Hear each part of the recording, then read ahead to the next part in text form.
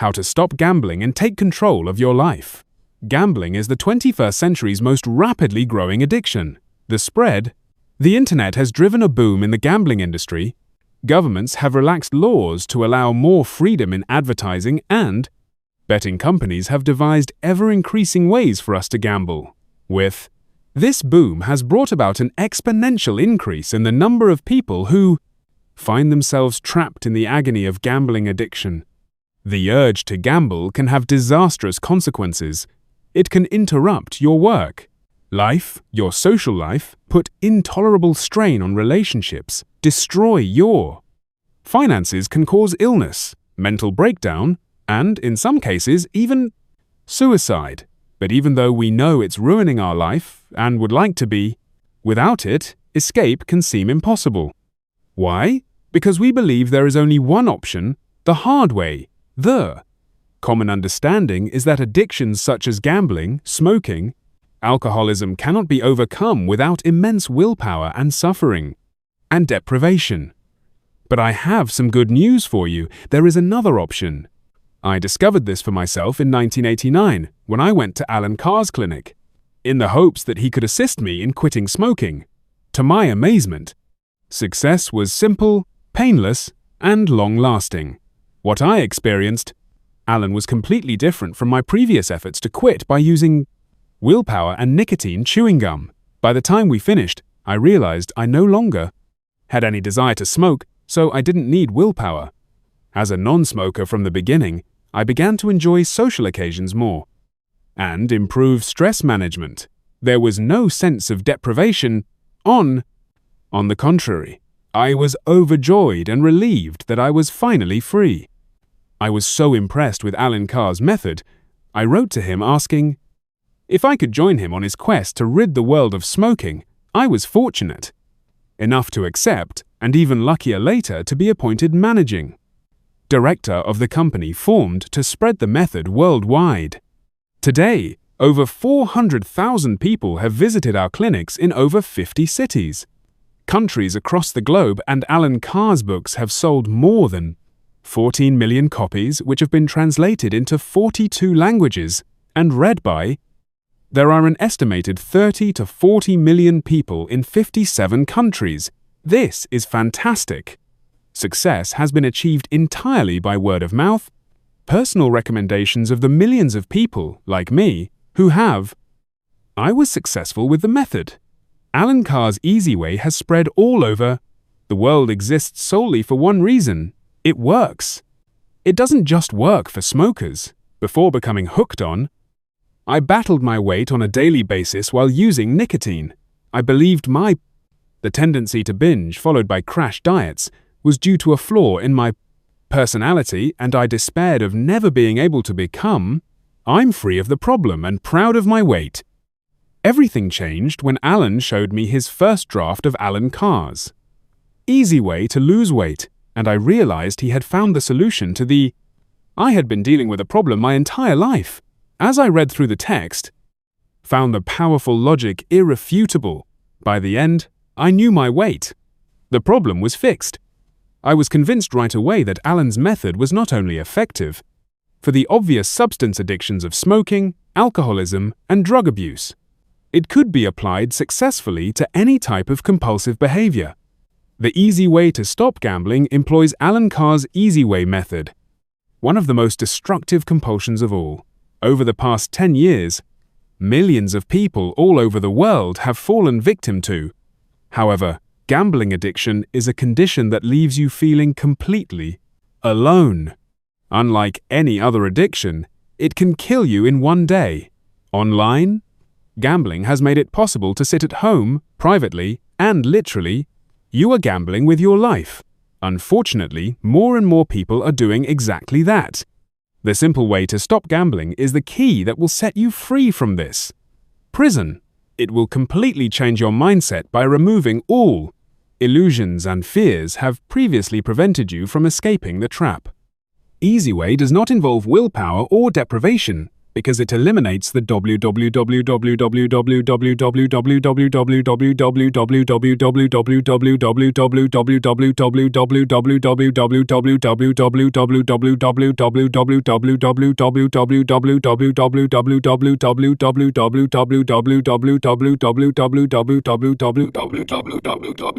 desire to gamble, and you will be able to look forward to enjoying the remainder of your life free of the debilitating burden of gambling addiction.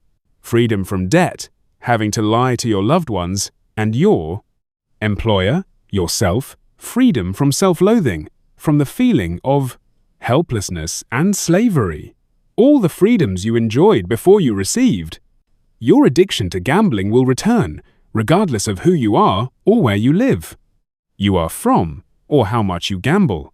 When you are in the right frame of mind, following the practical steps outlined in this book to solve, the problem will become easier.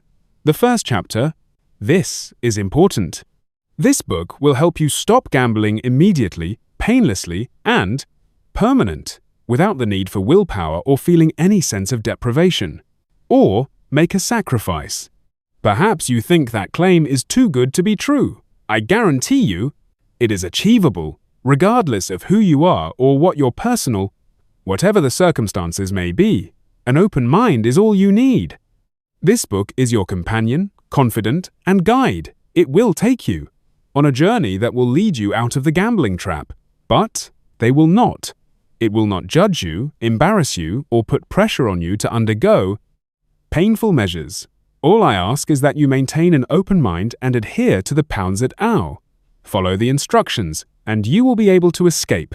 In fact, you will find it easy. Perhaps this contradicts everything you've ever been told. Gambling problems. But ask yourself this: has what you've heard before? Did it work for you? If it had, you wouldn't be reading this book now. The truth is that you don't need to suffer the misery of gambling is an addiction. You do not have to suffer in order to be free. Regain control of your life by becoming yourself. In order to quit gambling, need to first understand the nature of the problem and then to follow there is an effective solution to this problem. This book will enable you to do both by applying them to your gambling problem, a proven method for overcoming addiction that has worked for millions of people across the globe. Did you say addiction? There is a common misconception that addiction only applies to drugs. Examples include nicotine, alcohol, and heroin. However, it's now widely acknowledged that addictions can also be behavioral, such as excessive spending and eating. The first behavioral addiction to be recognized as such was gambling. Listen to gamblers discuss their problem and the language they use, that of the drug user. It's like a high or a buzz. It just hooks you right in. I can't get away. It only took one bet to get me hooked again. I knew I needed help, but I still didn't want to stop. I stole money to fund my gambling. I enjoy gambling but loathe being a gambler.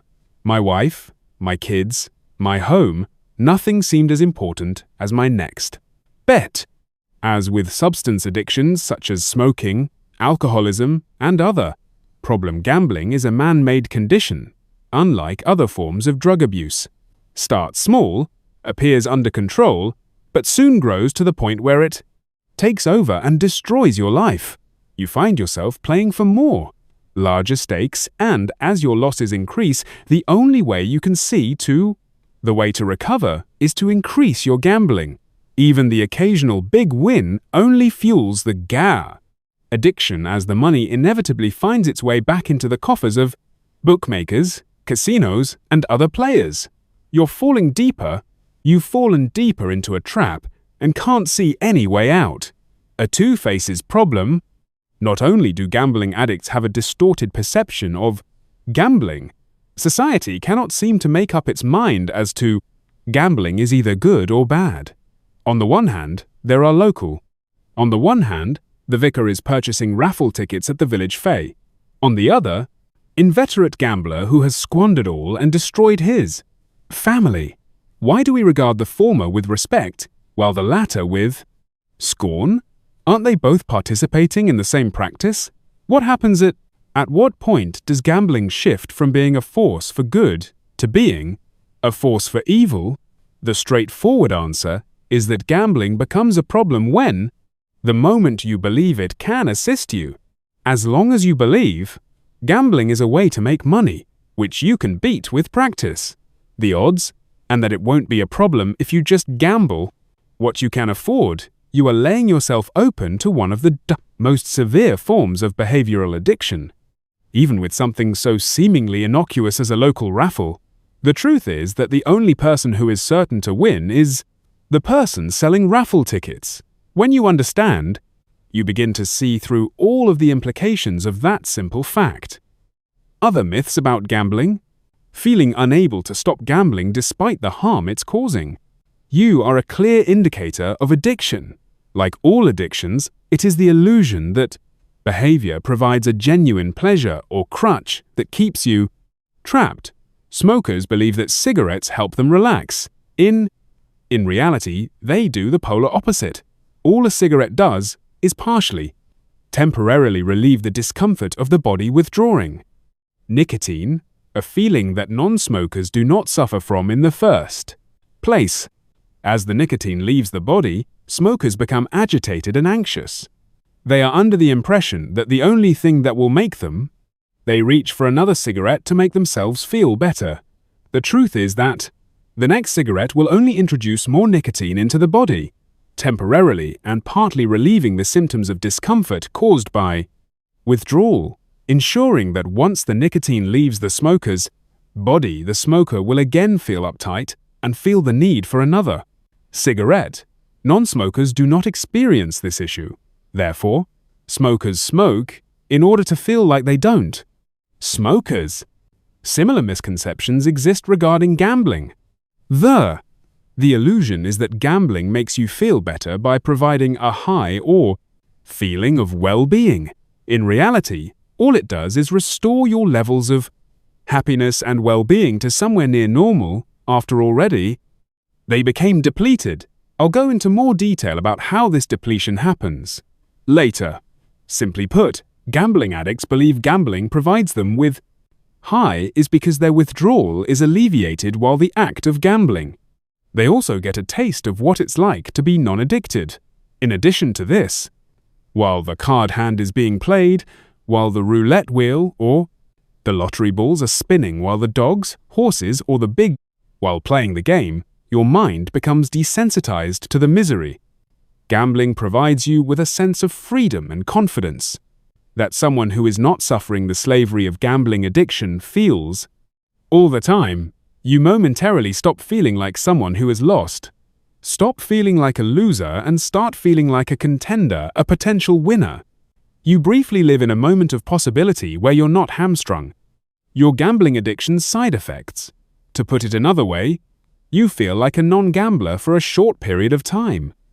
That illusory boost quickly wears off, and you are left feeling miserable again, and guilty that you are now in even more trouble than before. However, because you regard gambling as the only thing that relieves, you go and gamble more because you are unhappy. It is a vicious cycle, and the longer you continue to believe that gambling provides you with pleasure or a crutch, the farther you descend into the trap, the more miserable you will become. As with all addictions, it doesn't get better, it just gets worse. And eventually you end up as the gambling equivalent of a chain. Smoker, constantly gambling, unable to stop, Is it that, or the fear of that has prompted you to pick up this book? I don't need to tell you that gambling is controlling you. You accepted it. That truth became clear the moment you decided to take action. In her own words, Diane. After having my first child, I stopped working and found myself at home. I spend a lot of time alone. I began browsing the internet, looking for things to keep me entertained. I played a little low-stakes poker online just for fun, but soon I thought it would be more exciting if I stood up. Chance of winning something more substantial. Perhaps it was. Because I wasn't earning anymore, I felt the need to money. Even though I was still playing for relatively small stakes, it felt like it was taking over. It was hard work caring for our baby. But I consoled myself with the thought that once I'd gotten him too, I could sleep and then play online. The unfortunate thing is, if he awoke when I was playing, and it made me upset, the game was demanding my full attention. I needed to concentrate and didn't want anything else to distract me. I took losses personally. I wanted to get back there and win. I'm getting my money back. It was a matter of pride rather than actual money. I despised the idea that someone had outwitted me, or even that they'd had better luck than I.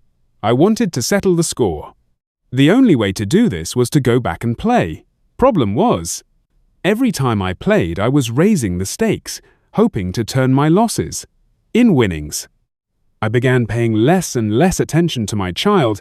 Sometimes, I left him to cry while I was playing. Of course, I kept it hidden from husband when he came home every day, but I found it difficult, and even with him present, it was difficult to divert my attention away from the game. If I was still playing when he came home, I would quickly quit the game irritated me and made me angry with him. When he went to bed, I would tell him I had 1 or 2 things to do and would jump right back into the game. Our marriage became strained, and I blamed him and the baby. I regarded gambling as the only thing that could make me happy. I couldn't wait for him to leave for work each morning so that I could get on the internet. Of course, I now realize that the true cause of my misery was actually gambling. It's not about money. This book will assist you in breaking free from the illusions that have kept you trapped. It will assist you to see that gambling is not a solution to your problems, but rather the source of them. Most adults know what it's like to gamble. 3. According to the British, 1/4 of adults gamble on a regular basis. Gambling survey from 2010. Even though the law imposes similar restrictions, the dangers of gambling, like those of smoking and drinking alcohol, gambling is not publicized in the same way. Indeed, it is often dressed up as a bit of fun, in which, for a minimal risk, you might win a life-changing sum of money. What could be wrong with that? The truth is, there would be no problem if we had control. We could. The ability to gamble only what we could afford to lose, only when we wanted to, and we could stop whenever we wanted. But that is not the case, is it? Whether we win or lose, the urge to keep gambling continues to grow. When we lose, we feel compelled to gamble again, recover our losses. When we win, we blow the money on more bets. It's not the money that keeps us gambling, but our belief that gambling gives us pleasure or serves as a crutch. It's the same with all addictions. Gamblers talk about a high, the thrill of risking everything on a single roll of the dice. In fact, the more we gamble, the less control we have. The fact that you're reading this book implies that you do not feel in command. Perhaps you have tried to quit in the past and discovered, no, you couldn't. Despite your best efforts, you felt like you lacked the willpower. Now you gamble even though part of you doesn't want to, and you have no way to stop. As I'll explain later, it is time we talked. Problem gambling is a devastation. In addition to chronic it can cause severe anxiety, illness, and other financial problems, addictions, relationship breakdowns, and, in the most tragic cases, suicide. It should be the subject of frequent, high-profile health warnings. Nonetheless, we are constantly encouraged to gamble on primetime television, and problem gambling is a taboo subject. Even in modern times, Western governments that appear to be progressive have implemented policies that, on an epidemic scale, gambling should be encouraged. Nothing beats a taxable addiction to keep money flowing into government coffers with no fear of the supply is running low. Have you ever been at a party where someone had a bad accident? One moment everyone is having a good time, the next you feel, I'm shocked and terrified. It ruins the party. Problem gambling is the equivalent of that terrible accident, but it appears that the people with the don't pay attention to the power to help. Despite this, many people develop gambling problems, billions of pounds or dollars. The gambling industry generates euros and yen, and taxes are levied by grateful governments, and they don't want anybody upsetting the apple cart. That is why society prefers the image of gambling as portrayed by James. In Casino Royale, Bond confronts the reality of the guilt-ridden loser who, desperately hoping for that one big win before their family realizes that they are massively in debt. Debt. Money worry is a destructive condition in its own right, whether it's caused by gambling or something else, and the effects of problem gambling run far deeper than the money is lost. Read for specific advice on how to solve financial worries. Alan Carr's Get Debt-Free Now. There are a few common myths about problem gambling. It only affects the poor. Gambling causes more than just financial problems. It also causes breakdowns. Relationships, depression, job loss, crime, and suicide. The incident: gambling increases with wealth, but millions of wealthy people fall. Victim of gambling addiction. They end up losing everything. Former international. When asked if he was, soccer player Paul Merson summed it up. Jealous of the six-figure weekly pay packets enjoyed by modern football players from England's Premier League. I asked if his earnings were, would he have had any of his fortune left after that? His answer says it all. I was seriously well paid as a footballer in my time, not nearly as much as. I'm not jealous of modern-day players. It would not have made any difference if I was earning £100,000 per week like them. I still ended up giving it all to the bookmaker. Gambling on a daily basis is considered problem gambling. Problem gamblers have varying frequency levels. Any gambling, that is. Problem gambling is what causes the problem. Difficult circumstances drive problem gamblers to this behavior. It can affect anyone, regardless of their background. Problem gamblers are likely to blame their circumstances or other people to justify their behavior. Problem gambling would not be as tragic if it was just about losing money. The real issue is how we feel when we know you're hooked. It's like Jekyll and Hyde. Part of us is aware that gambling causing us and those close to us terrible harm, while another part keeps compelling us to gamble in the hope that it holds the solution to our problems. It's a classic story, the problem gambler who has reached rock bottom and decides to gamble away his remaining possessions in one last bet. It could be the one that eliminates his debts and gets him back on his feet, ready to carry on his life as a new man, free from the torment he's been experiencing as a gambling addict. There are two issues with this. 1. The likelihood of him winning is far smaller than the probability of he lost everything. 2. If he wins, he will forever think of gambling as his savior and will quickly fall back into its clutches. But it's these illusions that keep us gambling despite feeling out of sorts. Control, helpless, and stupid. The perpetual cycle of hope and despair leaves. We felt empty, unfulfilled, and like failures. The more we fail to achieve, the more we seek fulfillment from gambling, the more compelling the temptation to try again, despite the fact that we know it's futile. We become preoccupied and unable to savor life's simple pleasures. We try to conceal our terrible lack of control, embarrassed by it. Friends and loved ones, so we become secretive, deceptive, and evasive. As a result, we become irritable, feel guilty, and become stressed. Keeping your problem private creates a burden that makes it harder to exit from the trap. This book will help you relieve your burden. It will demonstrate that you're not alone, and that your gambling problem has nothing to do with your character or personality.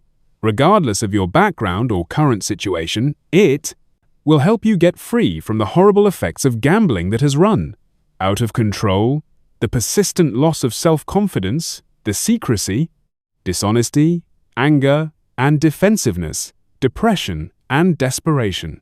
Waiting for a miracle. I knew I needed help, but I didn't want to quit. A gambling addict is constantly caught in a tug of war. You are aware that something is causing harm, misery, and threatening to destroy your life, but you feel compelled to continue doing it. Every day, the misery worsens. However, the urge to continue gambling grows stronger. You already know that the sensible thing to do is quit. but you suspect that quitting will make things worse than continuing because you still believe that your addiction gives you some sort of pleasure or crutch. Most of the time, you try not to involve anybody else in your addiction. However, eventually your money runs out, and you're forced to borrow, possibly from a friend or relative. You hope they will be discreet, and I am not going to inquire as to its purpose.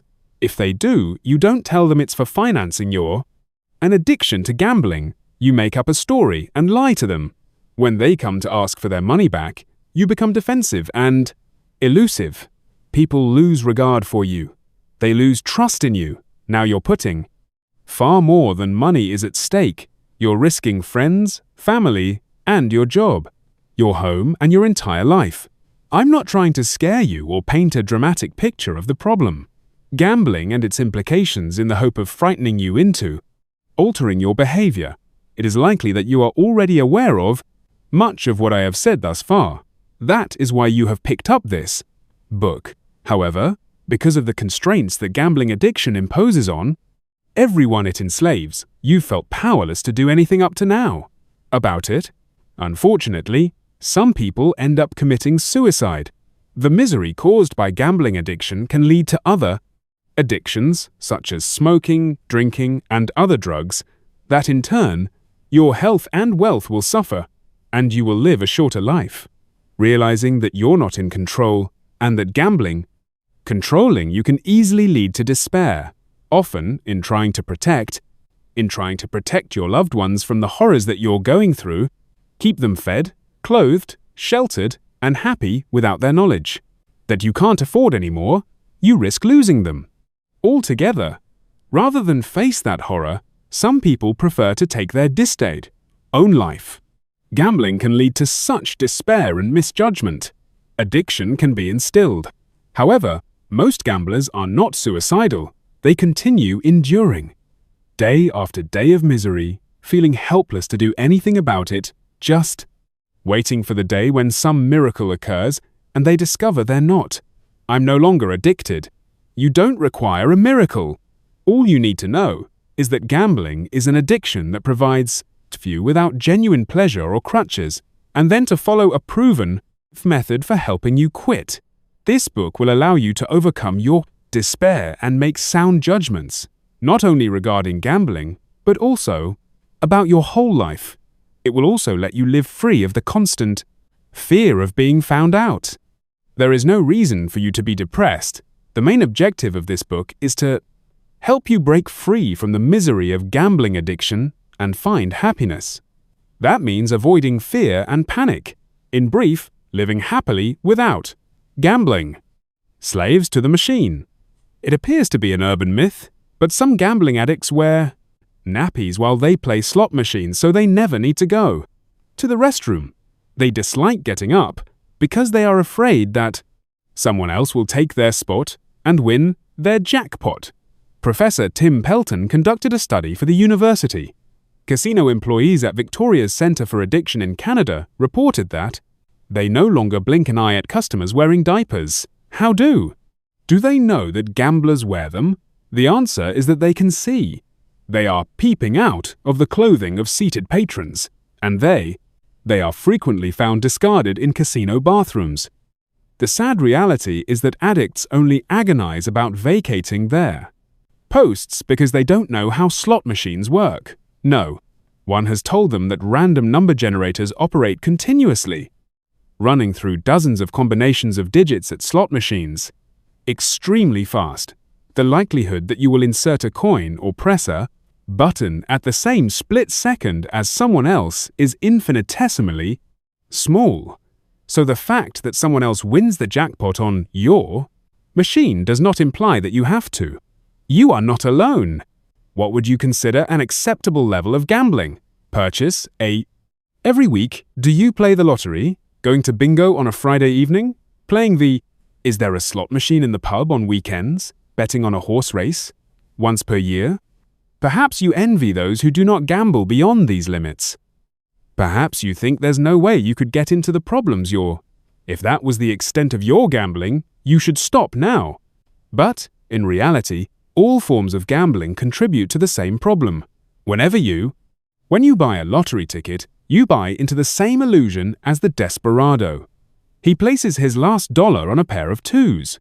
Many individuals become addicted to lotteries, despite the fact that the odds of winning are extremely long. Where do the odds stand? Your chances of winning a lottery in which you pick 6 numbers from 49 and have to get all 6 right are approximately 14 million to 1. This implies that if you purchase a ticket once a week, on average, you'd win once every 270,000 years. It is not a coincidence that, as gambling restrictions have been relaxed, opportunities to gamble have become much easier to come by, particularly. Problem gambling has become increasingly prevalent online. An increase in the number of women falling into the gambling trap is especially alarming. The gambling addiction is one of the most catastrophic epidemics of the 21st century. However, it is a very lonely condition.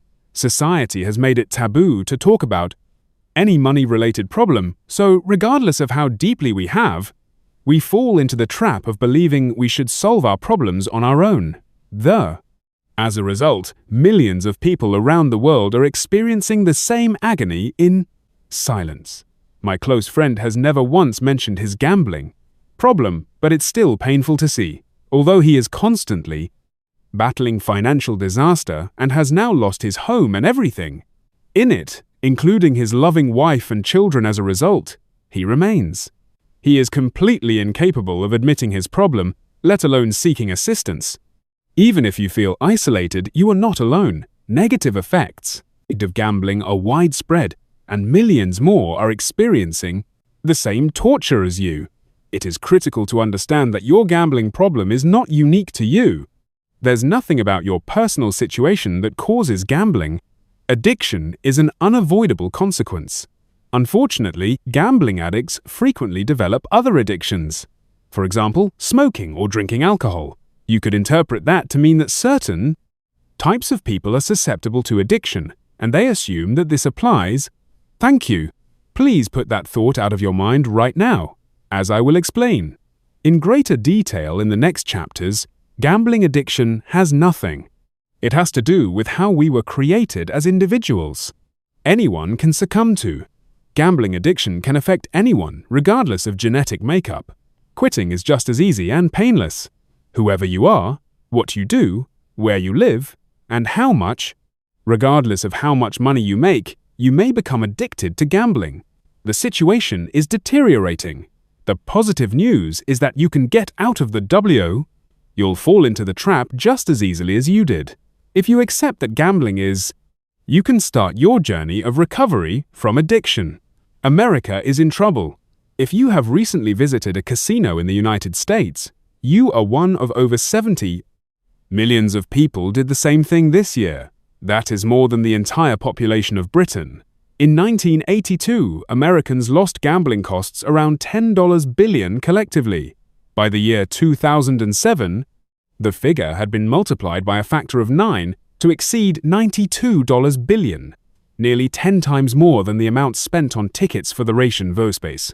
Movies. A simple way to quit gambling.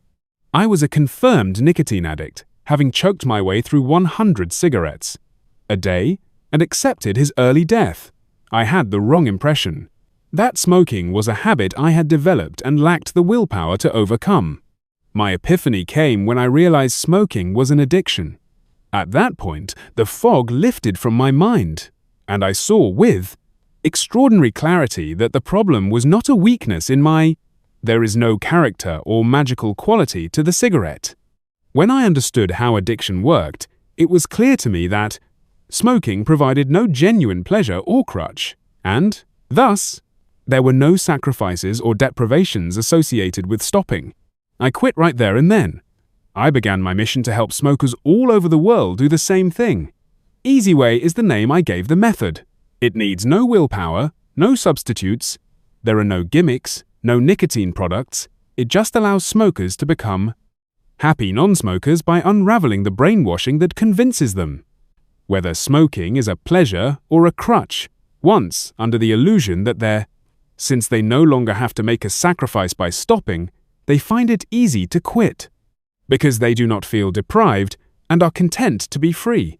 The truth that my book, The Easy Way to Stop Smoking, has sold more than 12 million copies in more than 40 languages worldwide, and my quit smoking clinics span more than 50 countries, and that this has been nearly entirely by word-of-mouth recommendation, is testimony to the power of the method. I realized this method would work for all addictions, and it has already been successfully applied to alcohol, other drugs, and overeating. Now, we are applying it to an addiction that can become life-threatening much faster than smoking, alcoholism, drug abuse, or obesity.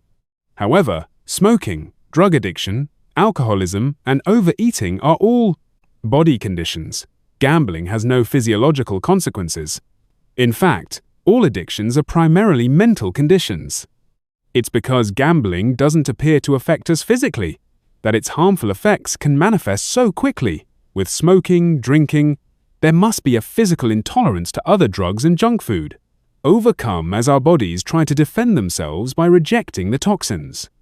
Our tolerance levels gradually rise, and we become better able to withstand larger doses of the poison, and our consumption increases accordingly. It does take time. There is no physical limit to how much we can gamble.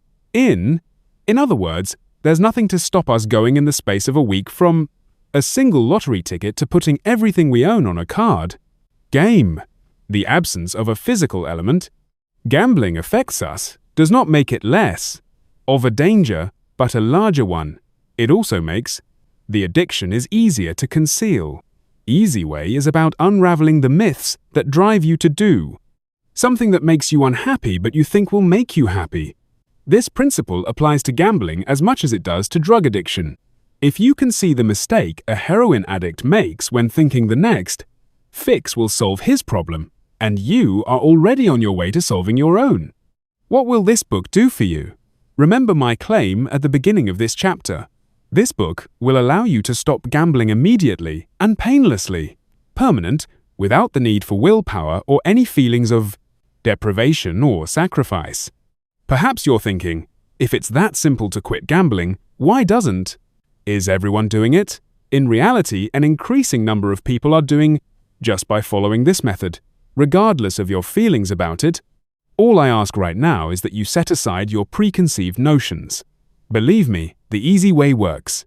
Tens of millions of former addicts worldwide, the entire world can attest to that. Many of them became convinced that it sounded too good to be true, but they put their trust in the method and followed everything. The path to a successful conclusion. That is all I ask of you. Trust. Try the method and you'll see that it works. As you read through the book, I will give you a series of instructions. If you miss or fail to follow any of these instructions, you will not be following the method. If you jump ahead and read the book in a different, you will not be following the method.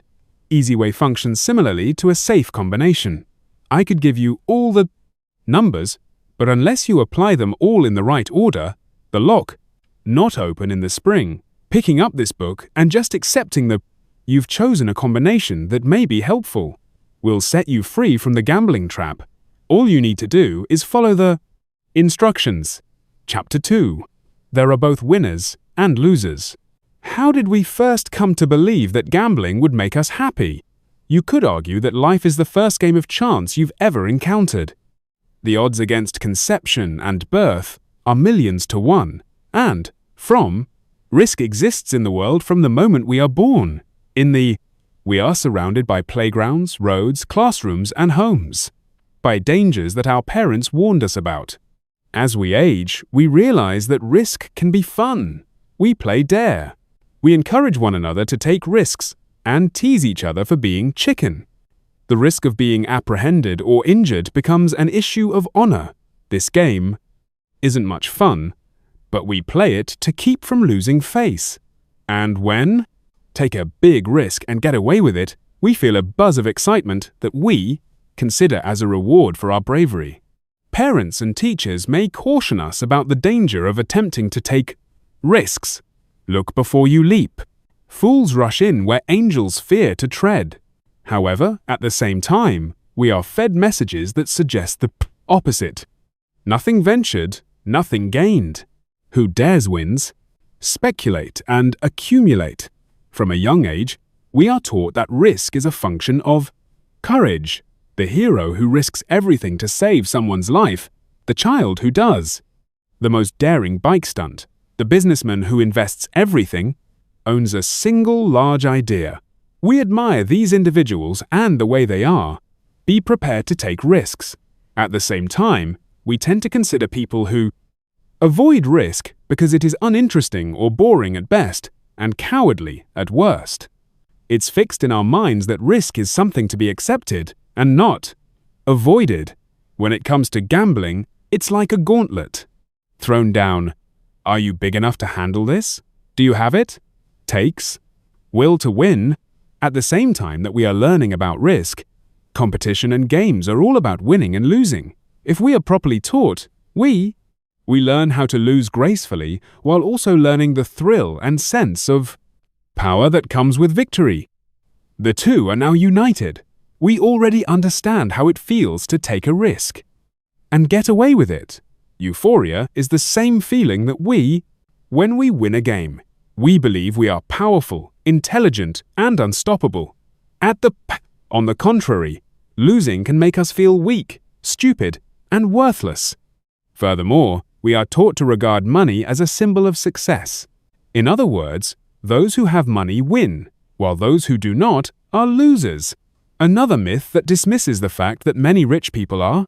Many poor people are happy, whereas others are miserable. If you see money as a symbol of success, you'll always be chasing an illusion. Happiness is the only accurate measure of success.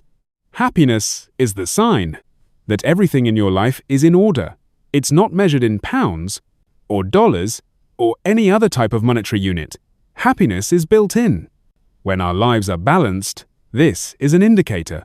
The purpose of this book is to help you get to the point where you're truly happy, making a link between risk, money, and winning. Success, we open ourselves up to another dangerous illusion, that, when we take a risk and win, it demonstrates our intelligence and skill. Isn't it funny that when we lose, curse our luck, but when we win, commend ourselves for our skills? Judgment? Gambling, as every loser knows, is not a matter of skill but of chance. As a result, when we win, it is not because of our skill and judgment. It's all up to chance, nothing more, nothing less. Sure, we could improve our chances with a little more knowledge and understanding of the game and, in some cases, people we're playing against, but we are still reliant on Lady Luck smiling on us. Even so, when we have our first wins as gamblers, we feel that we have beat the odds. Winning makes us feel better about ourselves. We associate that feeling of euphoria with winning a game of skill.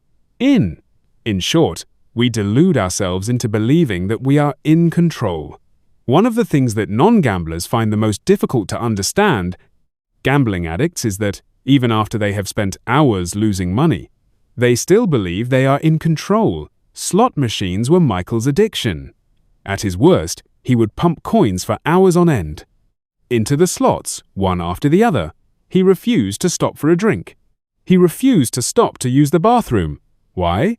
I felt the machine would begin paying out at any moment. In other words, he thought he had gotten the machine to the point where was bound to repay him everything he'd put in plus more. And if he walked away, even for a minute, he would lose control of the situation. Of course, he kept putting money in, and more often than not, the payout never arrived. Winning is the worst-case scenario for a novice gambler. If it was nothing but losing, it would be easy to recognize that it is a futile fight against unjust odds and walk away to find a better way to spend your time and money. Winning, however, changes everything. We know we can win, which, because we have already done so, gives us the argument we need to keep gambling, even when we realize we're in over our heads. Think about the following. 1. We would not gamble if we had no chance of winning. 2. If it were always possible to win, no one would want to stop. you would not be reading this book. 3. Gambling causes debts, losses, because the odds are stacked against you. Us. 4. Winning is the appeal of gambling, but since we don't actually win, overall, we lose. It's an illusion. 5. Every time we win, it makes winning more likely in the future. Every time we lose, it makes gambling seem more necessary. Cover our losses. 6. The grandmother, in Dostoevsky's The Gambler, became addicted. Because her first bet was a massive success. She knew she'd win. Was plausible because it had happened to her. Later, when she returned, she lost her entire fortune by turning the tables and repeating her experience. The desire to win is what makes us gamble in the first place. But it is not what keeps us interested. I'll get to that soon, but first let's look at the "we believe we can beat the odds," a simple method for losing. According to an old saying, a fool and his money are soon parted. That might imply that all gambling addicts are fools. However, there are many highly intelligent individuals have found themselves trapped in gambling. They are addicted and unable to reason themselves out of it. They're not fools, but they've been trapped by a gigantic industry, profits from spreading the illusion that gambling is simply harmless fun, when in reality, it is the fastest growing addiction of the 21st century. Gambling is now more accessible than ever before. The internet has created countless new ways to lose money, as well as bringing traditional casino games straight into our homes. We don't need to. We can no longer dress up in a tuxedo and go to town to play roulette. Do it without getting out of bed.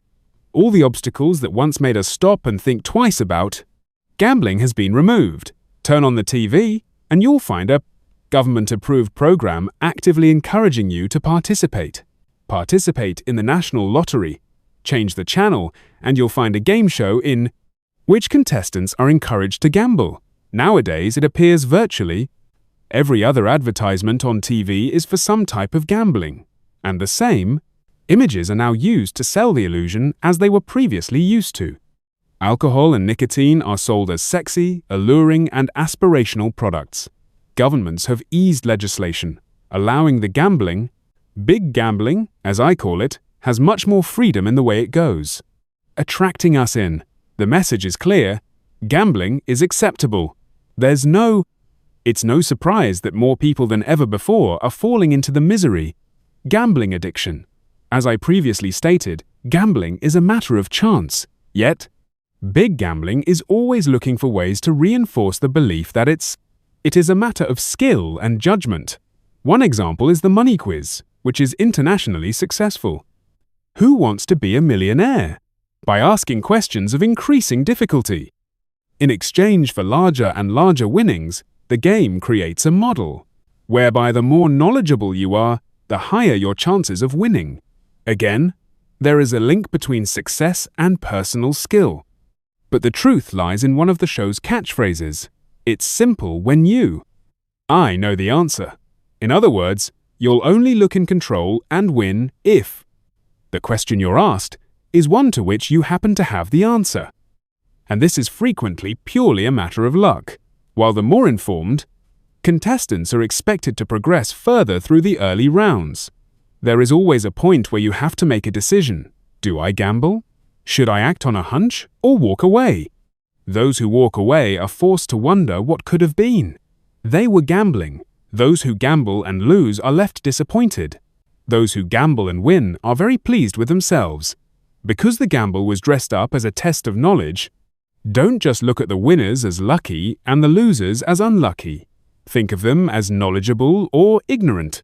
In fact, the clever people are the ones running the game, because they are in charge. Lamer excuses. Despite all of the changes in gambling legislation and the numerous new ways to gamble, one time-honored rule remains true. Those who set the odds win in the end. Every gambler knows this, but we continue to believe that we can. Stand out from the crowd. It is just one of the many delusions that keep gamblers. Their addiction has kept them trapped.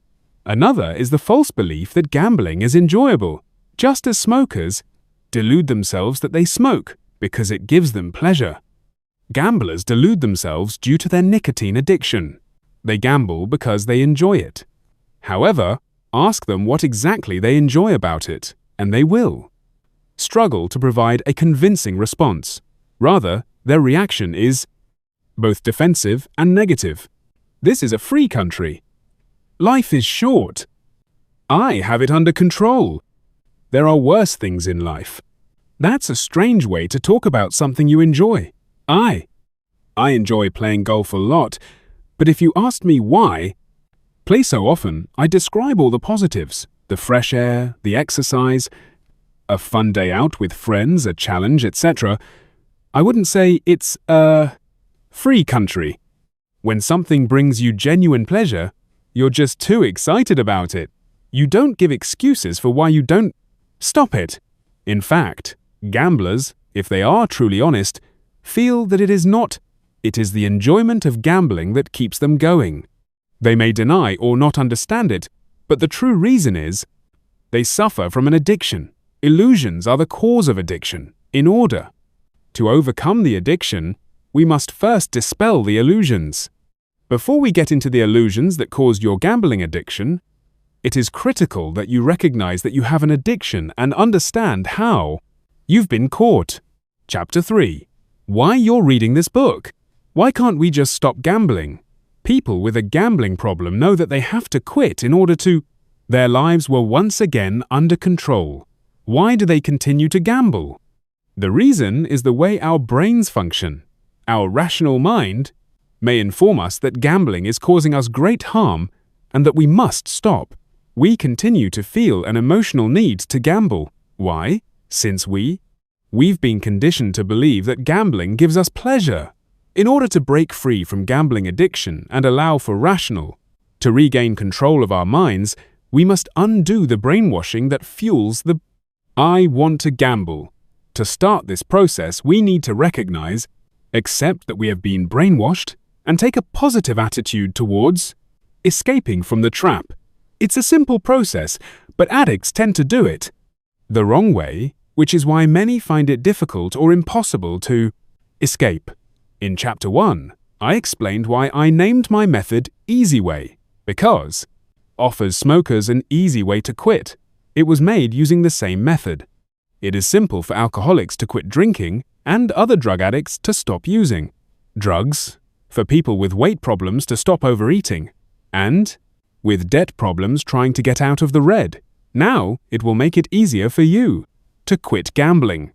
One distinction between Easy Way and other methods that begin with the message can help overcome addiction, that it will be difficult.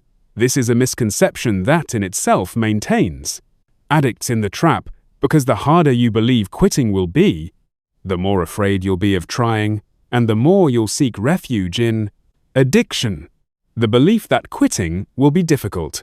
That keeps gamblers in the gambling trap, despite the fact that it is destroying them. Life.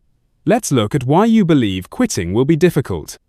You are probably aware of other gamblers or people with other addictions, such as smoking, alcoholism, or overeating, who have attempted to quit but failed. Perhaps you tried, but found yourself pulled back into. The trap was set by a force that was too powerful for you to overcome. Every failed attempt at quitting an addiction is extremely harmful. Your self-esteem, which is already low because of the helplessness you feel. An addict suffers further abuse. You view your failure as a reflection of yourself and consider yourself hopeless, weak, and inferior to all those people who appear to have no problems in their lives. At the same time, you validate your belief that your addiction is a prison you will never be able to escape. And it's not just the person who tries and fails to quit who suffers. With each failure, every time we hear that someone else has made the failed attempt to stop reinforces our belief that it must be difficult. But when we look at these people, or even at ourselves, we observe people who are strong in numerous ways. People don't become addicts because they're weak or dumb. Many highly intelligent and strong people suffer from addiction and find it is impossible to escape. They find it difficult because They approach the situation incorrectly. I must be weak-willed. I mentioned at the start of this chapter that in order to overcome gambling, you must approach addiction positively. You could have interpreted that. This means you must have a strong will. Not at all. Willpower is only required when there is a conflict of will, a tug-of-war between. You are experiencing fear in your mind. One part of your brain wishes to stop because gambling is ruining your life. The other side wants to continue because it's afraid of losing a pleasure or crutch. Easy way eliminates the desire. Changing the way you think about gambling and the fear of stopping. The conflict is resolved, and you find it easy to stop. I will explain it in greater detail later, but I want you to understand it clearly. Now realize that you don't need willpower to succeed. People who try to quit gambling and fail believe that they lack the ability to resist the temptation to gamble. They believe that it should be some weakness on their part prevents them from escaping permanently. This is another misunderstanding.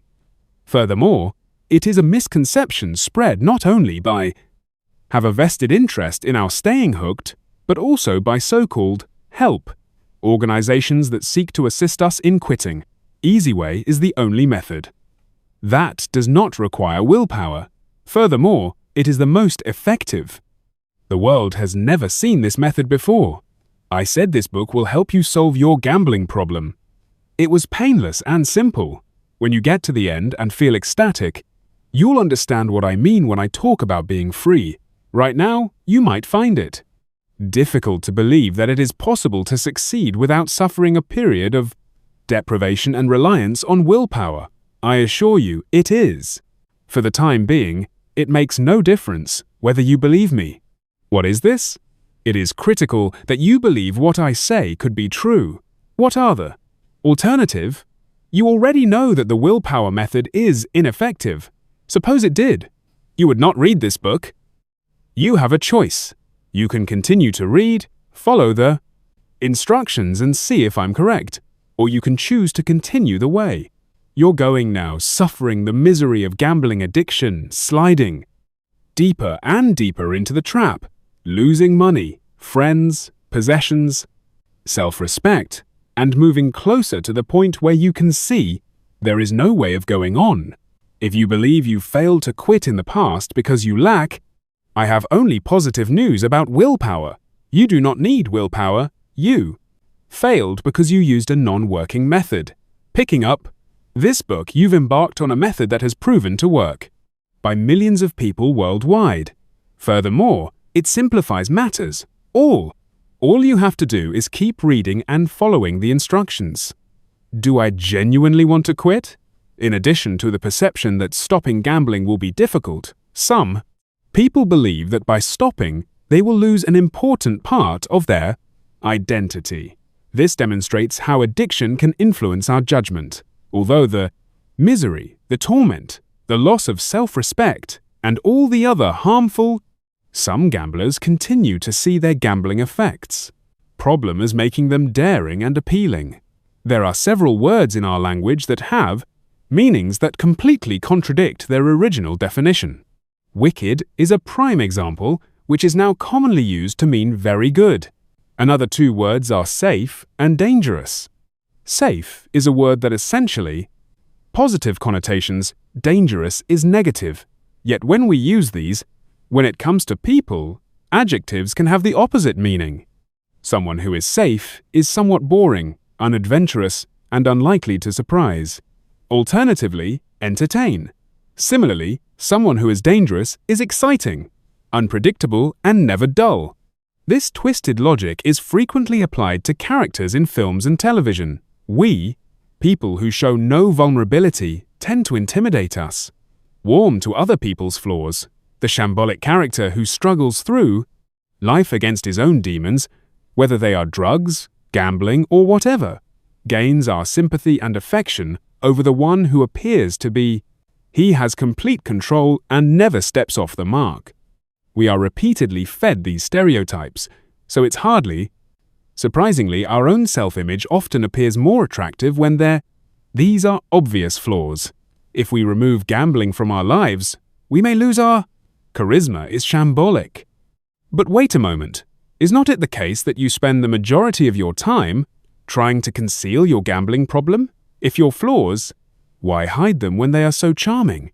Why not flaunt them for the whole world to view? Of course, we don't do that because we're embarrassed of the crots. How gambling affects us. We don't want anyone to know that we have lost control and that we're stuck in a trap from which we believe there is no escape. Denial. Every problem gambler wishes they could stop gambling.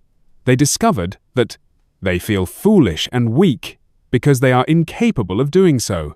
So they try to make themselves feel better by devising excuses for why they keep gambling. It's some harmless fun. I have a stressful job. Gambling is my escape. I can't play sports anymore, so I gamble instead. These are all examples of how gamblers deceive themselves. All gamblers understand that it is not a harmless form of entertainment. You're also aware of this. Why are you reading this book? Gambling does not provide an escape. Stress causes stress. If you feel stressed at work, you can be sure that your stress will feel your gambling has made things worse. Sport and gambling are closely associated, and some people can't. To fill the void, people who no longer participate in sports turn to gambling, but gambling doesn't replace any of the advantages of sports. It's not healthy or fair. You have no control over the outcome, and the chances are stacked against you. Even if you lose, sports can make you feel good. It offers you a healthy sense of reward. Gambling never leaves you feeling fulfilled. This creates a false hunger that makes you keep coming back for more in the hope of obtaining fulfillment, but you never will. Gamblers make up excuses for why they gamble because they're afraid to accept the real reason. They're hooked. Gamblers deny this because they fear the consequences. If they admit they have an addiction, they will. They feel they should do something about it and believe that will be a dart. The process is difficult and painful. When confronted with that prospect, the familiarity, the gambling trap appears to be the lesser of the two evils. Remember, overcoming your easy way addiction will not be difficult or painful. Staying in the trap, however, will be both of these things and more. The ill effects of gambling. I am not going to lecture you about how gambling can ruin your life, since you're reading this book, so I'm assuming you already know that. It will, however, help. You should also be aware of some broader facts. Millions of individuals. Gambling addiction is on the rise globally. Steadily. The rise is particularly sharp among groups that traditionally, women, for example, have had limited access to gambling environments. They are young people. The internet has changed everything, and, as a result, more people in all walks of life suffer the misery of gambling. Addiction. The total amount wagered on gambling each year in the United States is close to $100 billion, and individual problem gamblers are accruing lifetime debts exceed $55,000 on average. The friend I referred to before, by the age of 35, I had accumulated over £100,000 in debt in the United Kingdom. This stress on relationships and individual happiness is unsustainable. Problem gamblers have twice the divorce rate as non-gamblers. Gamblers have a 20-fold higher suicide rate. About 2/3 of problem gamblers engage in criminal activity. Wouldn't you like to just walk out of the trap easily and painlessly? I guarantee it can be done. Even if that is still difficult to believe, you should keep an open mind, follow the instructions, and see for yourself. After all, you are familiar with the horror of the alternative. You must realize that gambling controls you, not vice versa. Why quitting is easy. We know how you'll feel if you continue to gamble. Now, let us imagine the life that awaits you as a happy non-gambler. Time. When you no longer spend your life seeking chances to gamble, you'll discover that you have so much more time to pursue the things you truly. Enjoyable activities include spending time with family and friends, as well as relaxing. Honesty. You will no longer feel the need to cover your tracks or conceal what you are up to. 2. Deceive your loved ones or steal to support your addiction. Consequently, I feel much less stressed and defensive. Self-respect. The realization that you're no longer a slave to gambling will cause you feel a lot better about yourself. Every time you consider your achievement in escaping the gambling trap, you'll feel a burst of happiness and satisfaction. Control. You'll be able to make plans now that you have control over your life. Will make you feel genuinely happy and fulfilled. You will be in charge of your time, your money, your actions, and your fate. Health. Gambling affects your health in a variety of ways, including the stress it causes. Through fear, deception, and anger to the physical harm you subject yourself to, by becoming fatigued and failing to eat well. Once you're free of you will experience a fantastic glow of health and happiness after falling into the gambling trap. All these wonderful benefits and many more await you when you walk free. You don't need willpower or perseverance to accomplish this. Any period of stress or deprivation, all you have to do is unravel the illusions that have kept you in the trap until now. How do you know what I say is true and what you've heard before? Is it merely brainwashing?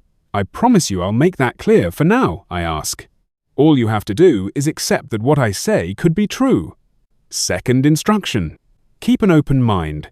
You may consider yourself an open-minded individual, but in reality, we go through life with our minds largely predetermined on most issues. For example, when you see the sun rising in the morning, you interpret it as a ball of fiery gases burning millions of miles away, with rising in the sky due to the Earth's rotation. How would you? Are you aware that this is the case? Because you've been given some people with expertise in that field make convincing arguments, and your observations are consistent with the explanation. Not long ago, people believed that it was really a god driving a fiery chariot across the sky. So that was the explanation put forward by the learned men of the time, which tallied with what people witnessed. Take a look at the two tables above.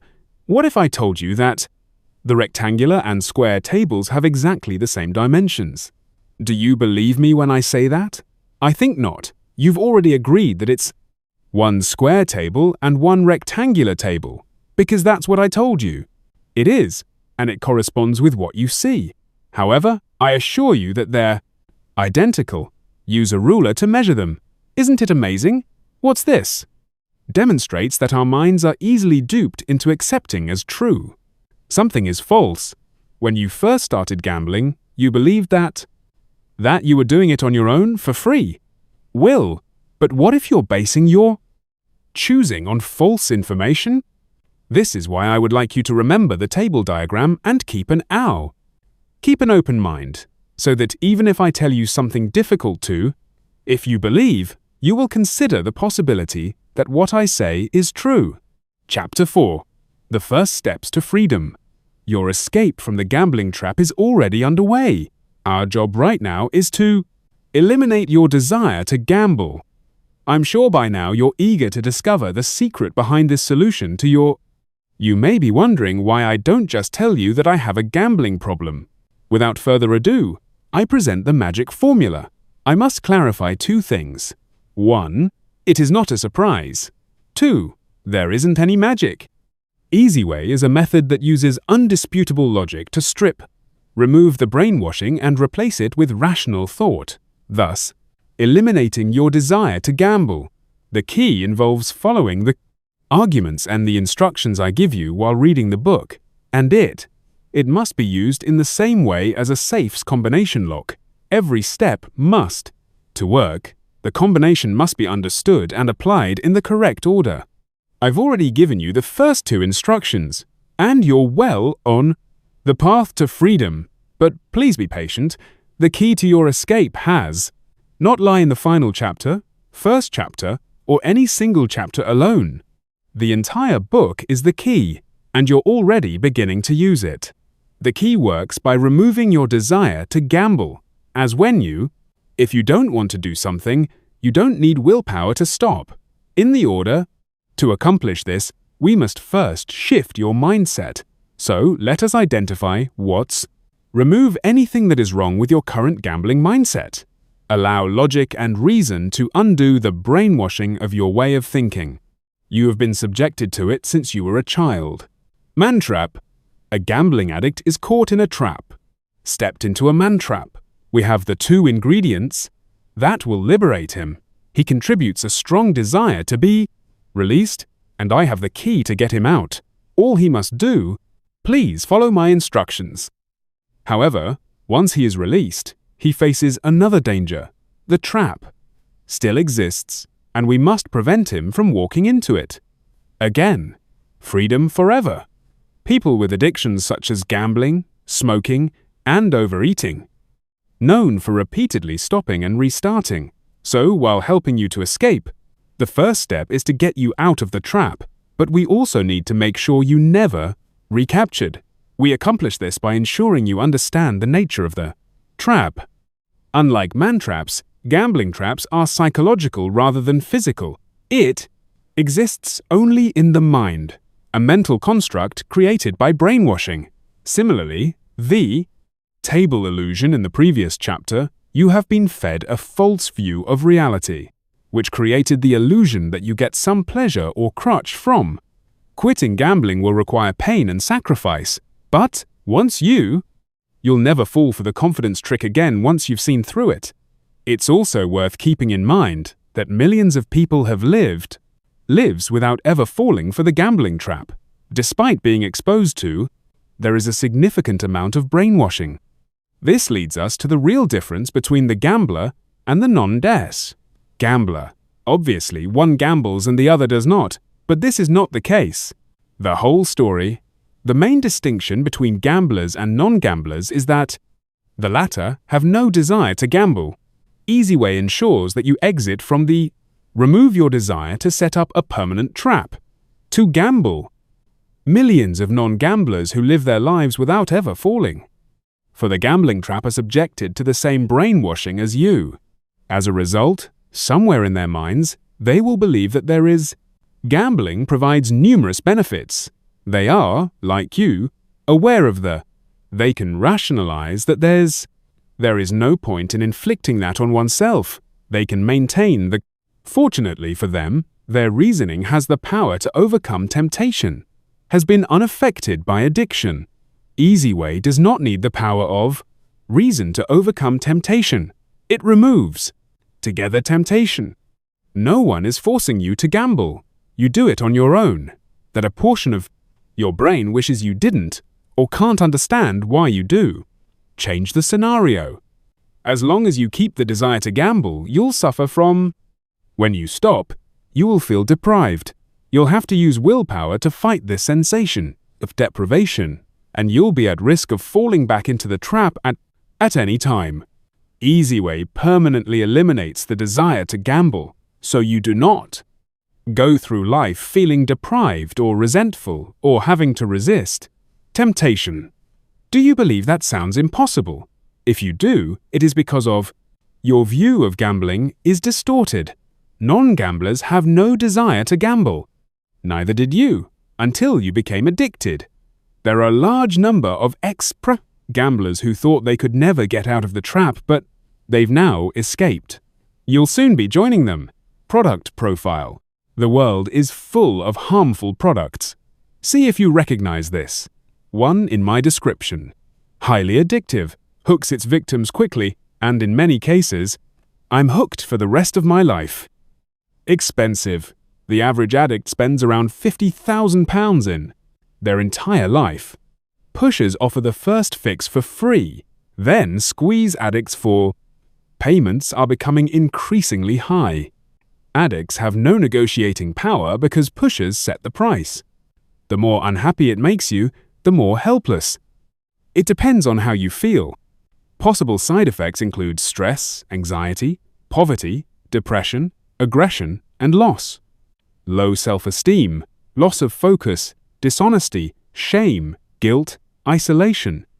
In extreme cases, individuals may commit suicide. Advantages: none.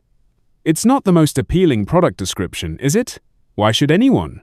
Would they spend £50,000 to go through all of that? However, there are millions of. Each day, more customers sign up for it. You've guessed, this is an explanation of gambling.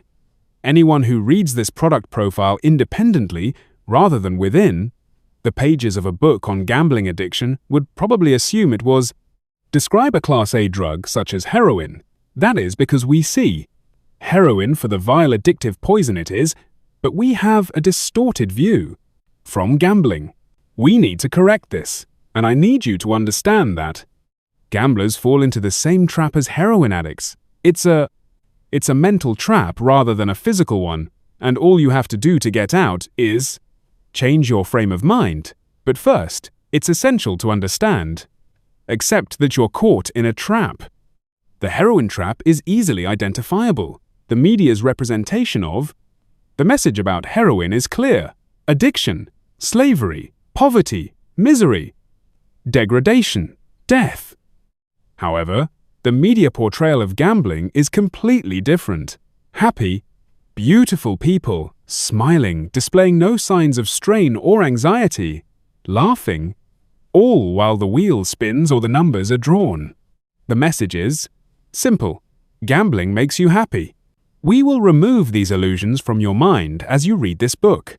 That, instead of seeing gambling as a pleasure or crutch, you'll see it as it is a destructive force indeed. When you finish the book, your frame of mind will be such that, when you think about gambling, instead of feeling deprived because you can no longer gamble, you'll be overjoyed because you no longer have to. Chapter 5. The Catch. Addicts are all caught in an ingenious trap. Whatever the addiction, the trap. It works in the same subtle and insidious way. It is simple to see how smoking is an addiction. Tobacco container. Nicotine is a drug that causes smokers to feel uptight as it leaves the body.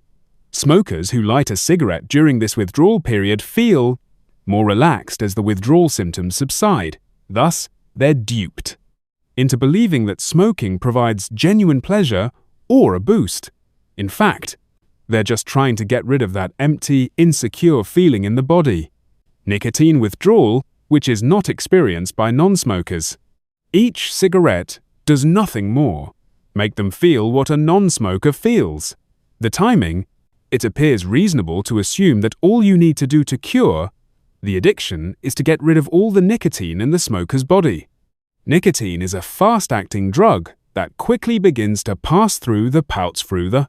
Within 3 days, it exits the body entirely through the bloodstream. Surely. So, a smoker only needs to survive without a cigarette for 3 days. And will the addiction be cured? But we all know that is not the case. Attempting to quit smoking by using willpower can continue to crave cigarettes for weeks, months, even years after quitting. Some unfortunate people do so for the rest of their lives. This is because they continue to believe that smoking gave them pleasure. They feel deprived because they are reliant on crutches. And this is the basic irony of addiction. The addict is deluded into believing that salvation can be found in the very thing that is causing the misery. The chemical in the body may have caused the problem, but it persists and develops in the brain. I've described how addicts are misled into believing that the relief from withdrawal gives them a genuine high. The body's instincts, response to the stress, insecurity, and anxiety of not knowing whether will win or lose causes the release of chemicals in the brain, which reduce the stress. As these chemicals leave your brain, have an empty, insecure feeling. This is the process of withdrawal. If you gamble, the chemicals are released again, relieving withdrawal symptoms. Deceives you into believing you are receiving a genuine boost. In natural, the release of these chemicals is triggered by factors such as pleasure, anguish, excitement, and fear. However, when triggered by gambling, are produced in much higher quantities than nature intended. You may think this sounds fantastic. Surely, the more of those chemicals, the more you can produce, the better you'll feel. However, it does not work that way. Think about a television set. It requires electricity to function properly and runs very well. happily operates on 240 volts. Sending 10,000 volts through it, however, it will probably quickly turn into a pile of molten plastic. Fortunately, the human body is better designed to handle this overloads, but the principle is the same. A limited amount of each chemical is used to achieve the desired effect. Fill your mind with an overdose of dopamine, for example, and it will reprogram itself by effectively constructing a buffer so that the next time it is flooded, the effect will not be so extreme. As a result, it will need more of the chemical to achieve the same effect. This is referred to as building tolerance. Repeat the process again and over, your brain will build an increasing tolerance until it hardly responds to the chemical. When the initial flood subsides and the brain returns to its normal levels, we are left feeling worse than before. So this is what we call withdrawal. Most people think of withdrawal as an attempt to quit, but in fact, we experience withdrawal symptoms after each fix. It can be described as a slight feeling of unease, similar to an itch that needs to get scratched. So we scratch it, we gamble again, and flood our chemicals are present in the brain. The chemicals provide some relief from withdrawal symptoms. I say it partially. Because the tolerance built up means that, even while gambling, withdrawal is never fully relieved. Nonetheless, this creates an illusion of pleasure, such as the relief you feel when you remove a pair of. At the end of the day, your shoes will be tight. We confuse the illusion of pleasure with genuine pleasure, and thus reinforce the false belief that gambling provides us some type of pleasure or crutch. Understanding this aspect of addiction helped me see that addicts are not always addicted to an addictive substance, and so as applying Easy Way to nicotine and other addictive drugs such as alcohol, I was able to apply the method to other addictions beyond heroin and cocaine. Overeating and gambling are examples of unhealthy behaviors. No addictive substance is needed to entice victims into it was a gambling trap. Just as illusions of cool attract smokers, similar to sophisticated role models, gamblers are lured into gambling. Role models and fantasies about winning and outwitting everyone else. That is all it takes to get us gambling. Once we have begun, it is the illusion of it's the pleasure that draws us in. Pleasure, true or false? It's important to understand the difference between genuine pleasure and false pleasure. Pleasure and reward are critical to our survival. These emotions are derived from sex and good food. For example, this ensures that we can continue to reproduce and eat healthily. These activities provide a genuine boost that raises our mood above the norm. When the effect wears off, we're not left feeling down. Indeed, there is frequently a lingering sense of satisfaction that can last our entire lives. False pleasures provide no lasting satisfaction. Quite the opposite, they leave us feeling subpar. The illusion of enjoyment that they give us is nothing more than the partial alleviation of discomfort. Like taking off tight shoes.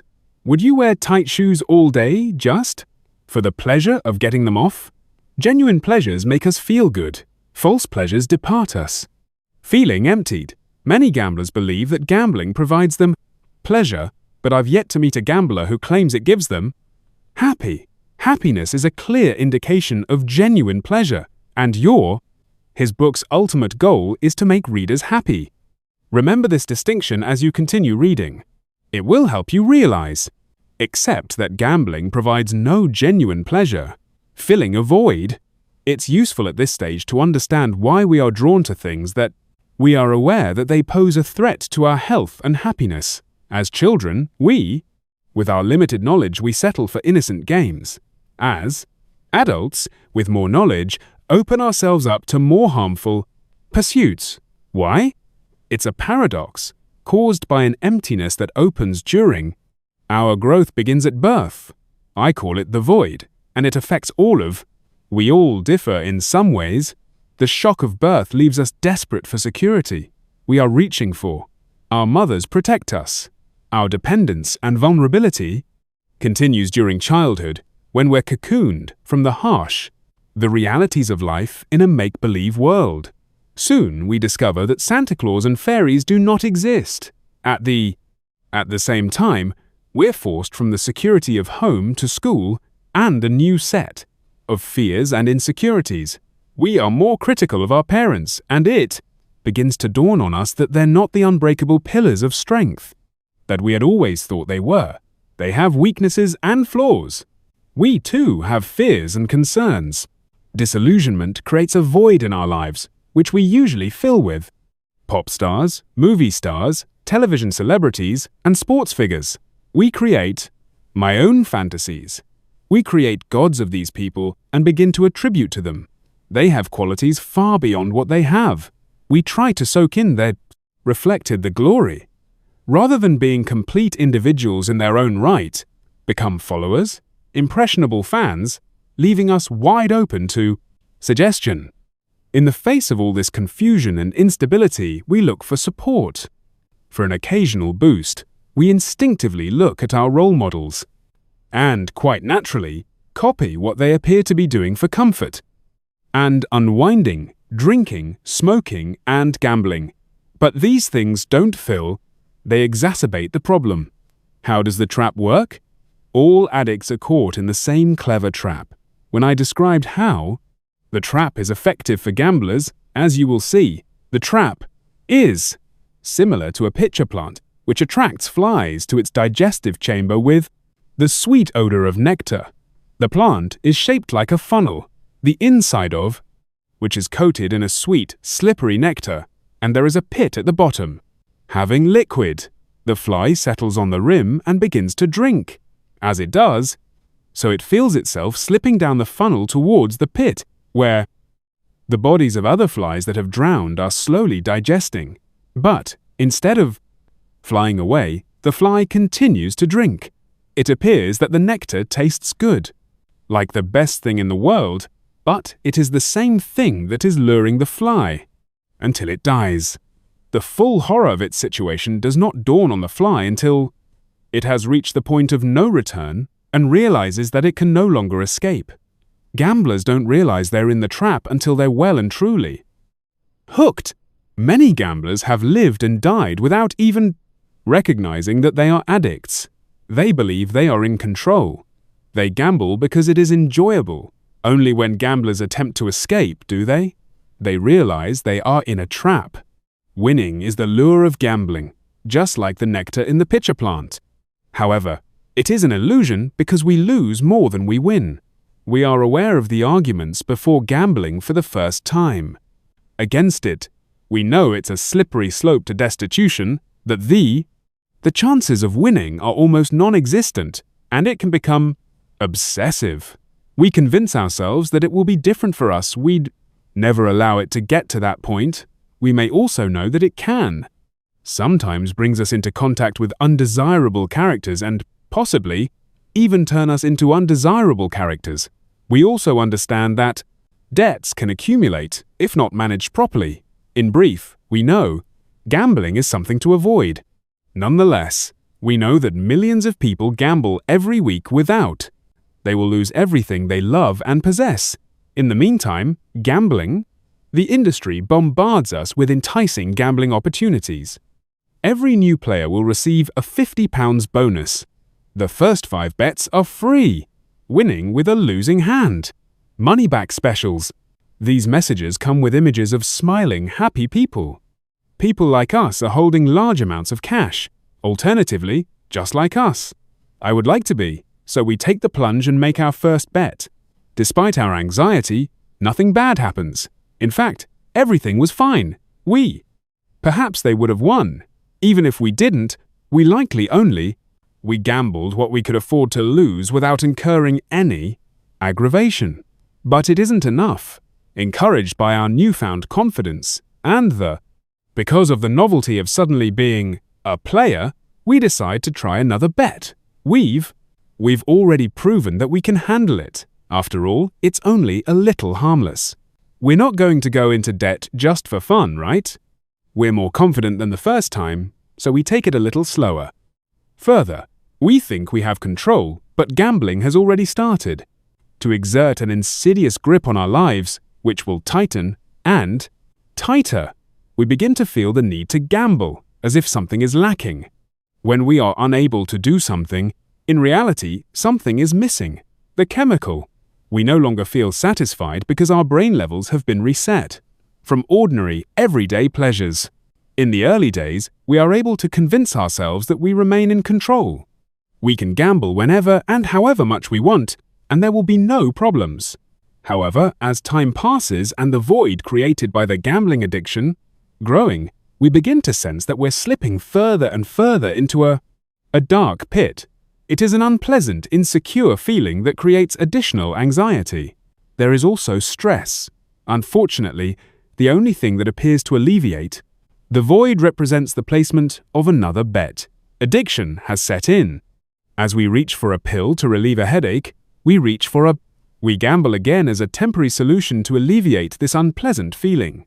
Instead of addressing the root cause of the issue, we use as an anesthetic. This is only a temporary fix. It quickly wears off, just like any other anesthetic. Now, because the issue has not been addressed, the stress level has increased. The need for the painkiller is amplified. We gamble again, raising the stakes, just like drugs. Addicts increase the dosage. The highs become shorter-lived, and the lows more intense, resulting in an increasingly rapid descent in our level of well-being. Like the fly sliding toward the bottom of the pitcher. Plant. Here's how the trap operates. This is how all addictions function. The addict seeks relief from the very thing that causes the misery. Natural warning light. The way we try to anesthetize our pain is an example of how simple it is to deceive our intellect. Imagine you have a toothache and reach for the painkillers.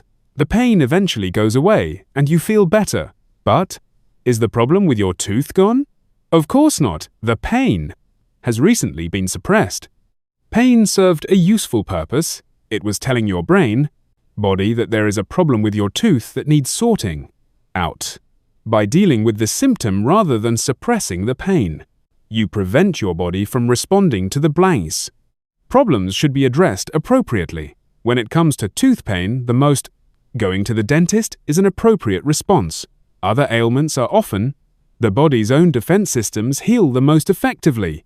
By eliminating the symptom, you can undermine your body's capacity to deploy these systems. Assume you're driving and your oil light comes on. What to do? Do you know? How do I remove the warning indicator's bulb? Pull over and top up the oil? Both actions will keep the oil light from flashing. Only one will keep the engine from freezing up. An unavoidable decline.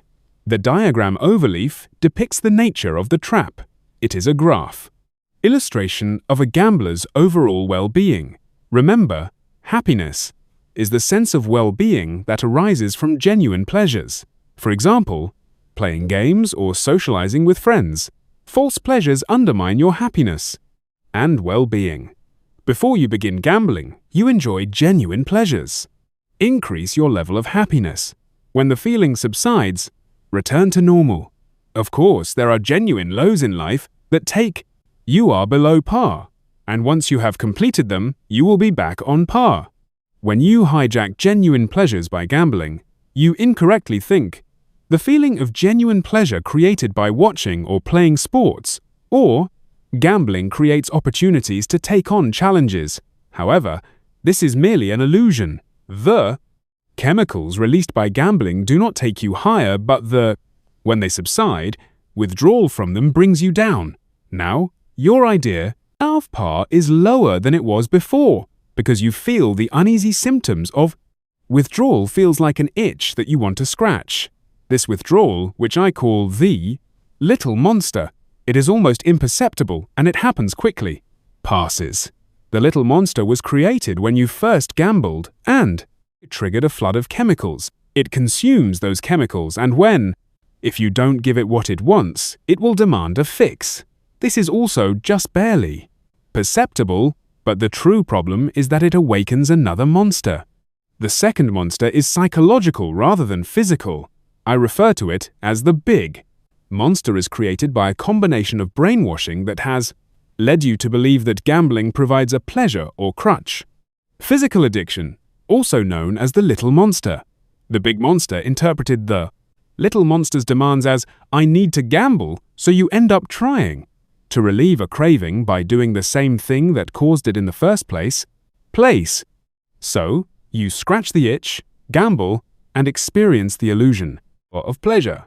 However, it does not provide you with the genuine high that you used to experience. Non-gambler, it gives the illusion of a high, which quickly wears off. The withdrawal brings you back down to a new low. Maybe you're thinking, so what? Won't the boost I get from gambling make me feel better, even if it's just an illusion? It won't. The reason: you're reading this book because gambling is ruining your life and stealing your well-being is gradually deteriorating. As time passes, you slide further and further down the scale and feel increasingly bad.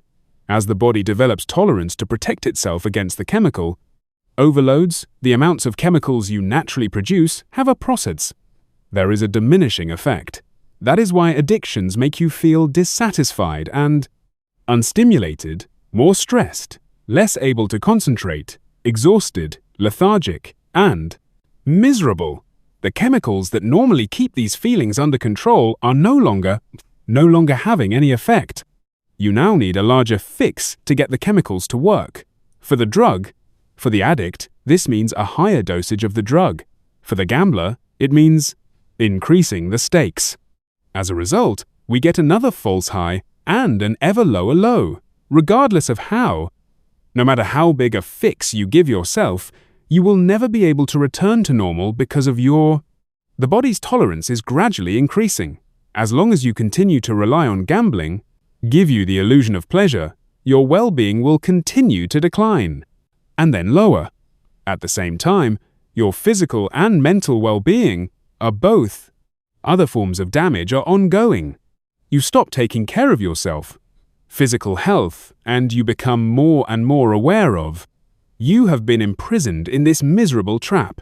This combination of factors results in that as you progress through life as a gambler, the lows get lower, and the high you get back from gambling decreases in proportion. Because of when you are ready to accept that gambling is causing you nothing but harm, you are so far down in the trap that, like the fly in the pitcher plant, escaping can seem impossible. The good news is that when you quit with Easy Way, you can easily escape, and, furthermore, you can quickly return to your original position, the genuine happiness for the non-gambler. Remember, millions of people who found themselves in the same trap and were convinced that they will never be able to escape have become free, and so will you. Consider your losses to be the equivalent of an unsightly fat on someone. Obesity, smoker's cough, and the risk of lung cancer. You try to cover them up. You pretend they don't exist. You kid yourself that they're under control. You'll deal with them eventually, but not right now. But these are ever-increasing dark shadows looming in the back of your mind.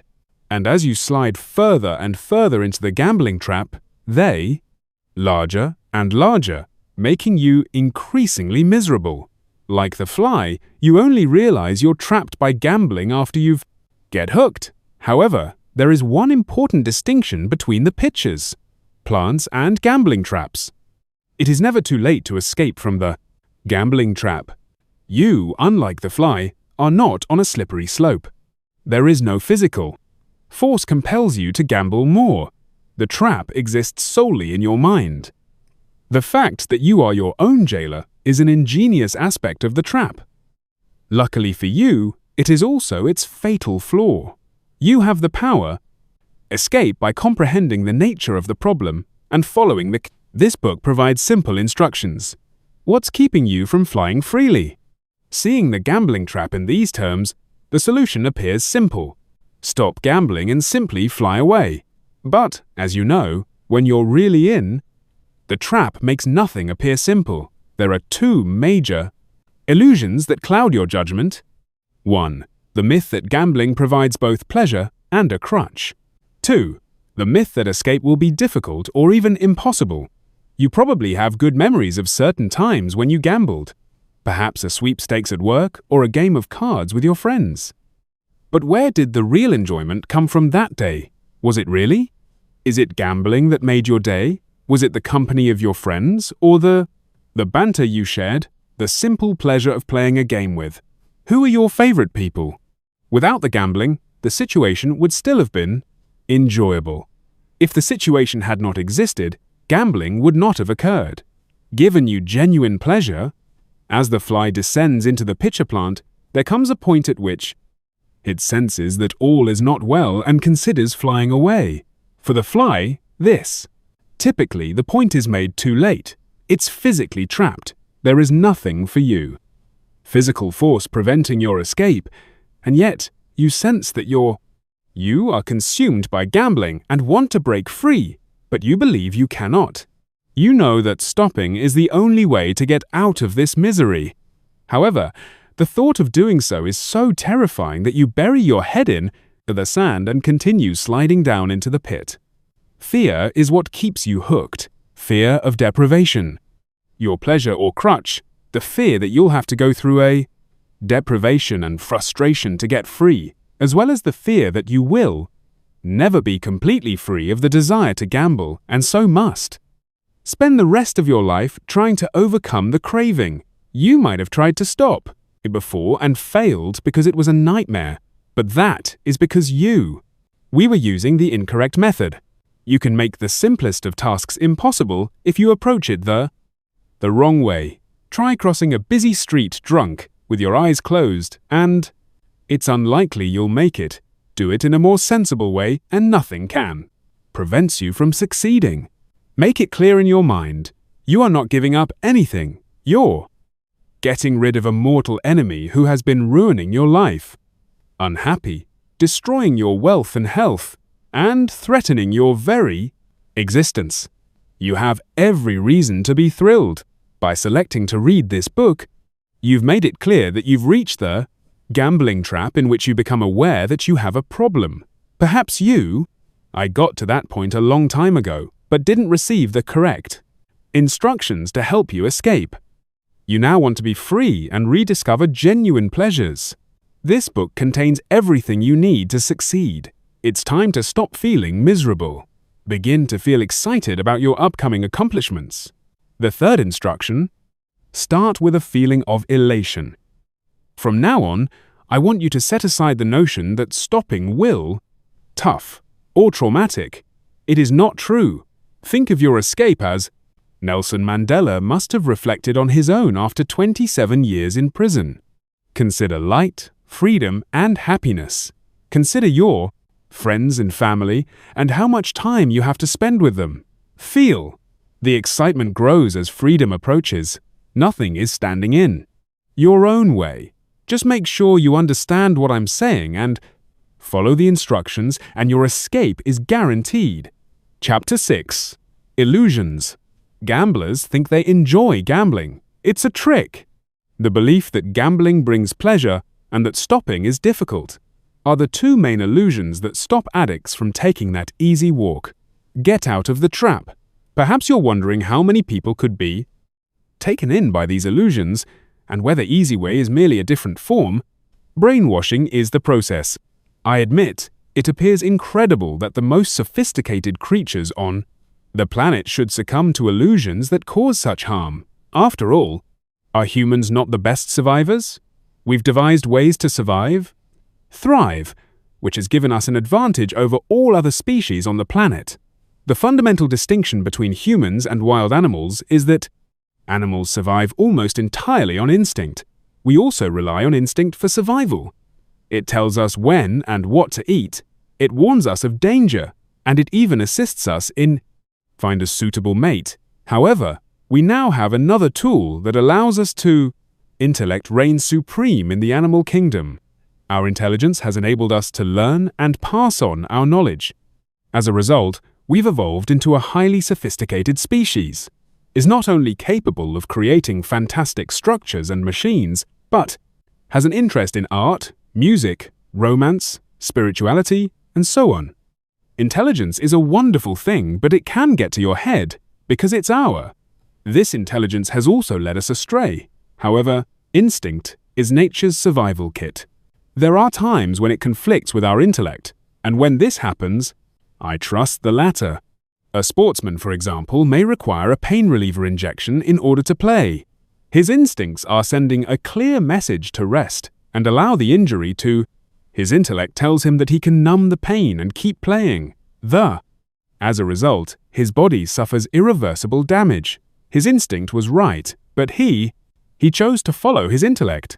Look again at the advances humanity has made, and you'll see that, rather than utilizing the advantages that nature has provided, we have devoted an extraordinary amount of time and energy to self-destruction. No, I do not. Simply means the ever more sophisticated ways of killing each other in battle. However, our eating habits also lead to self-destruction. How did we evolve into a species that consumes junk food compulsively? By allowing our intelligence to fool our instincts. Refined sugar is a prime example. The reason we're so fond of refined sugar and all the sweets, it replicates the natural sugar in cakes, drinks, and other products that contain it. Fruit. Nature created us to consume fruit, and our taste for its natural sugars is meant to keep us coming back for more. Refined sugar contains none of the goodness of fruit, but it tricks our taste buds into believing it's the same thing. Our intellect has enabled us to create a substance that deceives us, believing it is good, when in fact, it is extremely bad. Our reliance on intellect over instincts lies behind most of the harm we cause to ourselves as a species. It also explains why we consider taking risks. After all, is risk not the intellectual choice of doing something that? Is it instinctive to perceive a threat? As a species, we enjoy playing with our instincts. Fear is an instinct that causes an adrenaline rush. This is intended to make us, when we are in danger, we become more alert and responsive, which is a feeling we call a buzz. To get that buzz on demand, we purposefully put ourselves. In the face of danger, we activate our own fear instinct. From playground, from stunts to bungee jumping, taking risks is part of human nature. To get a buzz, and the more we do it, the further we feel we need to push ourselves to achieve the same sensation. We have utilized our intelligence to reprogram our instincts. Gambling is simply another form of risk. It appears far less risky than, say, parachuting, but we put ourselves in danger, which means we risk losing. We now know that. Instincts are chemical responses in the brain. Gambling, like drugs, hijacks. These response systems create false responses such as false pleasure and reward, which the body misinterprets for the real thing. The delusion, misinformation, reinforces the situation. In other words, if we are told that gambling brings us pleasure, and we get a mental boost when we gamble, so it's easy to be convinced that this is the truth and push aside any competing suspicions. We make intellectual decisions based on misinformation. Our health begins to deteriorate. Wild animals don't have episodes of self-loathing. Intelligence can cause misery and happiness. We get to make the choice. So, why do we so frequently take a destructive path? The reason is that we are not always aware that we have a choice. There are always people who stand to benefit from these destructive practices, be it arms dealers, drug cartels, tobacco and alcoholic beverages, industries, fast food chains, gambling firms, etc., and they have become masters at exploiting our intellect to pass down false information and reprogram our instincts. Actually, the flaw is not intellect itself, but how we apply it.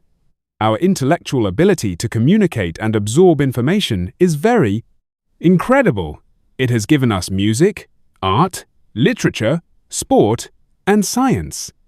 That distinguishes us from all other living things on Earth. Unfortunately, we are also capable of communicating and absorbing misinformation. Our intellect can. It is easy to fool. Take a look at the jumble of shapes. What does it communicate to you? Is there a consistent message throughout? At first, it may appear random. A row of building blocks. There isn't really a meaningful message there. Is everyone there? Take another look. Examine the shapes with your eyes half closed.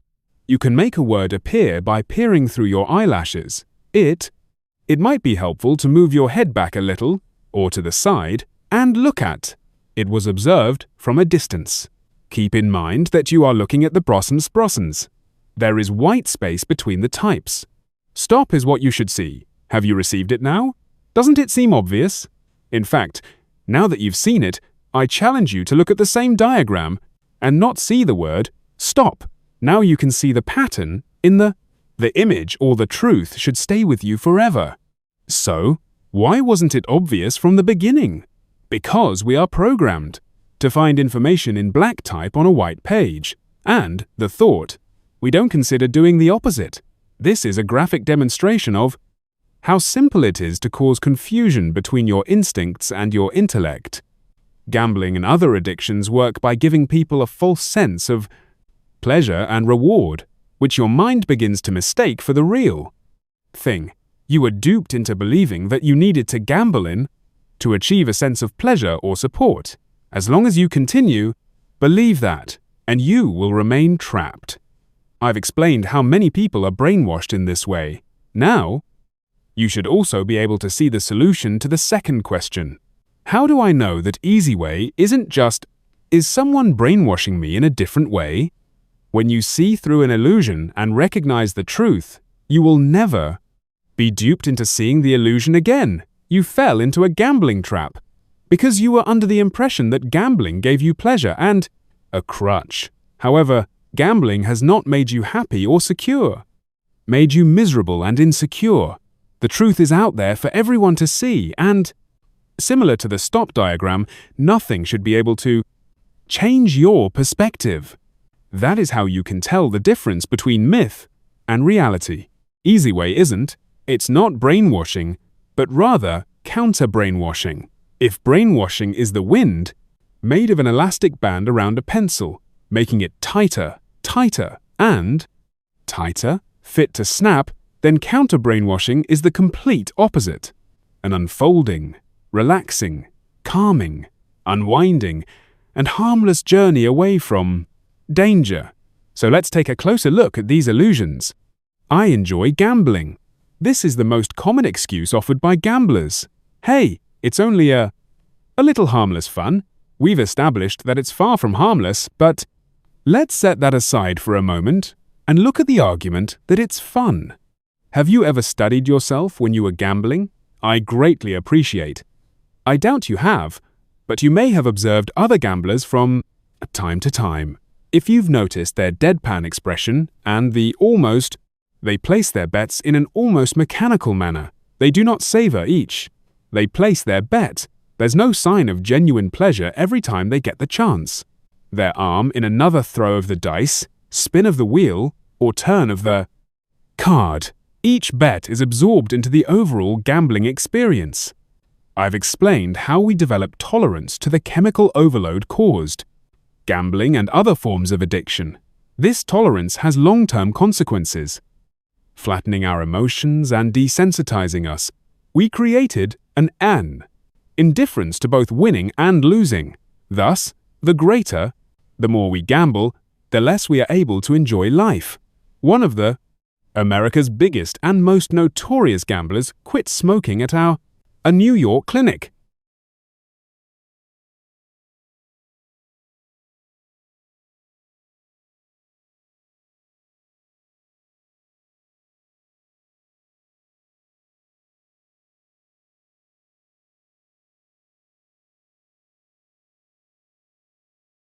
He claimed that his biggest win was $8 million in one night, and his most significant loss was $12 million. We asked him how it felt, and he said, I felt nothing on either occasion. Get your head out of the sand. It's the addiction that fools gamblers into thinking they get a genuine pleasure. Gambling crutch. When they are not gambling, they feel restless and uneasy, so they gamble. And the uneasy feeling is temporarily alleviated. It feels like a boost, but it only makes them feel like a non-gambler with time because a non-gambler is not addicted and thus does not suffer from To begin with, there was a restless, uncomfortable feeling of withdrawal. If you have any doubts about this, look at the diagram and the explanatory text. You can find Chapter 5 here. I like the ritual. Some gamblers claim that they enjoy the rituals, in which they mean the dressing up, traveling to the casino or races, exchanging money, the croupier's patter, the bookie's cries, the chalking, up the odds, etc. Whatever arena you choose to gamble in, there are an abundance of rituals. All of this contributes to the illusion of pleasure and excitement. Is the ritual really that enjoyable? We ritualize many things in life, but can you think? Is there anything else we do just for the pleasure of the ritual? If that ritual is so pleasant, why don't we change it ever so slightly by not actually placing any bets, thus retaining the pleasure of the ritual, while also avoiding the unpleasant part that we often overlook, the loss, stress, self-loathing, slavery, degradation. The reality is, the ritual wouldn't be complete without the final act. It would be like dining out without food. Dining out entails a rather elaborate ritual. We dress up and are helped. The waiters lead us into our seats, where we unfold the napkin and place it in our laps. We look through the menu, try the wine, and so on. This is all part of the enjoyment of eating out. But imagine if you get to the point where everyone else is getting their food, but you are getting nothing. You ask the waiter, "What happened to your order?" And he says, "You've had the ritual. What? What else do you want?" Would you consider that a pleasant experience? Anyone who claims to gamble for the ritual is deceiving themselves. They do it because they're addicted to it, and thus feel empty, and it makes them uncomfortable when they don't do it. Non-gamblers do not suffer from this, a sense of emptiness and discomfort. You didn't before you started gambling either. And the good news is that you won't once you're free. It's just a habit. Nowadays, the words habit and addiction are frequently used interchangeably. People discuss a drug habit. However, there is a clear distinction. It's absolutely necessary that you understand what it is. Otherwise, you will not fully understand the nature of the trap. You can control your habits. You can easily break a habit. The important thing is the underlying reason for certain behaviors becomes second nature. That reason might be useful. If that's the case, then why break the habit? It's highly unlikely that anyone would purposefully repeat behavior that they received no benefit at all, unless, of course, they were deluded into believing that it was advantageous, as in the case of all. Gambling, for example, is an addiction. Gamblers believe they chose to gamble because they enjoy it. But if they were to take their heads out of the sand and list all of the blank after considering the benefits and drawbacks of gambling, the conclusion would be, "You are a mug. Stop it." This explains why all gamblers, and, in addition, all other types of addicts instinctively feel stupid. In reality, they are not stupid. There is a powerful force that balances the scales, and this force is known as addiction. You don't require me. I want to tell you this. The way that gambling has made you feel is proof. This is enough. Isn't it true that a feeling had been nagging at the Keep in mind that you're not doing this because you enjoy it, or because you enjoy it. You're doing it because you're a junkie, seemingly, compelled to carry on against your better judgment and never being allowed to come to an end? By pretending that it's only habit that makes you feel compelled to, what you're really saying is, I don't even begin to understand. Here's why I gamble. I don't think I get any genuine pleasure from it. It's just a habit I've developed, and as long as I survive long enough, without a bet, time will solve the problem. But my desire to gamble will eventually go. However, you would be fooling yourself. The only way to quickly and permanently escape from the gambling trap is to understand how it works and accept that you don't get any genuine. Gambling can be enjoyable or profitable. Only then will you be liberated from. There is a temptation to return. I am not saying you will be able to resist There will be no temptation, I assure you. You will not have the desire to gamble. It's how I'm made. Maybe you think your gambling problem is a reflection of your personality. Either you attribute your unsuccessful attempts to quit to a weakness in your temperament, that is to say, a lack of willpower or a predisposition to gamble.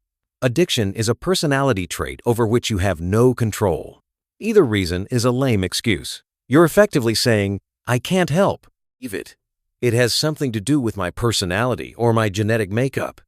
It is beyond my control. The problem is that the majority of information we receive about addiction, gambling, smoking, and alcoholism all indicate the need for willpower to quit, and that some people have addictive personalities. This makes the task more difficult. The fact that this misinformation is spread by reputable organizations, which I am sure act purely out of good intentions, only adds to its potency. Why would organizations dedicated to help people stop? Has gambling spread misinformation that makes it more difficult to do so? The simple answer is that they too were brainwashed. Let me explain. More on the illusion surrounding the addictive personality later.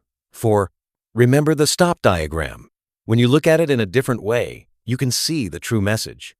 Never be taken in by the illusion again. I asked you to have an open mind, because the truth is frequently the polar opposite of our expectations. The claim that your gambling problem is the result of a flaw in personality is a manifestation of denial.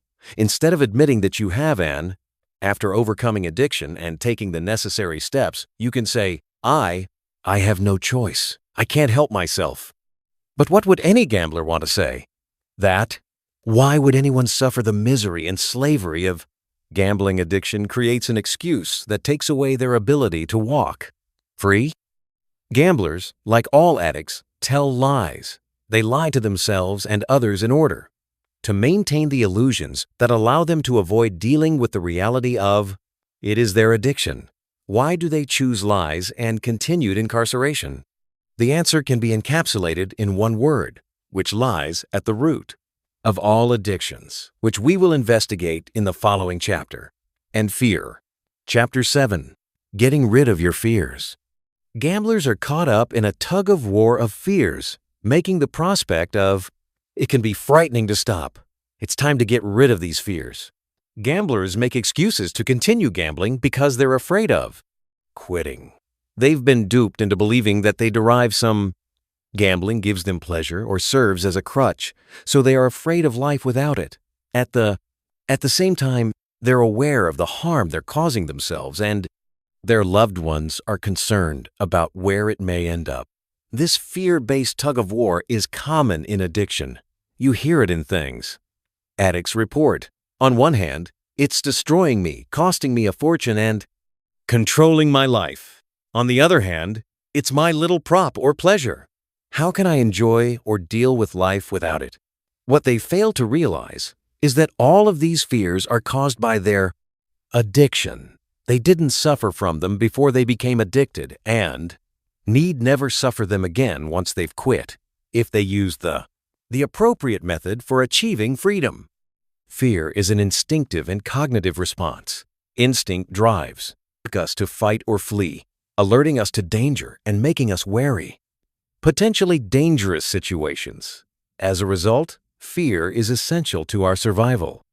However, the things that cause us fear can be either real or imaginary. Our intelligence has allowed us to learn about potential threats and how to avoid them, so much so that we can fear dangers. There is no evidence right now. Fears about losing your job, for example, are intellectual in nature. We have learned about the potential consequences of discovering ourselves. Unemployed, for example, having no money and being forced to sell your possessions, sacrificing the pleasures and comforts that you currently enjoy, and so do we. We did everything in our power to keep our jobs and improve ourselves. Even when there is no immediate threat of loss, it is indispensable. Our intellect serves us well in this situation. But what if? Are projected fears based on false information? Assume you are reading. A magazine reported that fruit causes cancer. You'd probably avoid eating fruit. You'd also be concerned about the damage already caused by all of you've consumed fruit in your lifetime. I have yet to hear anyone claim that fruit causes cancer, but it's common. Of the scare stories that we are bombarded with on a regular basis. Some are based on solid evidence, while others are nonsense. Several years ago, a British doctor falsely linked the rising incidence of the MMR vaccine caused widespread outbreaks of autism in the United Kingdom. Measles spread after parents refused to immunize their children. It's difficult for consumers to know what to believe, so we spend a large portion of our lives worrying about things that will never happen, while remaining unconcerned about what may happen.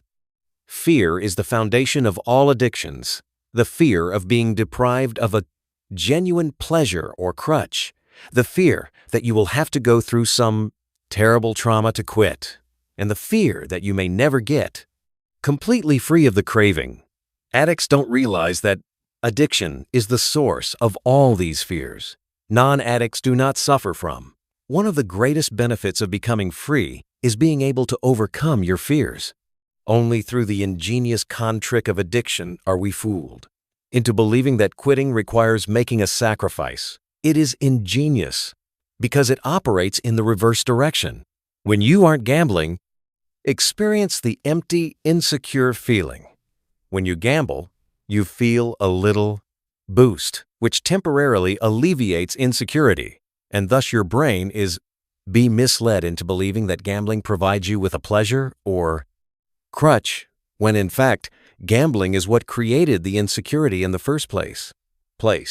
So gambling gets the credit for relieving the feelings, but not the blamed for causing it. The more you gamble, the more it pulls you down. The more you feel the need for your illusory crutch. This is why gamblers and other addicts always lose. When they'd rather not have to gamble. Only when they are not able to gamble, it appears to be extremely valuable. They mope for something that does not exist, and illusion, something that appears to them as a pleasure or crutch, but the reality is the polar opposite. Once you understand the gambling trap, you will have no more need or want to gam. Fear of failure.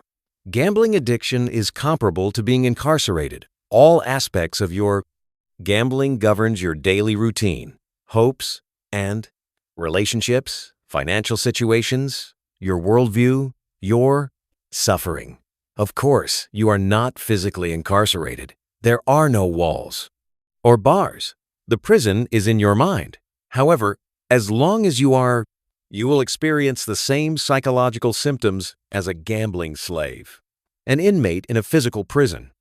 If you've already tried and failed to quit gambling or to break any other addiction, you'll know that it leaves you feeling more stuck than you did it before. You have seen movies where a prisoner is thrown into a cell. The first thing he does is run to the door and wrench the handle. This confirms his predicament. He is really trapped. Attempting and failing to quit have the same effect on the addict. It reinforces the fear of being unable to escape. This can be a crushing experience, but many people believe that the best way to avoid the misery of failure is to avoid making an attempt to escape in the first place. The perverse logic of addicts concludes that as long as they don't attempt to escape, they will avoid the failure is possible. Fear of failure is an illogical response. It's the terror of something that has already happened. The failure is that they are addicted. If they remain addicts, they will continue to fail. When it comes to gambling, suffer from a compulsion to continue betting even though it is ruining your life and making your life miserable. As long as that happens, you'll keep feeling a failure. When used properly, fear of failure can be a positive force. It's the emotion that focuses the mind of the runner on the starting blocks. A ballerina waits in the wings, and a student prepares for an exam.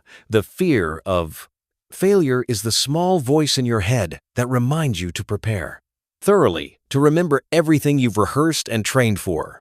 As a result, no chances should be taken. The addict's fear of failure, however, is based on an illusion. Actually, there's nothing to lose in trying, even if you fail. By not attempting, you ensure that you're trapped indefinitely. If fear of failure prevents you from, you are making an attempt to stop, guaranteed to suffer exactly what you fear. Furthermore, fear of failure isn't the only fear that keeps addicts imprisoned in the trap. There's also the fear of success. Many long-term prisoners reoffend, which is a sad reality of the penal system. Shortly after they are released, this depressing phenomenon takes place not just because they haven't learned from their mistakes, but because in some cases, they prefer to return inside. They wish for the security of the penal institution. Life on the outside is alien and terrifying for them, more terrifying than life on the inside. They are not aware of this. They're not feeling capable of dealing with it. Some addicts experience the same kind of fear. They are afraid they will not be able to enjoy or cope with life without their crutch, go through some terrible trauma to get out, and that they'll be condemned to a life of sacrifice and deprivation. In the case of the individual suffering from gambling addiction, failure means staying in the old, familiar prison cell. Success implies coming. It can be daunting to venture into the unknown. Similarly, those long-term prisoners may be afraid of what life will be like outside, and dread you will face the self-discipline, sacrifice, and deprivation you fear. Perhaps you've been deceived into believing that life without gambling? Boring. You are well aware of the misery that you're gambling. You may have come to consider it a part of your identity. You may even regard it with a perverse kind of respect, as if it exuded a shambolic charisma, image of the chain. Smokers, heavy drinkers, and gamblers can argue that it makes us attractive. Books and films frequently depict heroic characters as having one or more of these characteristics, implying that it makes them human, charming, exciting, and appealing to the audience. Maybe, in reality, it makes them unhappy and difficult to live with. Getting rid of the tug of war. Throw away the illusions and be clear in your mind. The panic feeling that makes you afraid to try to quit gambling is caused by gambling, not "it has made me feel better." And one of the great benefits you'll get, to be free, means never having to suffer it again. The tug of war of fear disappears when quit because all of your fears stem from one thing: gambling. Take away the gambling, and the fear goes away. 2. Remember, there was no need to gamble before you started, and there's no need to gamble after you've stopped. If I could transport you now to when you finish reading this book, your mind and body, one might wonder, will I really feel this good? Fear will be replaced with elation, despair by optimism, self-doubt by confidence, apathy by dynamism. As a result of these psychological changes, your additionally, health will improve. You'll enjoy a newfound energy and the ability to truly relax. Maybe you've tried stopping in the past and gone for weeks, months, or even years without gambling, but you still miss it. Trust me on this one. Methodology differs. You will not forget it. You are not going to give up anything. There is no need to make any sacrifice. You are taking something out of your life. You're unhappy because of this. There is nothing to worry about. You're trading lack of control over your gambling for complete control. No, for absolute choice. Like the cigarette for the smoker and the bottle. Part of the drinker believes that gambling is their friend, their constant companion and crutch. Make it clear in your mind that this is an illusion. In reality, it is your worst enemy. And rather than supporting you, it is driving you deeper into misery. You intuitively understand this, so keep an open mind and listen to your instincts. Eliminate all doubts. Consider all the benefits you will gain by overcoming your gambling problem. Consider the enormous self-esteem you'll regain, and you'll save time and energy, not only by stopping gambling, but also by becoming free of all the deception, avoiding your creditors, deceiving your friends and family, as well as convincing yourself that you have control. A non-gambler feels the same boost that you do every time you gamble. Feels all the time, as well as how you will feel when you are free. Wouldn't you rather feel like that, with no effort or cost, and without? What about the terrible lows that gambling causes? If you saw a heroin addict suffering from the agonies of drug addiction, do you advise them to continue injecting heroin into their veins?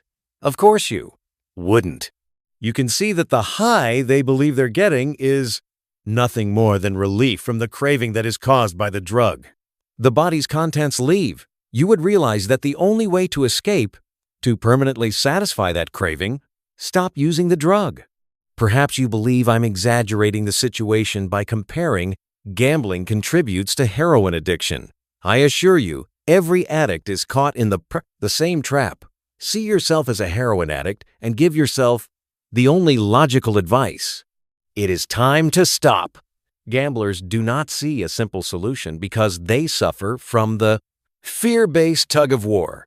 Once you realize that there's nothing to fear, that you're not giving up anything or depriving yourself in any way, stopping, it gets easier.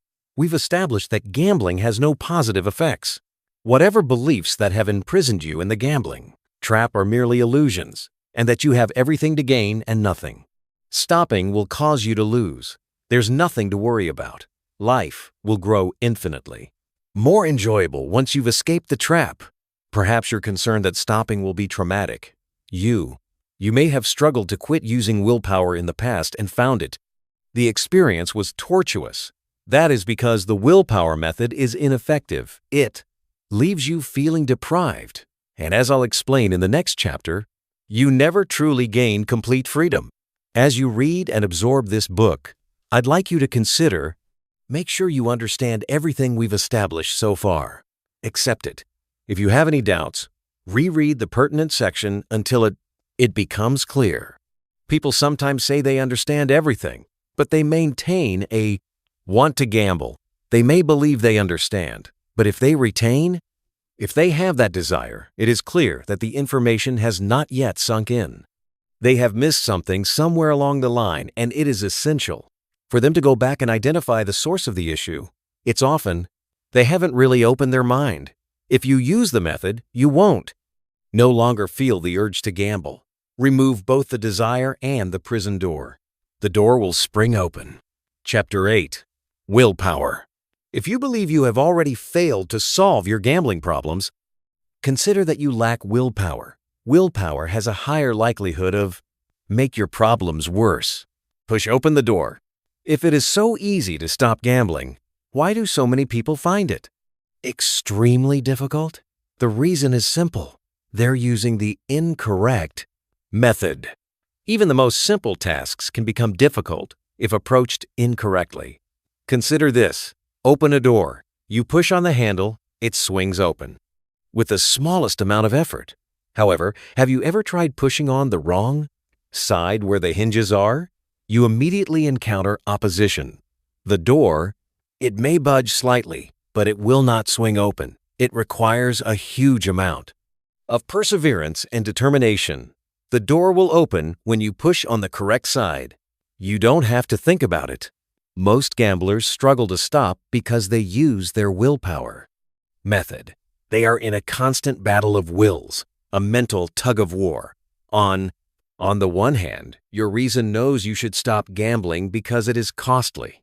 You have a fortune, control your life, and cause you misery. On the other side, your addiction causes you panic at the thought of being deprived of your pleasure or crutch. Using the willpower method, you concentrate on all reasons for stopping and hope you can survive long enough without. The desire to gamble will eventually fade. The issue here is that you still see gambling as a pleasure or crutch, and thus you believe you have made a sacrifice. So you force yourself into a self-imposed tantrum, just like a child who is deprived of toys. This feeling of deprivation makes you unhappy, which makes you want to try to cheer yourself up by doing the only thing you've vowed not to gamble again. You only need willpower to stop if there is a conflict of will. We are going to resolve that conflict by removing one side of the tug-of-war, that your entire will is against gambling. Using willpower for the remainder of your trying to avoid gambling in life is unlikely to be successful and will not lead to. You'll be happy if you eliminate the desire to gamble. Some people manage to quit gambling through sheer willpower, but As I will explain later, they never truly overcome their addiction. Moment. In most cases, the willpower method fails and you end up going back. I'm in the trap, feeling even worse than I was before. Encouraging someone to quit through the use of willpower is similar to telling them to open a door by pushing on its hinges. What kind of willpower do you have? The willpower method is widely thought to be the only way to overcome an addiction, and those who fail to quit are generally labeled as weak-willed. Indeed, they frequently portray themselves as weak-willed. Perhaps you think that's why you haven't quit until now, because you lack willpower. If this is the case, you have not yet. I understand the nature of your predicament. Consider whether you are weak in other ways. Perhaps you're a smoker or you eat or drink too much, and you consider these conditions to be additional evidence of a weak will. There is a link between all addictions, but the connection is not that they are signs of a lack of willpower. On the contrary, they are more likely to be signs of a strong will. What? They all have one thing in common. They are traps created by misleading information and untruths. One of the most misleading and damaging untruths is that it takes willpower to quit. Malik, in his own words, when I was still in my teens, I started my own business. I learned quickly and did extremely well. By age 25, I had made my first million. It was difficult. When you're young, it's difficult to get people to take you seriously. I had to work very hard and fight for everything I wanted. I had a knack for business, but my real strength was my unwavering determination. I never let a problem overcome me. Some people would call me a workaholic, but I simply enjoyed. Building the business did not feel like work to me. I started. Gambling began as a recreational activity on weekends. Money was not a problem, so I didn't really feel it financially when I lost. It did make me want to go back and exact some sort of revenge. Then I suffered a setback in business. I received a large tax bill that I hadn't planned for this, and things quickly became tight. I looked at my outgoings and realized I was getting through close to $1,000 a month on gambling alone. I had absolutely no idea. I told myself I needed to stop. However, when the weekend arrived, I felt compelled to continue to gamble. Despite convincing myself that I couldn't afford it, I just couldn't stop. For the first time, I was confronted with something I couldn't. I tried my hardest to maintain control. I couldn't get it, and I'm angry and resentful. I could see all of the arguments for stopping. I tell myself every weekend that this would be the time I quit. But when it came to it, a little voice said, "Go on, you've worked. You've worked hard all week, you deserve it," and I accepted it like a mug. I'd feel terrible afterwards. I felt like a total failure, and every Monday I'd return to work with a feeling of despair. Then I'd started hearing the voice during the week too. "Go. Let's cheer ourselves up. You have the ability to handle it." Soon, I was betting 7. I went bankrupt after working 7 days a week. I had suicidal thoughts. I had worked very hard to build up a business. I had done everything on my own, and now I had thrown it all away. And why? Nothing as far as I could tell. In retrospect, now I know. I realized where I was going wrong. I thought I was weak-willed when, in fact, it was my strength of will to keep gambling that was overwhelming. All logical reasons to stop. Deep down, I thought that gambling was a reward that I deserved for all my hard work. And the idea? Giving it up seemed like an insurmountable sacrifice. I have now quit gambling, rebuilt my business, and am happier.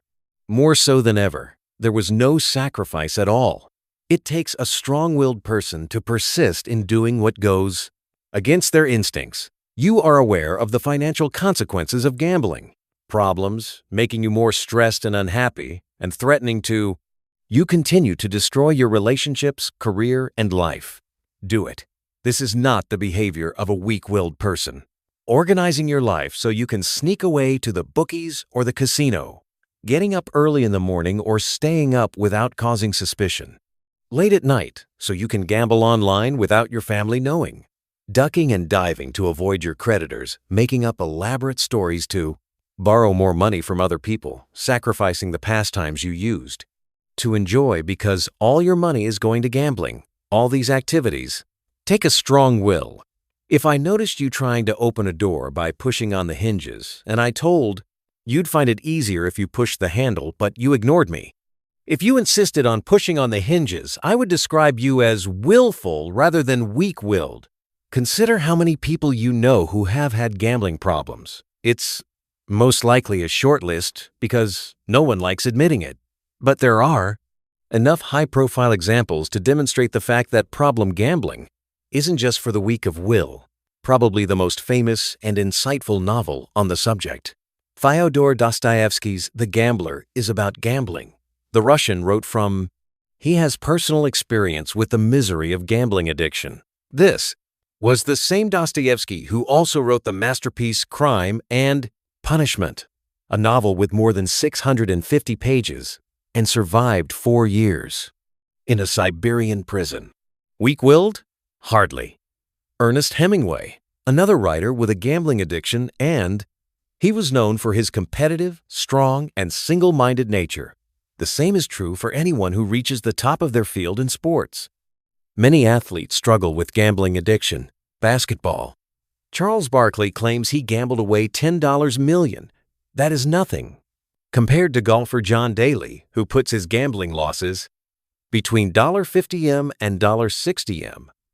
Gladys Knight, the singer, struggled with a baccarat addiction that, in one night, she lost $60,000. Many other stars from stage and screen have suffered from problem gambling but have yet to admit their condition because of the social stigma.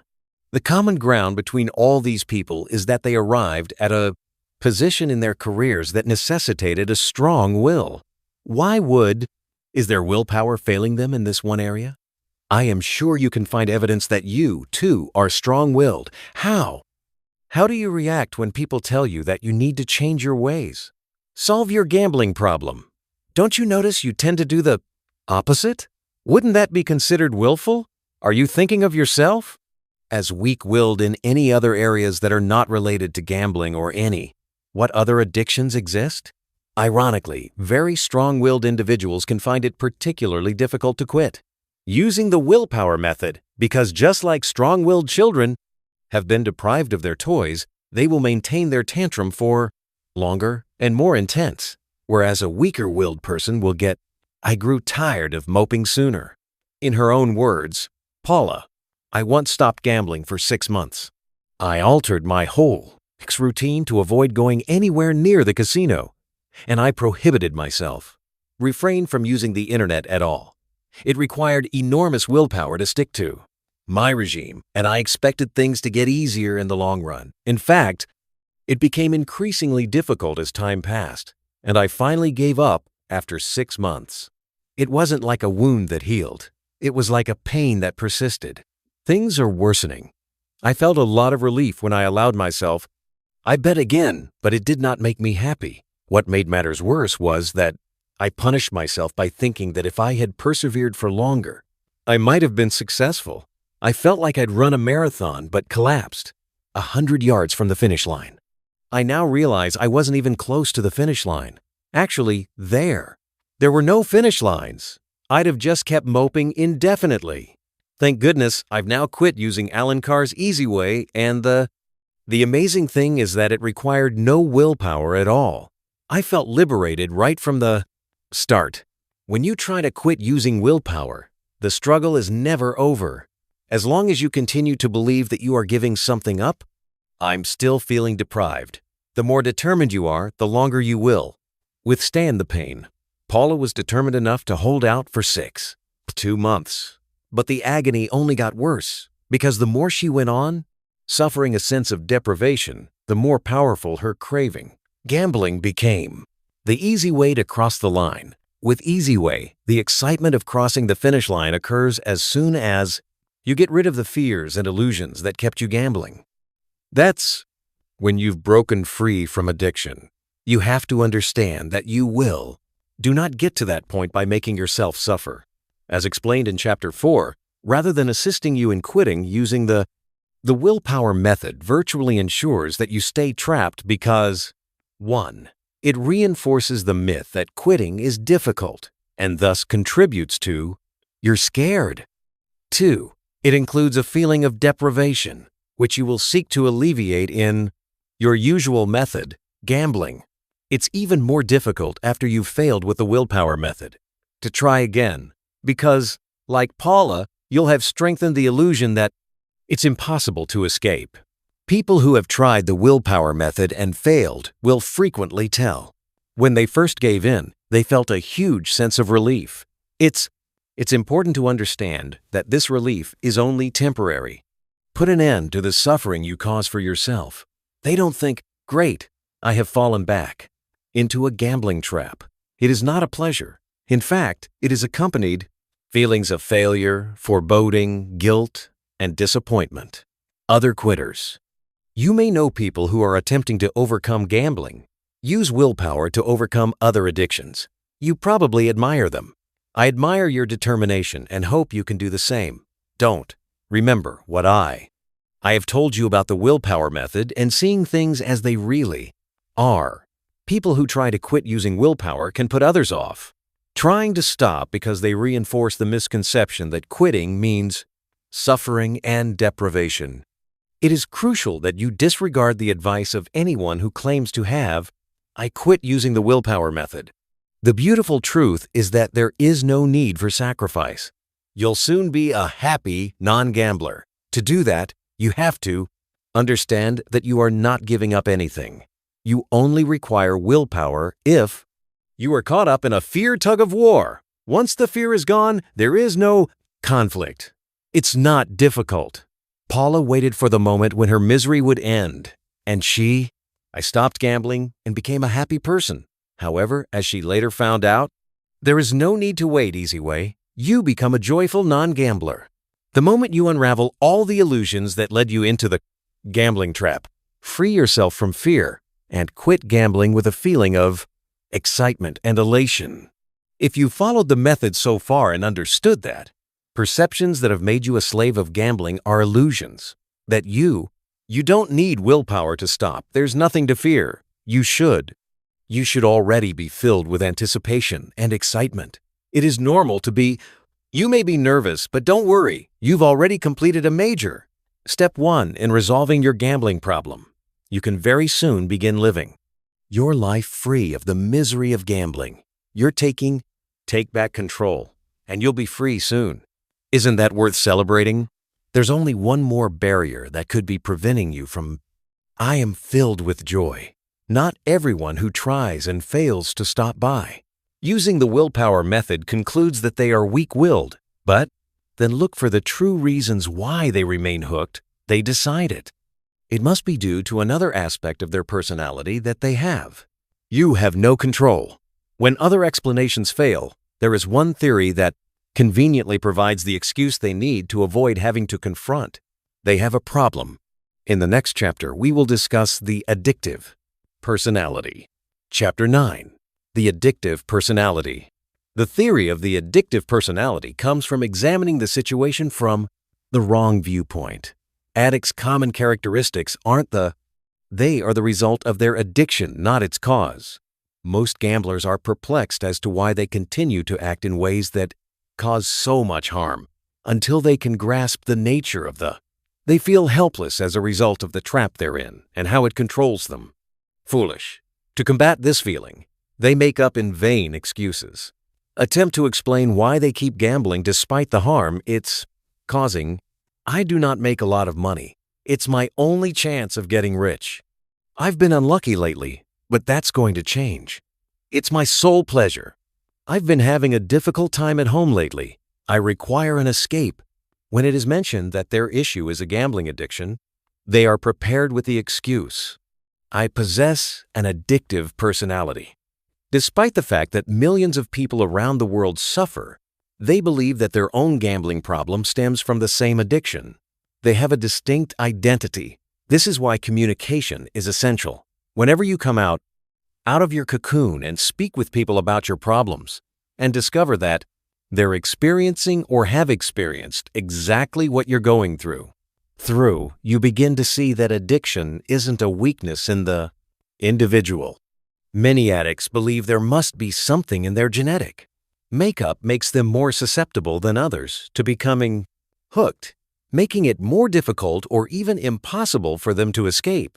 It's a convenient excuse, but all it does is ensure that they are forever trapped, their suffering increasing and misery leading them further and further into despair.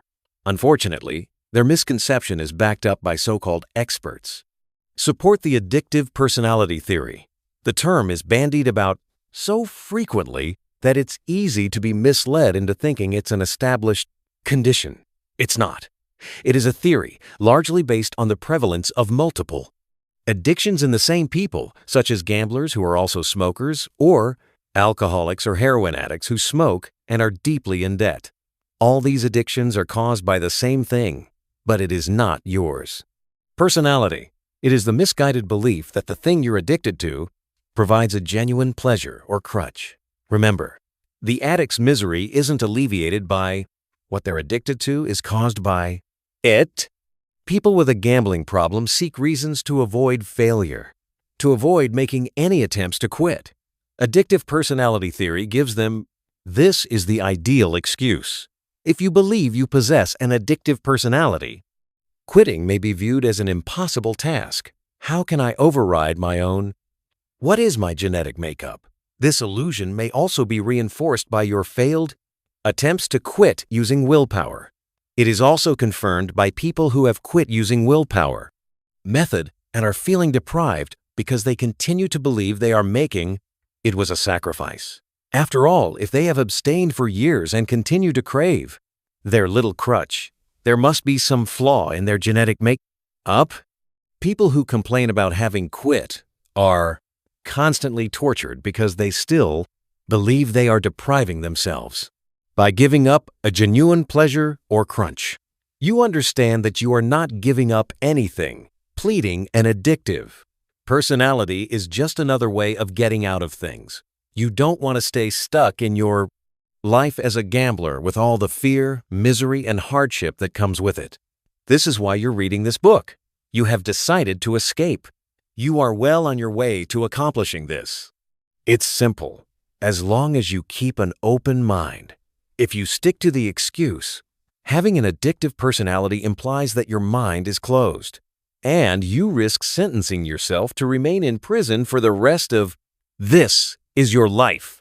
I used to believe that my smoking habit was something I'd inherited from my father, a heavy smoker who died of lung cancer. To an observer, I must have appeared as though I was happily going to an early grave, puffing on cigarettes the entire way. In truth, I was desperate to quit. I was terrified of lung cancer and a slow, painful death. But I felt stupid and helpless because all of my attempts failed, and so putting it down to a flaw in my personality seemed to provide the only reasonable explanation. I now realize that I was not stupid, that the spread of misinformation is so pervasive that anybody can be conned, and most people are. Extent. However, once you comprehend how addiction works, the illusions disappear, and you realize you're complete without your illusory crutch. With it, you become a slave. Addiction levels. So, why do some people fall further into the trap than others?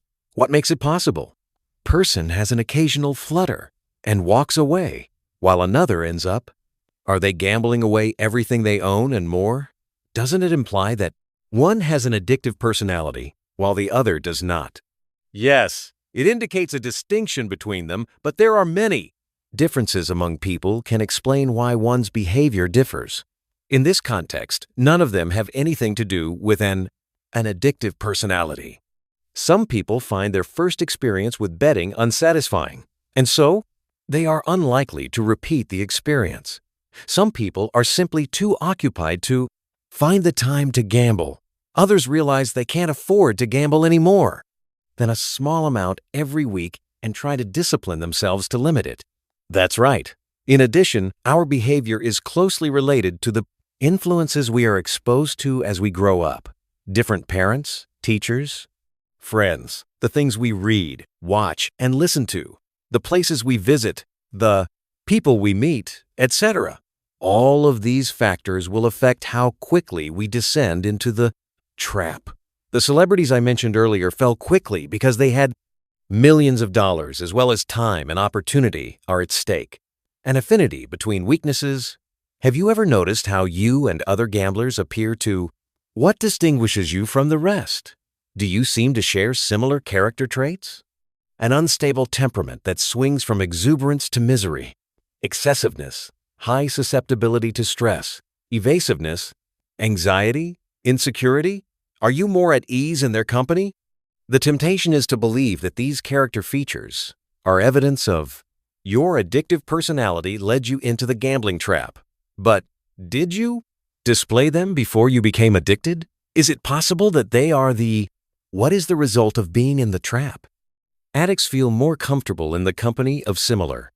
Addicts are not more interesting or fun. Rather, the attraction lies in the fact that they will not challenge or make you. They're in the same boat, so think twice about your addiction. All addicts are aware that they are engaging in irresponsible and destructive behavior if they don't feel anything because they're surrounded by others doing the same thing. Quite idiotic. The good news is that once you're free from addiction, the harmful, it will also remove any effects it had on your character. History's evidence. If there were a gene that predisposed people to become addicts, expect the global percentage of addicts to have remained fairly. Throughout history, there has been consistency. This is not the case. Take smoking. In the places Modern 70. In the 1940s, over 80% of adult males in the United Kingdom were addicted to nicotine is now under 25%. A comparable trend is evident throughout most of Western Europe and the United States. So, we are to conclude that the proportion of people with addictive personalities has fallen by a staggering 55% in just over a half century.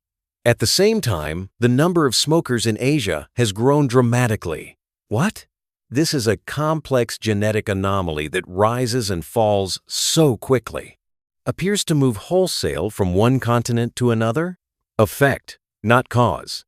You didn't get addicted to gambling because you had an addictive personality. If you believe you have an addictive personality because you became addicted to gambling, this is the trick that addiction pulls on you. It causes you to feel that you rely on your addiction and there is some weakness in your character or genetic makeup. It keeps its hold on you, distorting your perception. The addictive personality theory promotes the belief that escape is impossible of your hands and that you have been sentenced to a life of slavery and misery. Remember, you didn't feel the need or desire to gamble until you began gambling. It was gambling that caused the addiction, not the other way around. Many people suffer from multiple addictions because they are all leave you feeling dissatisfied, and so the tendency is to search for something else to fill the gap. Also, many people switch from one addiction to another because they are using willpower to quit, and so they feel the need for a replacement. Nothing in this has to do with an addictive personality. Even if you do have an addictive personality, that would not mean you would find it more difficult to quit. It would simply mean that you would be more likely to get hooked at first place. It doesn't matter because you're already hooked. Millions of addicts who were convinced they had an addictive personality and have gotten free of easy way, and so will you. Your gambling addiction will soon be a distant memory. Once you can strip, if you remove the illusions and see the situation in its true light, you'll wonder how were ever duped into thinking otherwise. Similar to millions of other people, you've fallen victim to an ingenious trap. Recognize the trap for what it is, and you will be able to walk freely. Chapter 10. Getting hooked. To fully understand the trap you're in and how to escape, you need understand how you got into it in the first place. We established that the difficulty gamblers have in stopping. This has nothing to do with an addictive personality or a lack of willpower, but caused by illusions that keep us in a fearful prison. You might be So why do some people become addicted while others do not? Don't? Life presents us with a variety of experiences. I've explained that void and how it is created. During our childhood, we seek comfort. Disillusionment and insecurity are potential risks. These feelings generate an endicid. We have an emptiness that we want to fill. We all have different experiences as we grow up, so experience the void to varying degrees, and some people feel more. It had a greater impact on some than on others. It typically starts during our adolescence. This is the time when we are making the greatest transition from childhood to adults are the most vulnerable to disillusionment and insecurity. It is also the time when the common stimulants, drinking, smoking, and gambling become legal, making them more readily available, not? Surprisingly, this is the stage of life when most addicts become addicted. Of course, there are many people who do not become addicts during They may not survive their adolescence, but that doesn't mean they won't later in life. Most of the non-addicts believe that they must benefit from their actions, because otherwise they would not be doing it. Sometimes all that is required is a crisis such as a car accident or a bereavement for people to turn to smoking, drinking, gambling, etc., in the belief that it will provide some comfort. Many people have become smokers or drinkers in their 30s or 40 come to our clinics to quit, and it does not take long to establish that they've spent their entire lives believing that smoking or drinking could provide them with pleasure or benefit. They didn't get hooked sooner because their desire has never been enough to outweigh their knowledge. There are dangers. One trauma was sufficient to tip the scales. It makes perfect sense that when we are sad or traumatized, try to make ourselves feel better by giving ourselves some sort of pleasure or a crutch. The perplexing question is, why do we believe that we will get that pleasure or crutch from something we know to be harmful, such as smoking? What about alcohol and gambling? The simple response is, that's what we're told from an early age. This lie is not spread solely by advertisers and marketing professionals. The people we regard as allies have the greatest influence, particularly among they are our own parents. Is it any surprise that we try to make ourselves feel better by gambling? When we grow up, seeing our parents and other adults doing exactly the same, they could preach to us about the dangers of becoming hooked and losing everything the next minute they go and buy a lottery ticket or place a wager on a horse race. As I mentioned earlier, we also tend to copy the celebrities who serve as role models for us. Except for the well-known problem gamblers I mentioned. Chapter 7. I am unaware of any celebrities campaigning for awareness of the dangers of gambling. On the contrary, they support the myth that gambling is beneficial because it is integrated into their high society lifestyle. We are drawn to celebrities because we covet their lifestyle, and it stands to reason that we are drawn to what they do. Recent years, gambling has become an increasingly popular way for high-income individuals to show off their wealth, and more of them have been caught up in the gambling trap. Friends who gamble also have a significant influence. I could think of several friends of mine who gamble on football results and they maintain the same positive image of what they do. It consists primarily of the characteristics listed below. Studiousness. They study the form and think carefully. They made predictions. Excitement. They become very focused when the results come in. They are checking them off against their betting slip. Humor. They laugh when they win and when they lose. Giving. They give the impression that it doesn't matter either way. These are all qualities that I would like to have, so it would be simple for me to I conclude that gambling would be beneficial to me. Luckily, I know an Adert is Allard and .com. I recognize an addict when I see one, and it is clear to me that all of these characteristics are front.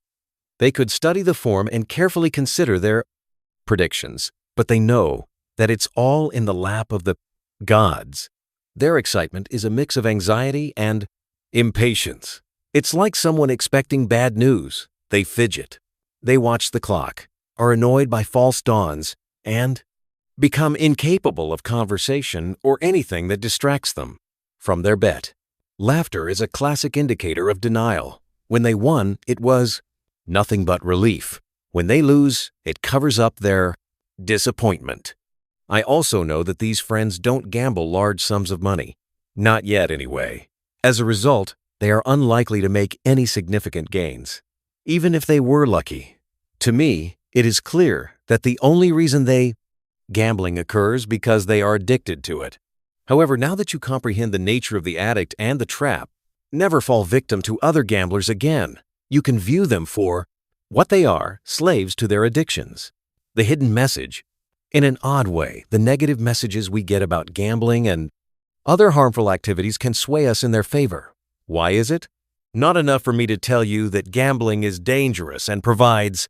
Do you have any examples that prove your point? For the same reasons as telling teenagers. The fact that motorcycles are dangerous does not put them off. The attraction of transgression provides the answer. During our teens, years later, we discover that some of what we've been warned against appear enjoyable. This plants a seed in our minds.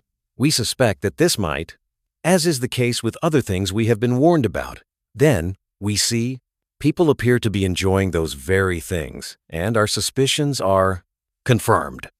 Okay, so cigarettes can kill. In that case, there must be something truly. It's fantastic of them to force all these people to smoke despite the dangers.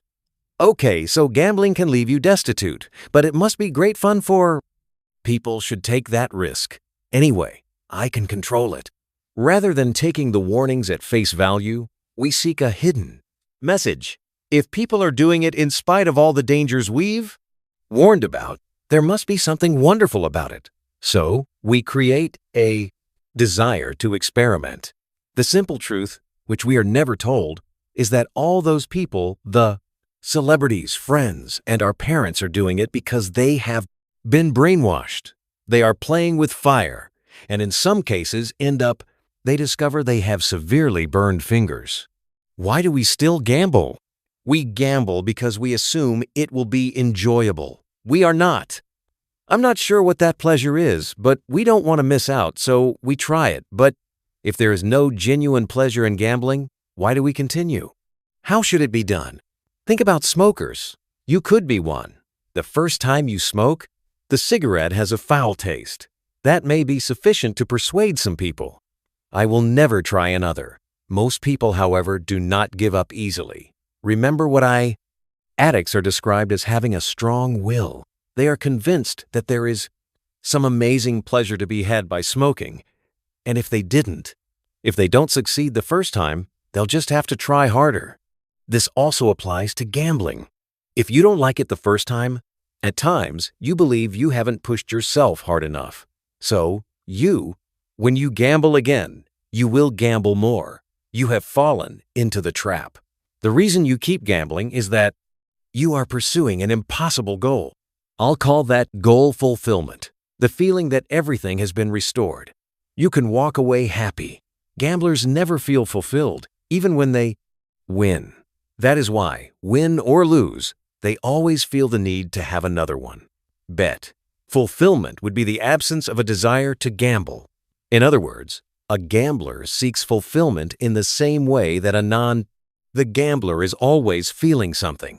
The only way to find that is not gamble. Addiction to gambling creates a void, which we try to fill by the act of gambling.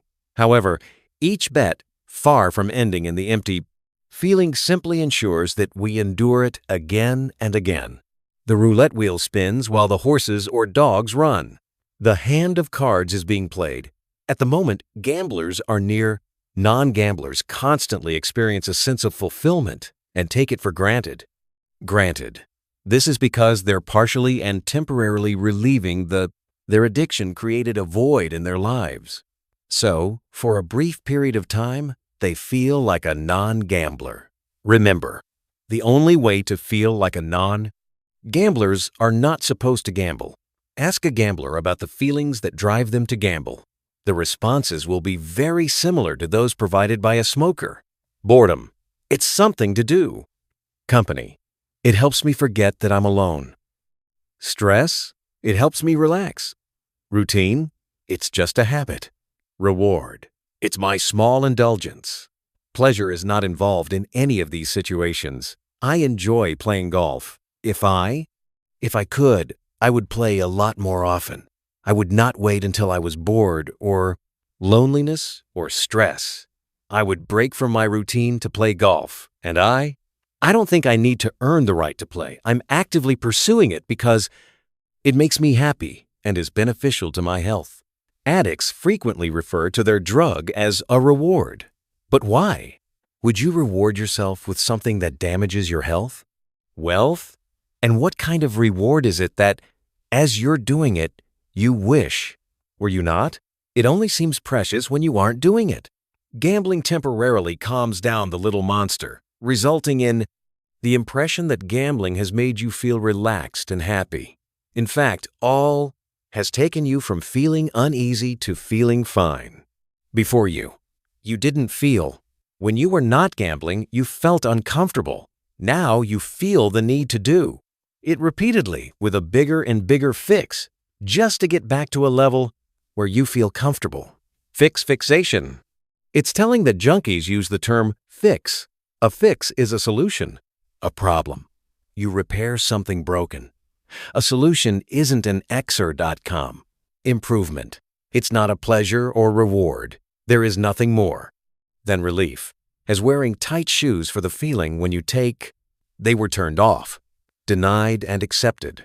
All problem gamblers wish they could give up gambling altogether. In the meantime, they are afraid to give up their small pleasure or crutch. This conflict. They end up feeling helpless, frustrated, and stupid. They do not understand. They are trapped and feel powerless to resolve their situation. As a result, they tend to hide their head in the sand and deny they have a problem. They lie to themselves about their state and pretend that all they're doing is having some harmless fun. It's just a game. If that's the case, why not play for nothing? Because it is the emotional response to the possibility of winning or losing money, which triggers a physical response in the brain that feeds the little monster. Without that, there is no sense of pleasure in response. The beautiful truth is that any gambler can stop easily and painlessly, permanently, as long as they understand the trap they are in and follow This book lays out a method. You are part of this. You've already taken an important step. You overcame denial and accepted that you have a gambling problem. That is the reason you are reading this book. All we have to do now is remove the illusions that cause one part of your mind desires to gamble. I've explained how gambling offers no genuine pleasure or crutch. It simply creates the illusion of pleasure. Your belief in the illusion. Pleasure is what led you into the trap. Now that you understand, the nature of the trap shows that there is no pleasure, only a steady slide into absolute misery. You understand that gambling does not fill the void. It was created. You have started to remove the brainwashing. It is critical that you do not deviate from your intended path. There are several things that could hinder your escape, so let's address these to ensure success. It is guaranteed. Perhaps a part of you still believes gambling can provide pleasure or serve as a crutch. Perhaps you're worried that life without gambling will leave you feeling somehow deprived. There are numerous sources of information that mislead you with misconceptions like these, some of which are meaning. Please take note of my next instruction. The fourth instruction: ignore all advice and influences. Conflict with easy way. You are not giving up anything. Instead, you're free yourself from a trap that has been causing you misery and threatening everything you care about. That nightmare will soon be behind you. The desire to gamble will be removed, and you will be a happy non-gambler. Now, that is something to be excited about. Chapter 11. Instant fixes. The belief that you're depending on gambling for pleasure or as a crutch isn't only the cause of your ongoing addiction to gambling, it can also lead to other addictions. A huge industry has grown up around smokers who want to stop, but they're afraid they'll find it difficult to go without their little crutch. The industry sells substitute nicotine products, and the theory is that you first Stop smoking to break the habit of smoking, but at the same time, keep your nicotine withdrawal at bay by taking it through another source. After breaking the habit, you wean yourself off of nicotine. Of course, it does not work. Actually, people who use nicotine products, in the long run, they usually become more addicted. Excellent for the manufacturers. Of nicotine products, not very good for nicotine addicts who want to be free of their addiction. So much for substitutes. Smoking isn't a habit, it's an addiction. And it's the only reason a junkie sticks a needle into his arm to get the heroin. The reason a smoker smokes is for nicotine. Take out the nicotine from cigarettes. The illusion of pleasure vanishes instantly. Even addicts who feel they get no real pleasure from gambling. Smoking, for example, is still thought to be necessary for relaxation. They desire the non-addicts consistently experience a sense of relaxation. The only reason you gamble to alleviate the empty, insecure feeling of withdrawal? Non-gamblers are not affected in the first place. One way to feel like a non-gambler, and that is to become one. According to some so-called experts, it is difficult for addicts to quit because you must overcome two powerful forces, the habit and the awful pains of withdrawal. Based on this belief, the theory behind the use of substitutes seems to make sense. Instead of making life doubly difficult for yourself, deal with the two powerful forces separately while you're breaking the habit. Keep the addiction fueled. Once you've broken the habit, gradually reduce your use of the substitute. Millions of people have followed this advice, and they remain addicted. Why? Because the theory has two fatal flaws. Addiction is not the same as habit. Physical withdrawal is simple to process. Anyway, so the two powerful forces that you're told you have to conquer are, it is actually non-existent. There is no specific substitute on the market for gamblers to simulate the drug effect of gambling without having to gamble. Gamblers are also unaware of the trap they are in. The restless and insecure feeling they get when they are not gambling is the same feeling that smokers get when they're unable to smoke, alcoholics when they are unable to drink, and become heroin addicts when they cannot obtain a fix. Non-addicts do not feel this way. It was caused by the last gamble, cigarette, beverage, or fix. The greatest evil with all substitutes, which includes anything you may give yourself to replace the reward you believed you were receiving. Gambling is that they perpetuate the illusion that quitting is difficult and that you are giving up something, thus making a sacrifice. Get it clear in your mind. You are not giving up anything. All you're doing is removing an evil that made you a slave, and they turned your life into a nightmare. You do not need to replace it with anything else. When you get over a bout of flu, do you think, okay, so what disease? I get to take its place now, right? Definitely not. You just get on with it. Life is better now that the problem is behind you. Well-meant friends, people who care about you and are aware of your gambling issues may offer to assist you financially. Avoid the temptation to take them up on. They made a kind offer. People who don't understand the gambling trap see it mostly as a financial issue. They assume you've gotten into trouble because you have had a run of bad luck, gone heavily into debt, and now you think the only gambling more is an effective way to recoup your losses. They can detect the flaw. In this logic, they figure that by clearing your debts, they'll remove you need to keep gambling. But you know it's not the money that keeps you gambling, it's addiction. All gamblers deceive themselves about the enjoyment they get from gambling, but one thing that makes it harder for them is financial concerns. Remove that, and you remove a significant incentive to quit. Just as cigarette substitutes perpetuate addiction by not addressing the same is true for financial bailouts from well-meaning friends. Fifth, instruction. Resist any promise of temporary fix. Chapter 12. A few big questions. You need complete certainty to become a happy non-gambler, so it's time to address some pressing concerns and replace doubt with understanding. People with a gambling problem wish they didn't gamble, but they also afraid that they'll have to go through some terrible trauma to quit. and that they will be unable to enjoy life without gambling. Despite this, they are aware that gambling is ruining their lives, and their fears cause them to. They postpone what they see as an evil day. I'll stop, just not now.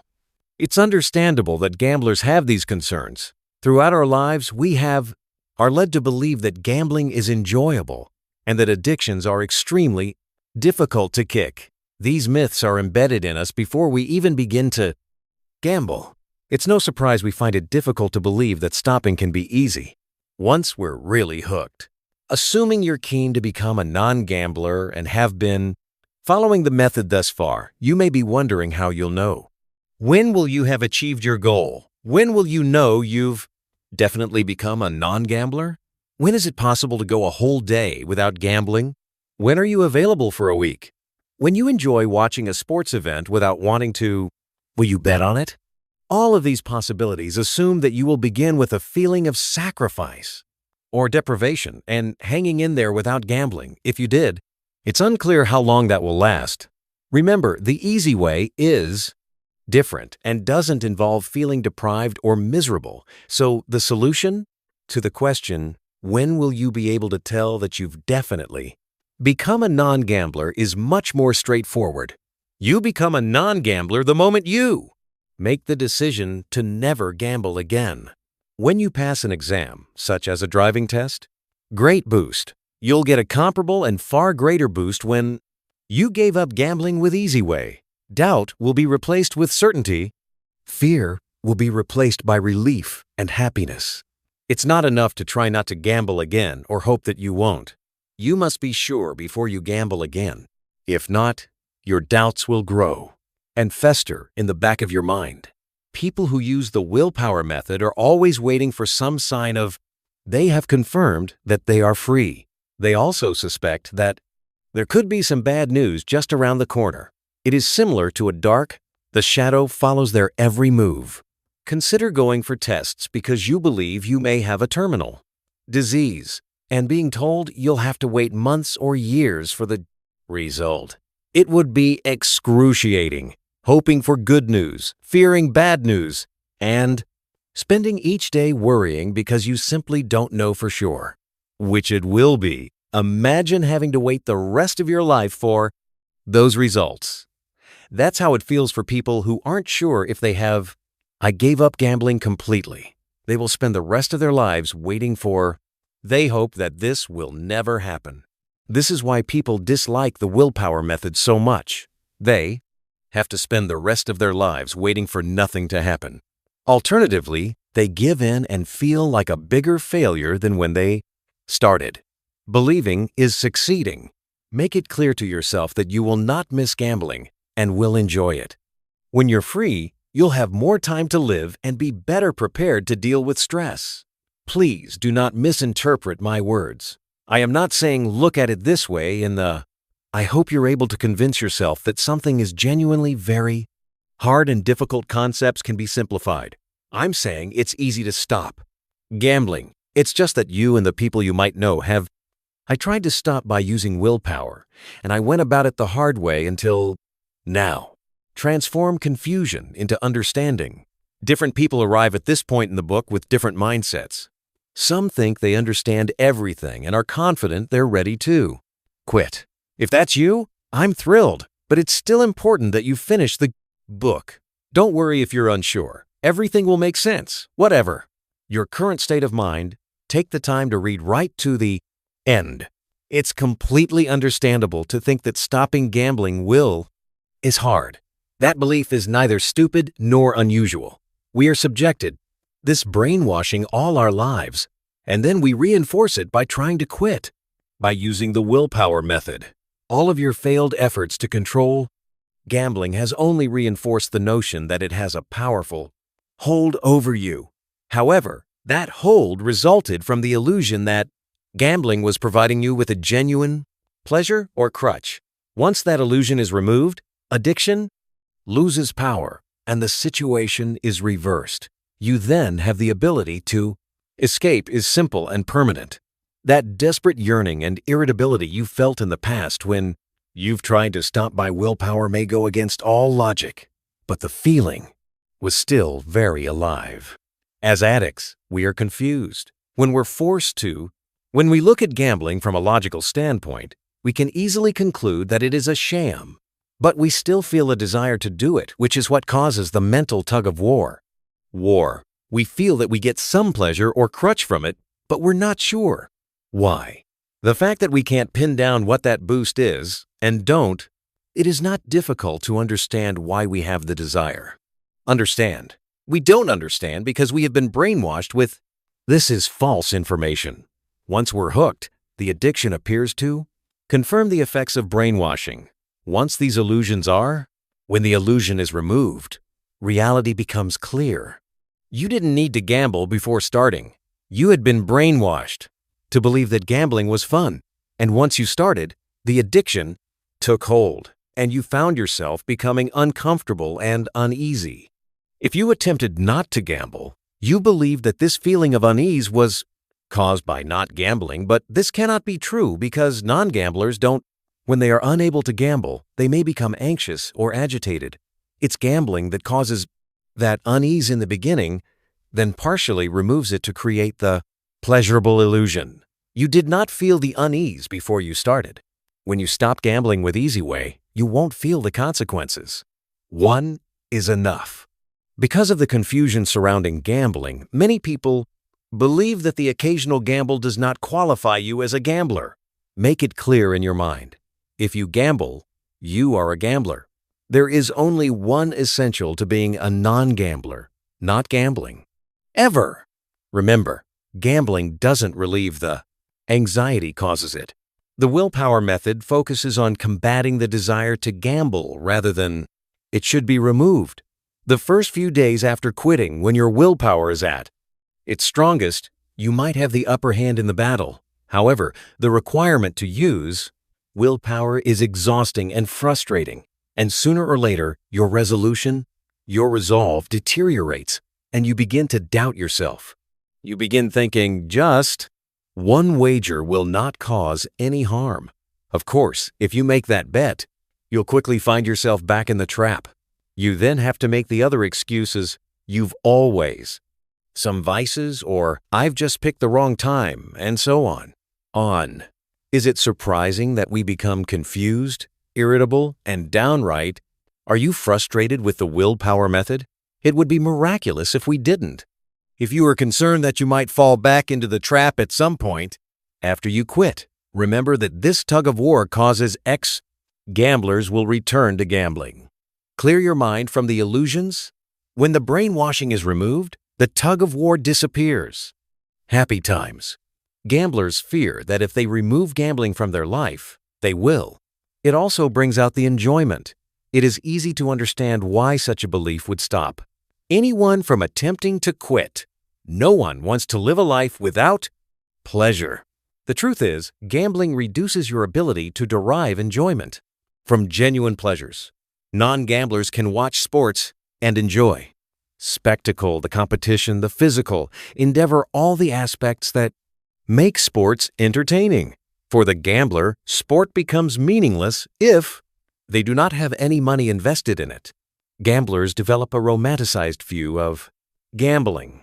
There have been genuinely enjoyable situations involving gambling. A quick analysis of all the details of these situations will show that there were other elements that made it enjoyable. The presence of friends, an exciting location, a special occasion, and so on. If you believe that such occasions were enjoyable because you were gambling, analyze them carefully and understand why.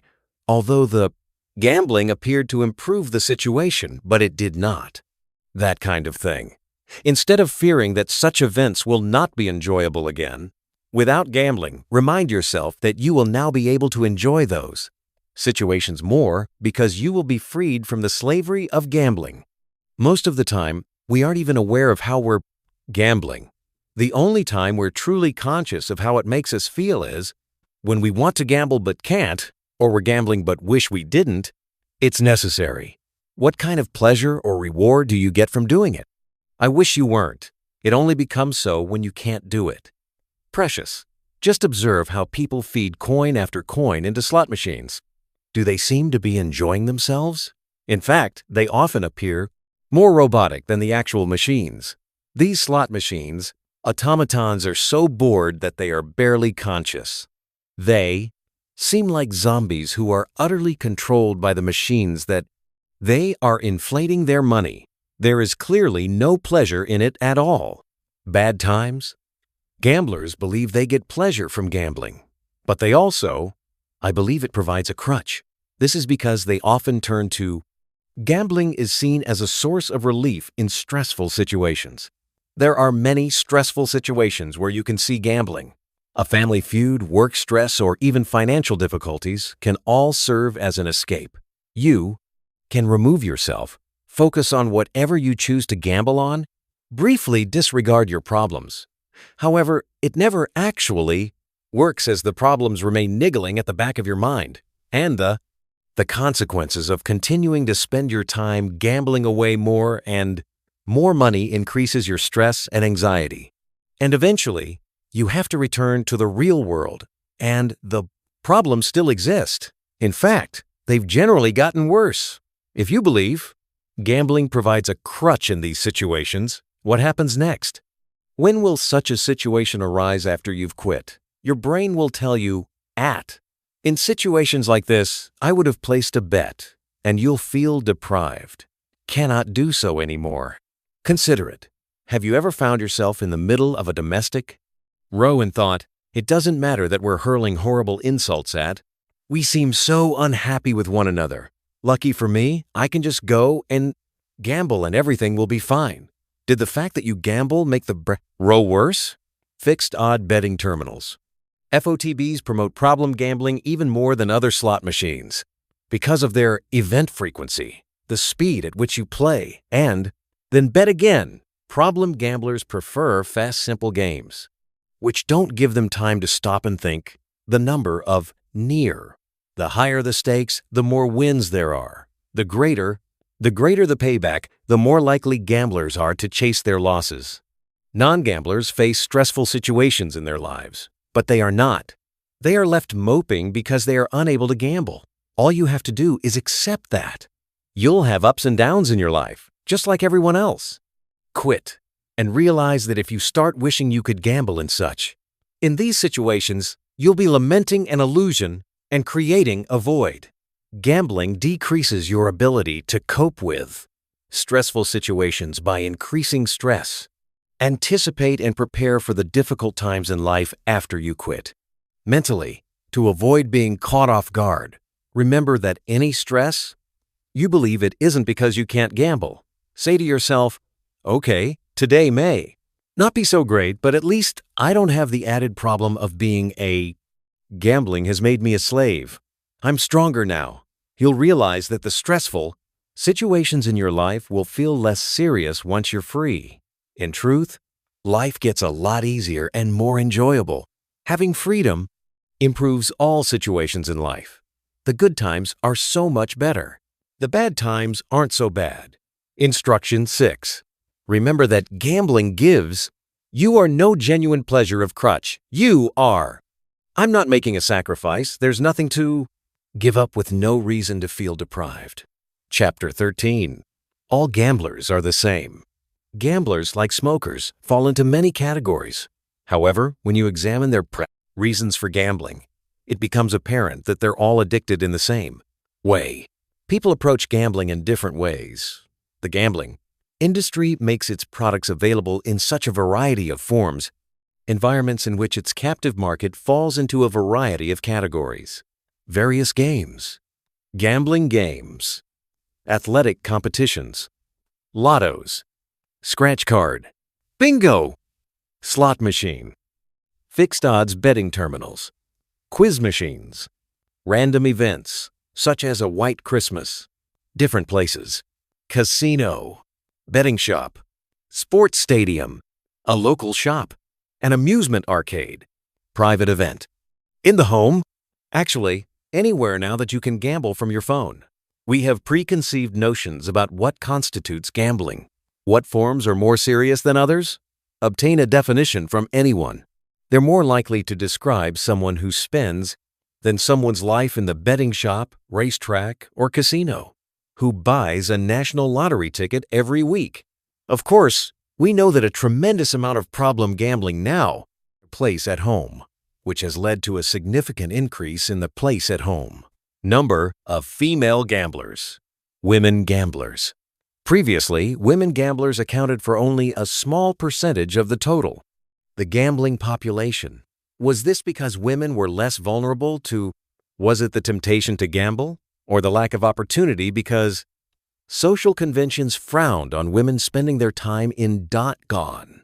Betting shops and other gambling environments, particularly in their own, the evidence of recent years definitively answers that question.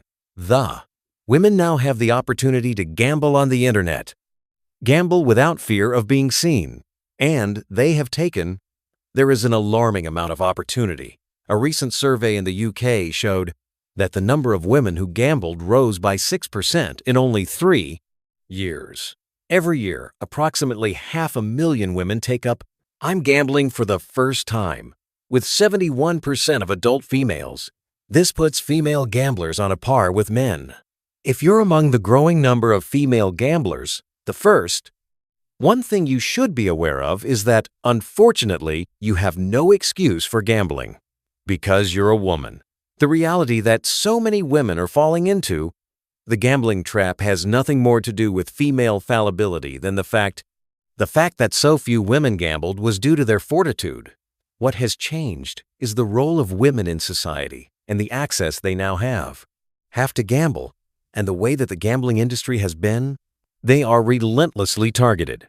Women have not only embraced the shift toward gender equality, men's vices such as smoking, drinking, and gambling in much greater numbers, but big gambling has also spent millions to boost the size of its market by targeting women with the message that gambling, it's glamorous, sexy, and enjoyable, as well as a good way to unwind. And women need to relax now more than ever, because has there been a change in expectations about women going out to work? There has yet to be a corresponding change in expectations about men sharing domestic workload.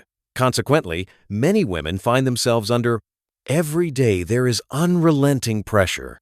In her own words, Alice, "My daily routine had been bothering me for a while. I'm 40 and I have 3 kids under the age of 10. I get up early, prepare breakfast for the kids, prepare their lunches for school. I need to ensure that they are properly dressed, have completed their homework, and have everything they need. Once they've left, I take the bus to work and arrive by 9 a.m. I work through lunch so that I can leave early to pick up the children I pick them up from after-school club at 5 p.m. and make them tea.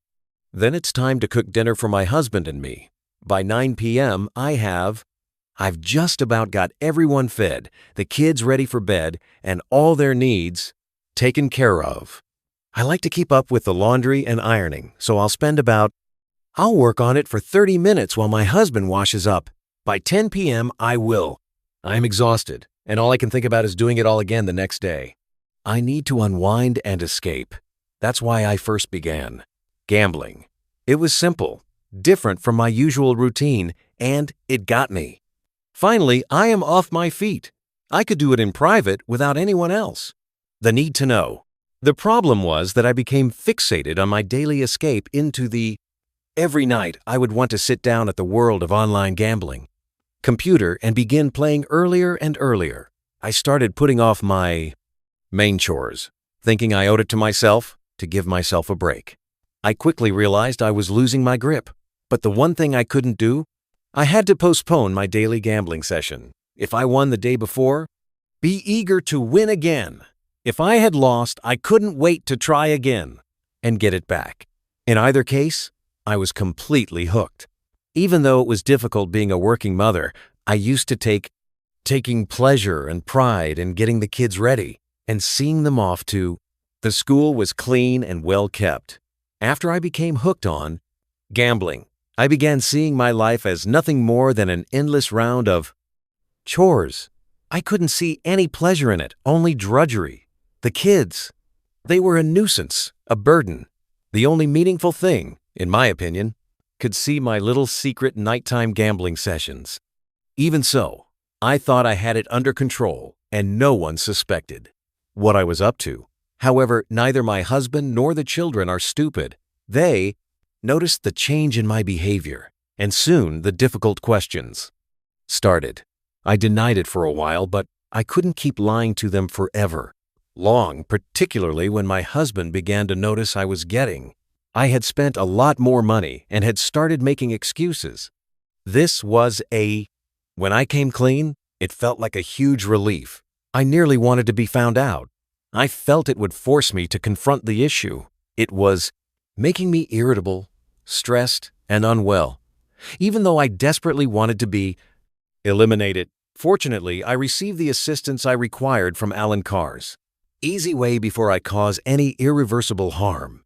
It's clear why Alice turned to gambling. She wanted something to help her relax and get away from her daily grind. Gambling appeared to be an ideal solution, as long as she was prudent and didn't. What could be the harm in spending beyond her means? Ironically, Alice's gambling did not provide an escape from her daily. It became her daily routine and everything she had considered.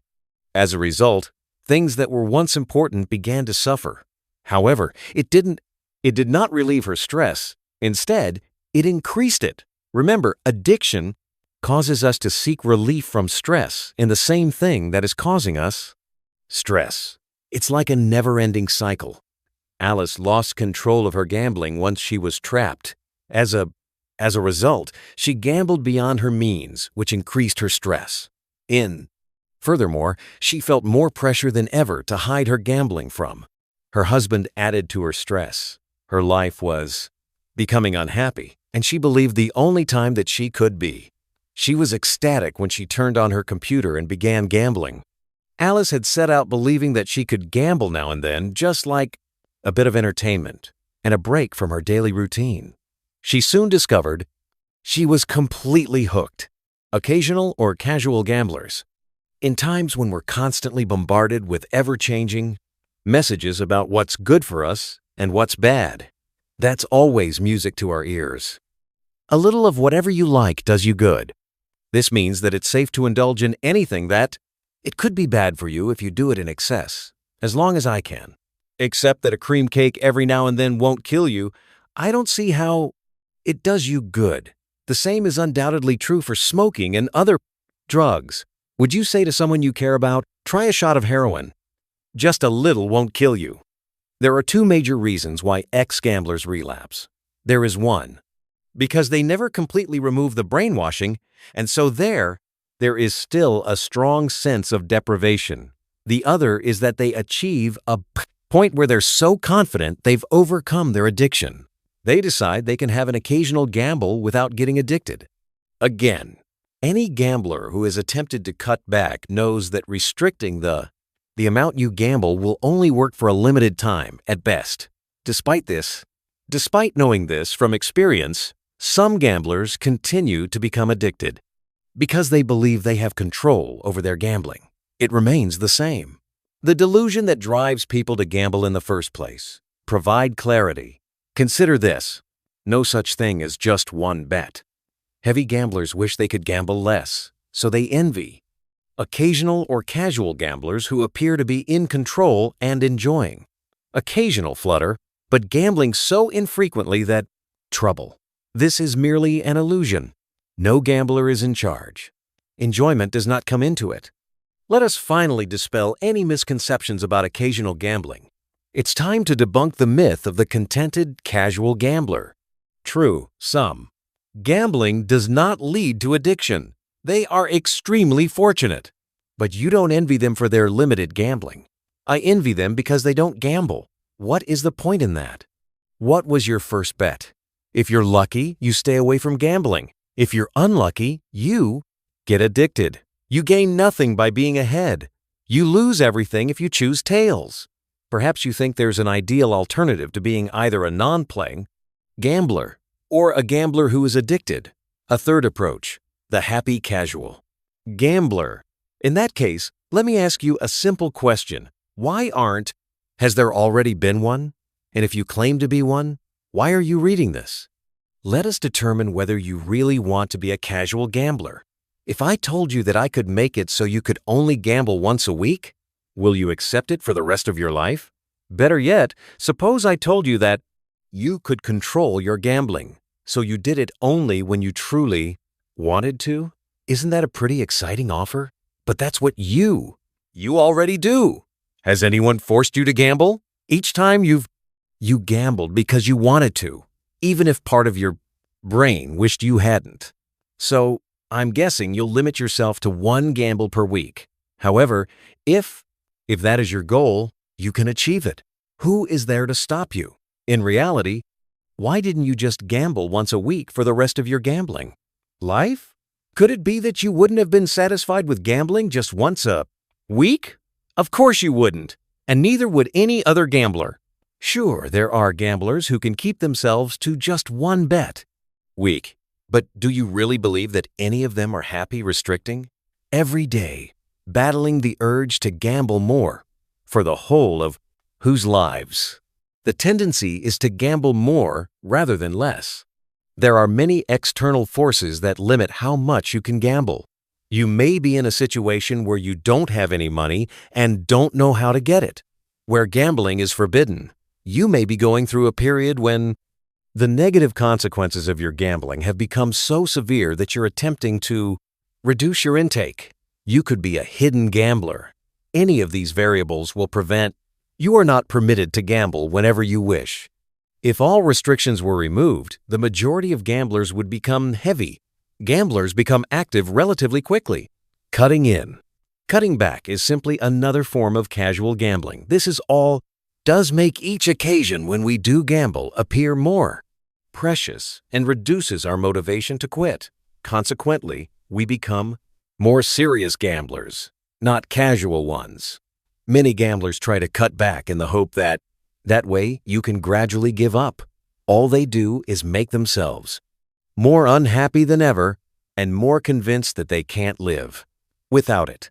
The vast majority of attempts to reduce result in the gambler is betting more and more often. My question to the casual gambler is this: what's the point of gambling at all? Do you believe you're getting genuine pleasure or a crutch from? Do you gamble on occasion? If that's the case, why the delay? Most casual gamblers suppress their desire to gamble further. They are still working under the illusion that gambling is an escape, and so, when their lives become more stressful, they can quickly transform into heavier gamblers. You may think it's nice to want to gamble on occasions only. Would it be better not to want to do it at all? The truth is, these casual gamblers are causing a number of serious problems for themselves. 1. They keep themselves addicted to gambling. 2.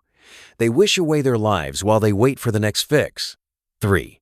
Instead of feeding their addiction whenever they feel the need, they force themselves to starve it and thus remain permanently restless. 4. They reinforce the notion that gambling is valuable and enjoyable. Heavy gamblers eventually lose the illusion of enjoyment. Each coin they put in the slot or chip they toss onto the table becomes automatic. It barely registers in their consciousness. When you watch these heavy, gamblers don't seem to enjoy what they do. Actually, they appear to be so tired of the monotony that they are barely alive. You will discover that the occasions when you enjoy gambling most always occur after a period of abstinence. This is because there's no true pleasure or crutch. Anything in gambling that is solely for the purpose of gambling, all of those gamblers enjoy is the temporary relief of the aggravation caused by the craving for the subsequent bet. Cutting back enhances the illusion of pleasure because the longer you enduring the craving, the greater the pleasure appears when you relieve that craving. If you believe that increasing the illusion of pleasure is a positive thing, please reconsider. The only way to increase the illusion of pleasure is to the source of the problem. It's similar to wearing tighter and tighter shoes to get taking them off provides additional relief. No gambler, even casual. Gamblers enjoy the stress of being a gambler, a constant. The urge to scratch an itch grows, and the more you scratch, the worse it gets. That's why cutting down is unsustainable and usually leads to gambling is more prevalent than before. Stoppers and starters. Heavy gamblers believe that casual gamblers have the best deal possible. There are worlds, but they are only an illusion. They do not gamble whenever they want to. They also don't have the wonderful joy of freedom. This also applies to stoppers and starters, another breed of gambler, often envied by heavy gamblers. These aren't strictly casual gamblers, but tend to be perceived in the same lighting. In fact, quite often they're very heavy gamblers, but instead, rather than being perceived as poor fools who continue to fall into the same trap, they're considered lucky people who have the enviable ability to stop. They can continue gambling whenever they want. Naturally, they don't like to appear stupid any more than the rest of us. They tend to encourage the misconception. Let's be clear, this is a lie. Consider the situation logically. Why are these people stopping? For the same as any other gambler, they don't enjoy being gamblers. Why do people change their minds after becoming non-gamblers? Decide to become gamblers again. There can only be one response to that. They do not enjoy being non-gamblers either. What sad people, neither happy as gamblers or as non-gamblers. It was the worst of all worlds. When they are gambling, they are envious of those who are not. They go through the trauma of stopping using willpower, but never become happy non-gamblers. So they begin again. Then they remember what made them stop in the first place. They're always unhappy. To be a happy non-gambler for the rest of your life, we must get into the right frame of mind. If you believe if you get genuine pleasure or benefit from gambling, you may never gamble again. However, you will feel deprived and vulnerable for the remainder of your life. What's going to stop you from gambling once? Wanting to gamble again and again? You may think, if Easy Way makes it easy to quit, what possible danger? Can there be some gambling now and then? Even if I get addicted again, you can simply use the method to quit again. If you want to continue, you haven't grasped Easy Way's concept of gambling. The main goal of this method is to remove your desire to gamble altogether, because if you want to do it just once, you will want to do it time after time. Even if you don't actually gamble, you still feel. You will not be a happy non-gambler unless you have a strong desire. You will feel deprived. You will be a miserable ex-gambler. This leads us to the most miserable. Everyone is a gambler. Secret gambles. Secret gamblers live their entire lives in a lie. Not only do they lie to themselves that they get some pleasure or crutch from gambling as well. They lie to those they care about that they are not gamblers. They are so ashamed of themselves that they don't want others to know. No, breaking a solemn promise to someone you love and trust is bad enough, but then you compound that by lying in order to cover up your failure is the most humiliating experience. Many otherwise sincere people are. Gambling has reduced me to this point. If you gamble openly, you can at least stand up and say you do so, because you have chosen to. As a secret gambler, you can't even adopt blatant self-delusion. You must admit that you are a pathetic slave. You live your life despising yourself. Do not forget the prosplas. The pitcher plant appears in Chapter 5. All of the different types of gamblers that I have described in this chapter: heavy or casual gamblers, stoppers and starters, and covert gamblers. They're all in the same trap. Don't envy any of them. Chapter 14. Nothing to fear. To achieve the certainty required to easily quit gambling permanently, you must overcome your fear of stopping. Approach the subject. Keep an open mind and strive to be relaxed, logical, and rational. Then your fears will break down. In Chapter 1, I explained how Easy Way works as the combination of unlock a safe. To use the combination successfully, you should understand all of the numbers and apply them in order. You may have discovered that. At the time, I found the information frustrating. You were eager to learn about the solution for your gambling problem, and the prospect of reading through the entire book may have seemed daunting. But you persevered, and now you're on the verge of becoming. Non-gambler is happy. You've come a long way towards reaching the state of mind required to quit and remain free for the rest of your life. Celebrate your accomplishments. Remind yourself, there is no need to feel miserable. In fact, you have every reason to be filled with excitement. You are freeing yourself from a prison that has you nothing but stress and misery, and you choose a life that will bring you more joy than you could imagine. Perhaps you believe you have no reason to congratulate yourself. The effects of your gambling problem are still present, and your debts have not been any smaller. Your lifestyle has not changed, and you're still struggling. Convince yourself that it will be as simple as I say. Viewing the real picture. In the context of quitting gambling, the fear of success is caused illusions. Many influences have placed these illusions in your mind. Each has a vested interest in your continued gambling. You've been brainwashed into believing that gambling is sexy, exciting, and enjoyable, and makes you happy when the reality is the polar opposite. You also fear that stopping will be difficult, possibly unbearable. You fell into the gambling trap easily, but assume that it will be extremely difficult to climb, as if the trap were a hole in the ground covered with branches and leaves that you unintentionally stumbled into and now find you're in over your head. But this is not the case. Though it may feel like a deep, dark hole, there is. No physical effort is required to escape. You simply have to make a decision. It's a simple decision between taking a step back or forward. You can choose to stay in the gambling trap for the rest of your life, going deeper and deeper into it, becoming poorer and poorer. You have the option of becoming more enslaved and miserable, or you can choose freedom. You were lured into the gambling trap by the illusions sold to you, by people who have a vested interest in receiving your money. You take a step back, and you discovered that it makes you unhappy. So now, all you have to do is choose the opposite. Take a step ahead. It's just like, that's it. However, perhaps you still have concerns. Some of our fears are instinctual. For instance, fear of heights or the fear of fire is an instinctive reaction that protects us from falling or burnt. Fear of getting out of gambling trap. The fear of quitting gambling is based on illusions. It's your choice.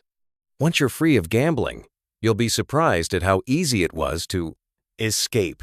You will live a much happier life, and your only regret will be not having escaped sooner. At the moment, you may feel trapped and unable to see a way out. But when you get out, you'll realize that all you had to do was take a step forward rather than a step back. It is as simple as that. To achieve success, you must remove all doubt. You should understand and accept that your fears about trying to live without gambling are illusions. In reality, there is nothing to be afraid of. Perhaps you wonder whether it's possible to know for sure that something will not happen. That is, even if you manage to quit gambling, how do you know you won't fall for it again? After all, the chances of being struck by a meteorite are infinitesimally small, but nobody claim with absolute certainty that it will never happen to them. That's right. However, you have a significant advantage over potential meteorite victims. If a meteorite will hit you, there is nothing you can do about it, whereas only you have the power to make yourself return to gambling. You have control, and once you've seen through the confidence trick that I kept you in the gambling trap, you'll never be taken in again. If you still have doubts and fears at this stage, don't worry, because everything is completely normal. You have been brainwashed into thinking you have to make tremendous sacrifices to become a non-gambler, that the process will be hard and miserable, and that even if you succeed, you'll forever be, I am tempted to gamble again. These are just illusions. Once brainwashing having been removed, you will be in the right frame of mind, and your fears will evaporate. My second directive was to keep an open mind. If you have done so, you'll realize by now that your concerns about stopping gambling were only illusions, and thus had no foundation. If you're unclear about this point, I urge you to go back and read Chapter 5. Continue through, allowing your mind to process everything.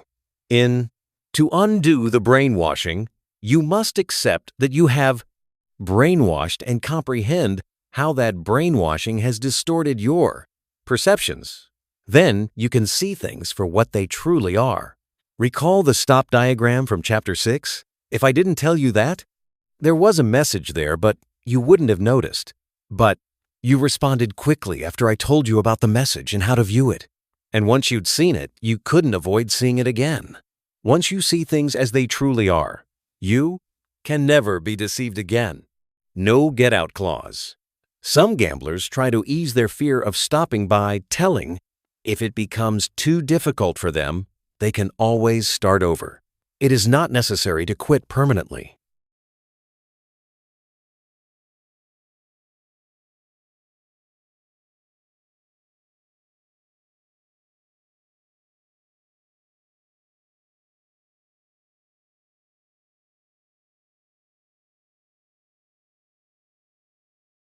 If you begin with that mindset, you're very likely to fail. Sooner or later, instead begin with the assurance that I am going to be free forever. To reach that certainty, you must. First, remove any fear or panic. Time to take control. You've already come a long way in the process of unraveling brainwashing that has kept you in the gambling trap and put yourself. You must be in the right frame of mind to escape. Now you'll start taking the practical steps that will help you become a happy non-gambler for the remainder of your life. Your first positive step was deciding to read this book. You have a choice to bury your head in the sand and continue stumbling further into the miserable slavery of gambling, or take positive action to resolve the issue. You made a wise choice. All I ask is that you keep making positive choices. As we proceed, there are 3 very important facts that I want. Remember this. 1. Gambling provides you with no benefits. It is critical that you understand and accept why this is the case, so that you never experience feelings of deprivation. 2. There's no need for a transition period. This is commonly referred to as the withdrawal period among drug addicts. But anyone who quits with Easy Way does not need to be concerned about the period of withdrawal. Yes, it may require time to repair the damage caused by your gambling problem, but the moment you stop gambling, you become liberated. You do not need to wait for anything to happen. 3. There is no such thing as just once or the occasional flutter. One bet is enough to turn you back into a gambler and must be seen for what it is: a link in a never-ending chain of self-destruction. Practical steps. Take a pen and paper and write down all of the activities that used to give you the most enjoyment before you became addicted to gambling.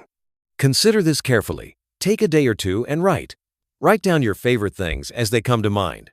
Concentrate on when you were most relaxed and happy and when gambling was the furthest from your mind. This will make you aware of what you truly enjoy and value in life. Your list might appear something similar to this: seeing friends, going for walks, going for a bicycle ride, having a pleasant meal, reading, going to the movies, doing or watching sports, gardening, listening music, Saturday morning lie-in. Plan activities with your partner or children. Know your enemy. Many addicts have the illusion that they will never be completely free. They tell themselves that their addiction is their friend, their source of confidence, their crutch, or even a part of their identity. So they are afraid that if they quit, they will not only lose their closest companion, they will lose a part of themselves. That anyone should come to consider something that is destroying them and making them unhappy as a friend is a stark indication of just how brainwashing significantly distorts reality. You grieve when a friend passes away. Eventually, you come to terms. The loss and life continues, but you're left with a genuine void in your life. You'll never be able to fill. You can't do anything about it. You have no choice but to accept the situation, which still hurts. Gamblers, smokers, alcoholics, heroin, and other addicts try to quit. They believe they are losing a friend because of their willpower. They recognize that despite making the correct decision to stop, they still experience a sense of sacrifice. As a result, their lives are incomplete. It's not a true void, but because you believe it is, the outcome is the same. They feel like they are mourning, dedicated to a friend.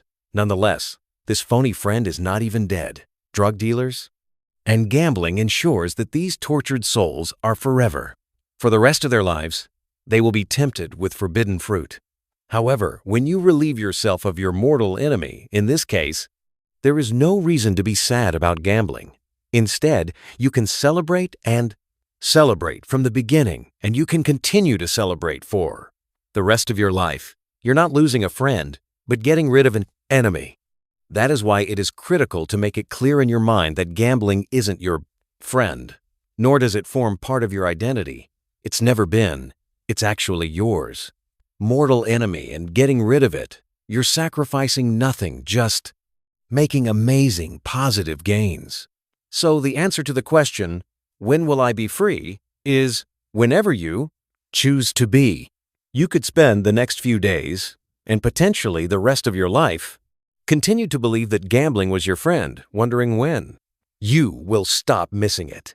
If you do that, you'll feel unhappy, and the gamble may never leave you, and you'll either end up feeling deprived for the rest of your life, or you'll end up returning to gambling and feeling, this is even worse.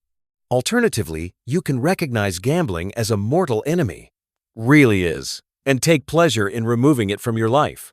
Then you need never crave it again. And whenever it comes into your mind, you'll feel elated that it's no longer ruining your life, and you'll have a wonderful sense of freedom. Unlike people who quit using the willpower method, you'll be happy. Think about your old enemy, and don't try to block it from your mind. In fact, you should avoid doing so. Trying not to think of something is a surefire way to become obsessed with it. If I say not to, what comes to mind first when you think of elephants? Exactly. There is no reason to try not to think about gambling. To think about it properly, you need to replace the illusions of gambling on the reality of having your life dominated by this awful addiction. Enjoy thinking about it and rejoice in your freedom. Reprogram your brain. I ask you to approach this process in a relaxed, rational, and open manner. Mind, as that helps you understand the gambling trap and the little. When you don't feed your desire to gamble, you become a monster who complains. The little monster will grumble for a few days following your final bet. Away, sending messages to your brain, which it wants you to interpret as, I want to gamble. However, you now understand the true picture, and, instead of gambling, pause for a moment if you are feeling panicked because you are unable to gamble. Take a deep breath. There's nothing to worry about. There is no pain. The feeling is not bad. It is the suffering that gamblers endure throughout their lives. In the past, your mind interpreted the little monster's pangs as, I want to gamble, because it had every reason to think that gambling would relieve the empty, insecure feeling. But now you understand that gambling, rather than alleviating, exacerbates that feeling. Just relax and accept the feeling for what it really is. The little monster's death throes? Remember that non-gamblers do not have this problem. What is this? Gamblers suffer throughout their entire gambling careers. It's great to be free. Withdrawal pangs will then cease to, I feel like pangs, and will turn into moments, pleasure. You may find that, especially in the first few days, you forget that you've decided to quit. It could occur at any time. You decide, I'll go have a bet. Then you realize you are no longer a gambler. You wonder why when you thought you had reversed the brainwashing. Such times can be critical in determining whether you succeed or fail. When you react incorrectly, the consequences can be disastrous. Doubts can surface. You may start to doubt your decision to quit and lose faith in yourself. If you respond appropriately, they can serve as confirmation that they've really kicked it. Don't be concerned about these issues. Simply remain calm and, instead of thinking, I can't or mustn't do it, think, isn't it fantastic? I don't have to. That's no longer true. I'm free. The mental associations between certain everyday things, such as sports, and gambling can linger after the little monster's death, and this undermines the attempts of gamblers to quit with the willpower method. In their minds, they've built a massive case against gambling, decided to become a non-gambler, and they've managed to go for long without gambling, but on certain occasions, a voice says, "I want to gamble." They still haven't killed the big monster. Consider gambling a source of pleasure or a crutch. Although you will no longer have the illusion of being deprived, however, you must still prepare for these situations. If you momentarily forget that you no longer gamble, that is not a bad sign. Good one. It is proof that your life is returning to the happy state you were in before you got addicted to gambling, when it didn't dominate your whole life. Anticipating and preparing for these events, you'll be prepared. You will be dressed in an impregnable armor. You know you've made the right choice, and nobody will be capable of causing you to doubt it. So, instead of being the cause of your downfall, these moments can provide you with strength, security, and immense pleasure, reminding you about how wonderful it is to be free. Chapter 15. Taking control. Gamblers hate the confusion of sensing that they're not in control. Taking control is easy when you base your choices on facts, not illusions. Although we are constantly bombarded by misinformation designed to make us gamble, all gamblers are aware of the many good reasons not to. The frequent attempts to stop or cut down are driven by one or more of these reasons, but it's only when you succeed in stopping that you realize the greatest gain is to escape from slavery. Gamblers don't like to think of themselves as slaves. Heavy gamblers tend to be strong-willed people who've enjoyed a high degree of control over most of their lives, and they find it particularly frustrating to have to admit that gambling is controlling them. They believe they should be able to conquer their problem through sheer force of will, and when they can't, it leaves them feeling frustrated, depressed, and short-tempered. Some gamblers are so fearful of stopping that they go to great lengths to shut out from their lives anyone or anything that might pressurize them to do so, and close their minds to the terrible effects of being a gambler. Though they know and hate the fact that they're not in control, they refuse to confront the most severe and misery-inducing effect of all, the sheer slavery. Money is the most common reason gamblers give for wanting to quit. Throwing away thousands of pounds that you cannot afford is always going to lead to severe stress and misery, and the average gambler can expect to lose around 50,000 pounds in their lifetime. You may be reading that figure wishing, if only it was that little. However much money you've already wasted on gambling, the really good news is that very soon you'll never have to throw away another penny. How marvelous to be free to spend your money on things that will bring genuine pleasure to you and those around you, rather than being forced to squander it on something you wish you didn't do. The social effects of gambling are also a common reason for wanting to quit. The effect that gambling addiction has on your moods and behavior, and how that affects family and friends, can be devastating, and if you're fortunate enough to quit before it's too late, then you can avoid the additional misery of seeing your relationships disintegrate irretrievably. However, the money and the chance to rebuild your relationships with friends and family should not be your main motivation. If they were motivation enough, you'd already be free. I want you to stop gambling for one reason, and one reason alone: the purely selfish fact that you'll enjoy your life so much more as a non-gambler. The money, the relationships, the return of your self-esteem, the fact that you'll be less stressed, more relaxed, and happier are all wonderful bonuses to enjoy when you achieve what you have set out to achieve, to be free. Ask a gambler why they gamble, and they'll nearly always react defensively and negatively. They can't seem to find reasons why they do, but resort to excuses for why they haven't been able to stop. I can afford it. I make sure it doesn't affect my family. It's my only vice. Defensiveness is a sure sign of someone who knows they're not in control. The key that will enable you to get free is the realization that you no longer need to be a slave to gambling, that you'll enjoy life more, that you'll be able to deal better with stress. And that far from having to go through some terrible trauma in order to escape, you'll be a happy non-gambler right from the moment you make your decision to stop. And most importantly of all, you will not miss it. You'll look back on your days as a gambler and rejoice in your newfound freedom. The freedom to look upon other gamblers, not with envy or deprivation, but with genuine pity, just as you would look upon a heroin addict. The greatest gain to be made from becoming a non-gambler isn't so much the money or the stability, although they're fantastic bonuses, but no longer having to despise yourself for being a slave. It's a freedom that all gamblers wish they could enjoy. One of the ingenious illusions of the gambling trap is that you're in control of what you're doing because you weigh up the odds, study the form, size up the opposition, examine the conditions, and then seize the moment. The truth is that the odds are always loaded against you, and the only decision that really matters is whether you gamble or not. Funnily enough, when it comes to this decision, gamblers become aware that they're not in fact in control. They're very familiar with all the powerful reasons not to gamble, yet they feel powerless to resist the urge.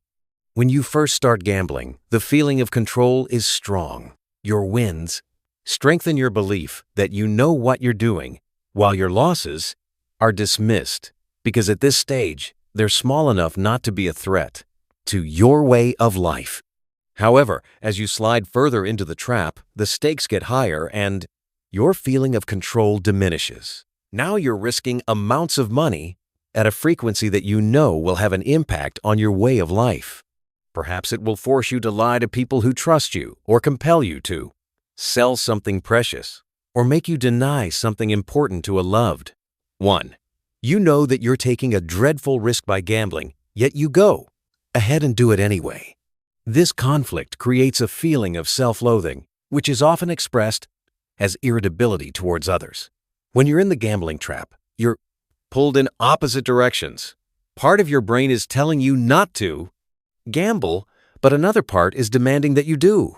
It leaves you in a state of anxiety and confusion. If you want to stop, why can't you just stop? With other things in life, you know that if you wanted to stop and had very good reasons to do so, you would immediately. So why can't you? Apply the same control with gambling? The answer is clear. You're not in control. There's a force controlling you, compelling you to make choices that go against your instincts. That force has a name: addiction. Gamblers believe they choose to gamble. After all, nobody's holding a gun to their head. Surely, every time you place a bet, you're exercising your own personal choice? But are you in reality? You're reading this book because you want to stop. If you had the choice, you would therefore choose not to gamble.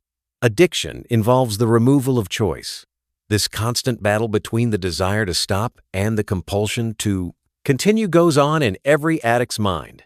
It's confusing and makes us feel foolish and pathetic. Nobody likes to feel that way, so we go into denial. We bury our head in the sand to try to avoid the painful truth about what we've become: a hopeless, pathetic slave to gambling. Instead of facing up to this unpleasant reality and doing the one thing that will free us, stop gambling, we search for excuses to continue. We delude ourselves that if we got into this mess through gambling, we ought to be able to get ourselves out of it in the same way. We still hope, desperately, that we can regain control and use gambling to restore everything we've lost. The more we convince ourselves that gambling is the answer to our problem, the more addicted we become, and the more we lose. We find ourselves in a truly bizarre situation, believing that gambling is both the problem and the solution to that problem. Only when you face up to your situation and admit that you've lost control can you escape from the trap. In order to take control, you have to recognize and understand that gambling controls you, not the other way round, and that gambling isn't the solution to your misery, but the cause. Once you've quit and are enjoying life again and coping better with stress, you'll no longer have to block your mind to the terrible consequences of gambling. On the contrary, one of the huge bonuses of quitting is that you'll no longer need to worry about them. Cut your losses. Most gamblers see their situation as an ongoing game. At any given time, they may be up or they may be down, but the game isn't over. How many times have you won money only to blow it all again? As singer Gladys Knight said, winning is the worst thing that can happen to a gambler. Winning keeps you more firmly trapped than losing. It reinforces the illusion of pleasure and the illusion of control. When we win, we put it down to skill. When we lose, we blame bad luck. When you lose, it's easier to see the negative effects that gambling has. Even so, the last thing you want to do when you're down is walk away. Even when our losses are catastrophic, we regard them as part of an ongoing game, and we kid ourselves that if we keep playing, we have a chance to win it all back. Such is our fear of life without gambling that stopping seems unthinkable. If I stop while I'm down, everyone will know I'm a loser. They'll want to know where the money's gone, and I'll have to admit the truth. All I need is a few breaks and I can put my life back together again. I just need my luck to change. I've invested so much time and money I can't walk away now with nothing to show for it. The fear of being found out, the shame of wasting all that time and money, not to mention the emotional investment and having nothing to show for it. The misguided belief that gambling could still provide your escape. These are all common among gambling addicts. Non-gamblers don't suffer these feelings. They're caused by gambling. As long as you believe that any one of them is a reason to keep gambling, you'll continue to slide deeper and deeper into the trap, like the fly in the pitcher plant. Unlike the fly, you have one distinct advantage. Once the fly is on the slippery slope, escape is impossible. You, on the other hand, can escape anytime you choose. You simply need to see through the brainwashing, remove the illusions that create the desire to gamble and stop. Only by stopping can you take control. The more you gamble, the more desperate your situation becomes. Once your own money runs out, you turn to friends or family for loans. You don't want them to know that you need the money for gambling, so you lie about your reasons for borrowing. When you lose that money and can't pay it back, you have to find someone else to borrow from. Pretty soon, all your options are exhausted. You know you're in a desperate situation, but you tell yourself that you can solve it all if only you could get a few breaks. Your luck has to change soon, but you need to find some more money from somewhere. What have you gone without to fund your gambling? What have your loved ones gone without? It's no surprise that a high percentage of problem gamblers end up committing crimes to fund their addiction. In many cases, these crimes are committed against people they're close to, friends, family, business colleagues. This has a devastating effect on your self-esteem, and the fear of being found out puts you under terrific stress. Your health suffers. You find it hard to concentrate at work. You have no time for your loved ones, and you lose the ability to enjoy the real pleasures in life. Millions of people all over the world know how this feels, and yet they suffer it alone. The terror of having to face all those people they've lied to and stolen from makes gamblers do everything they can to conceal their predicament, and that often means suffering in silence. It's a tragic situation with a tragic ending.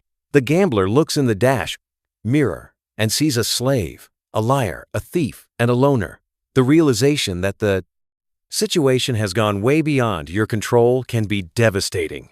We know we can't pull the wool over people's eyes anymore, and that our pathetic, shameful situation is going to be laid bare. The tragic fact is that some people choose the only alternative they can see: suicide. I am not trying to shock you into stopping. I merely want to point out what you're letting yourself in for if you continue to allow yourself to be controlled by gambling. You're in a prison and there's no way out through gambling. There's only deeper despair. But fortunately, there is an easy way to escape. It's time to see your situation as it really is. Each bet merely pushes you further into the trap. It's time to take control. It's time to stop. Enjoy breaking free. Remember, your fear isn't relieved by gambling. It's caused by it. You've nothing to fear from stopping. There are only marvelous gains to be made. Think about the fly in the pitcher plant. You could set it free by encouraging it to fly out while it still has the chance. This book is doing the equivalent for you. Think about how a non-gambler sees you. They see all the harm that gambling is causing you and think, why don't you just stop? Then you'll no longer have the problem. It's the same thing we all think when we see a heroin addict. It's obvious that each time they inject the drug into a vein, they're not curing their problem but making it worse. The only thing that will end the problem for them is to stop taking heroin. This is your chance to fly free. In fact, you can fly free anytime you choose, so why wait? You have nothing to fear. Remember, misery and degradation are guaranteed as long as you stay in the gambling trap. Escape, and you can. Take control of putting your life back together. You'll be amazed by how good it feels to be free from the slavery of gambling. The benefits are enormous. More self-respect, more time for work and play, a greater ability to concentrate, a greater ability to cope with stress, being able to enjoy genuine pleasures again, a healthier lifestyle, a sharper, brighter, happier state of mind, real control over your life, relationships rebuilt, ending the loneliness, more confidence, more money, more freedom. Your moment to take control and escape from the gambling trap has arrived. Congratulations! You should be feeling excited. Enjoy the process of escape. Look forward to all the benefits you're about to receive. And whenever the thought of gambling enters your mind, don't feel miserable because you can't think, yep, I don't have to do that any more. I'm free. Chapter 16. Withdrawal. When you quit with Easy Way, the withdrawal symptoms become a source of pleasure rather than pain, as drug addicts fear that they will have to go through a painful period of withdrawal after they stopped and the chemical left their body. Gamblers are also concerned that they will be unable to control their cravings. In fact, the physical withdrawal symptoms are so minor that they are tangible. The same holds true for the most addictive drug of all, nicotine. We only believe withdrawal is severe because of the trauma people suffer from. The willpower method, but that is psychological, not physical, and with Easy Way, you can completely avoid this. I've explained that the sole reason a gambler continues to gamble is to alleviate the withdrawal symptoms. So if those pangs are so slight, that almost imperceptible, why do gamblers find it so difficult to tolerate the product tried? Cravings when they give up on willpower. Let's make a comparison to smoking. Every night, millions of smokers, they manage to sleep soundly for 8 hours, and when they wake up, they were not in agony after going so long without their medication. If the withdrawal symptoms were so severe that they would wake up during the night. However, most smokers wake up, dress, and eat breakfast before lights come on. Not only do they get by quite happily without any, they are completely unaware of any physical discomfort. Gamblers are not immune to this. When you get up in the morning, you are in agony because you have not gambled in a long time. Perhaps you do not expect to experience any physical pain because gambling does not involve a substance like nicotine, which causes a reaction in body. However, gambling works in a similar way, causing a chemical change in your brain. When you quit gambling, your brain sends out the response is interpreted as, I want to gamble. There is no physical pain when you wake up in the morning. Sure, you may be looking forward to the next time you can gamble, and if someone stood in your way at that point, preventing you from doing so, you would most likely become enraged. But this is not a reaction to physical pain, panic at the prospect of deprivation. When you are confident, this panic subsides once you place your next bet. If it were physical pain, would be present all the time, like a toothache. Avoiding panic. Most gamblers are aware of the panic feeling that occurs when they have no idea when they'll be able to gamble again. It's as if A smoker is running out of cigarettes. Smokers go to great lengths to replenish their supply, they frequently walk through the rain late at night. Stock up on their personal crutch. Gamblers will also go to extraordinary lengths. To ensure that they are not denied the opportunity to gamble, they sneak out of the house, lying about where they're going, and even putting themselves into there are dangerous situations. However, occasionally you meet a gambler who claims not to know the panic feeling. They're not all lying. We know gamblers lie to others and to themselves, but some genuinely never feel this panic of not knowing where their next bet will come from. The simple reason is that they're so afraid of discovering themselves in a position, and they take every precaution to make sure it never happens. In other words, far from being less impacted by the panic than most, gamblers are particularly consumed by it. The truth is, gamblers who are denied the opportunity to gamble experience panic feeling. Keep in mind, however, the withdrawal from gambling does not cause physical pain. You may object to this. Maybe you have read about withdrawal from gambling and seen lists of the physical effects it can cause.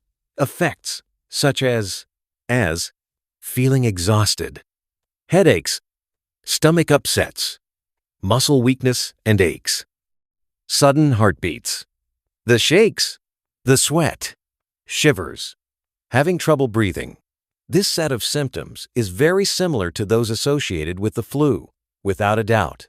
You've had the flu several times in your life, and you probably expect to obtain it again, but the prospect of doing so does not cause panic. Despite that, although the flu can make you feel terrible, it is not an unbearable pain. In fact, we are extremely well prepared to deal with pain. Try it for yourself. Squeeze your thigh, digging your fingernails in, gradually increasing the prostate pressure. You'll discover that you can bear quite a severe level of pain without any feeling of dread or panic. That's because you have control. You understand what's causing the pain, and you know that you can stop it whenever you make the choice. Repeat the exercise, and when the pain is as much as you can bear, try to imagine that it wasn't you who caused it, but rather that it had just suddenly, you had no idea what was going on or how long it would last. Imagine the pain in your head or chest. You should immediately panic. Pain isn't the problem. The problem is the fear and panic caused by pain. Induces if you don't understand why you're feeling it and there may be consequences. In fact, we frequently panic at the slightest sensation of discomfort if we don't know what's caused it and fear it may be something terrible is about to happen. Gamblers suffer withdrawal pangs. Time is what keeps them gambling. Observe gamblers, especially those who are denied the opportunity to gamble. They'll be uneasy and fidgety. You will notice small nervous tics. They'll always be doing something with their hands or grinding their teeth. This restlessness is caused by an empty, insecure feeling, which can, if frustration, irritability, anxiety, anger, fear, and panic develop quickly, they're unable to gamble. Make it clear in your mind that gambling does not cause this feeling. Let it go. You do not have to feel deprived if you understand that. When you come to a complete stop, if you continue to gamble, you will suffer that empty, secure feeling for the remainder of your lives.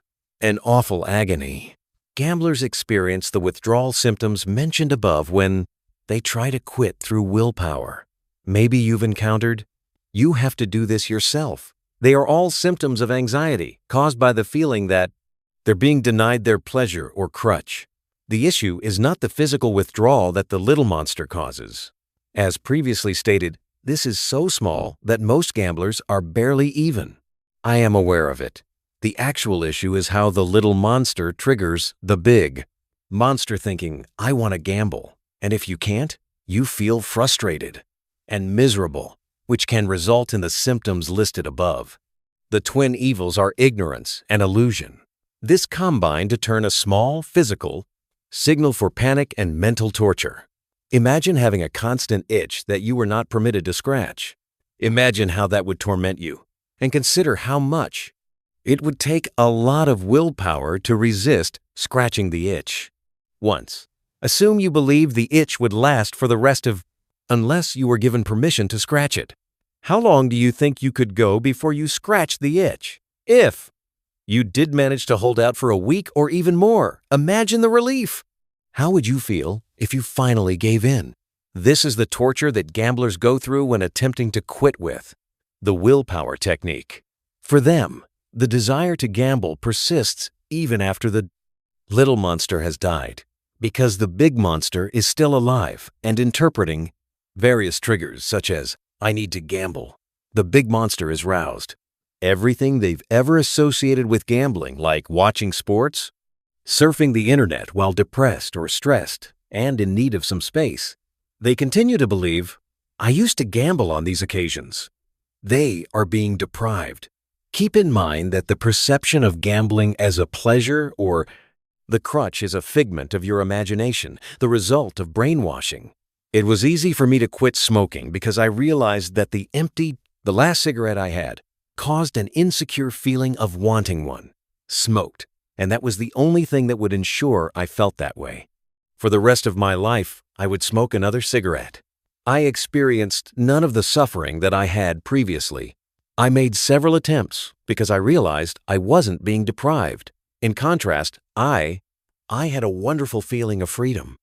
The same thing is true for you in gambling. After you have accepted that the pleasure or crutch is just an illusion, you will not feel deprivation. As a result, there is no pain or torture. Just a wonderful sensation of freedom, the pleasure of withdrawing. After you've made the decision to quit, you may experience withdrawal symptoms for a few days while your brain and body adjust. Remember, this isn't physical pain, it's the little monster demanding to receive nourishment. It is a mild, empty, slightly insecure feeling that can be a bit disorientating. However, no matter how light it is, it should not be ignored. It's important to remember that the little monster was, you started gambling, and it has continued to feed on you have placed another bet. When you stop gambling, you cut it off. The food supply is depleted, and the evil monster begins to die. In its dying moments, the little monster will try to entice you to feed it. Imagine this parasite becoming increasingly weaker and enjoy starving it until it dies. This way, the pangs will no longer feel like withdrawal gives way to moments of pleasure. Keep this mental image with you at all times, and don't respond to its death throes by thinking, "I want to gamble."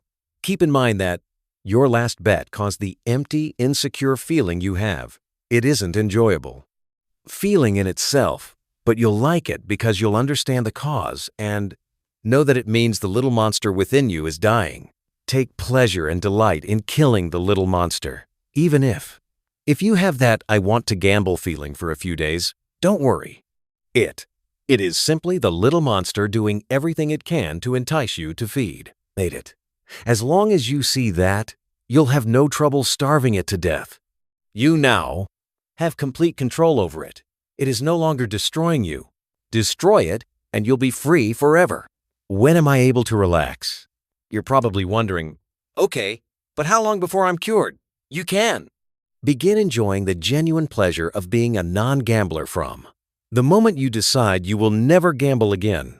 However, unlike the easy way method eliminates the need to wait for anything, the duration it takes for the chemicals in your brain to return to normal. Levels can fluctuate, but there is no need to wait. You can get started right away.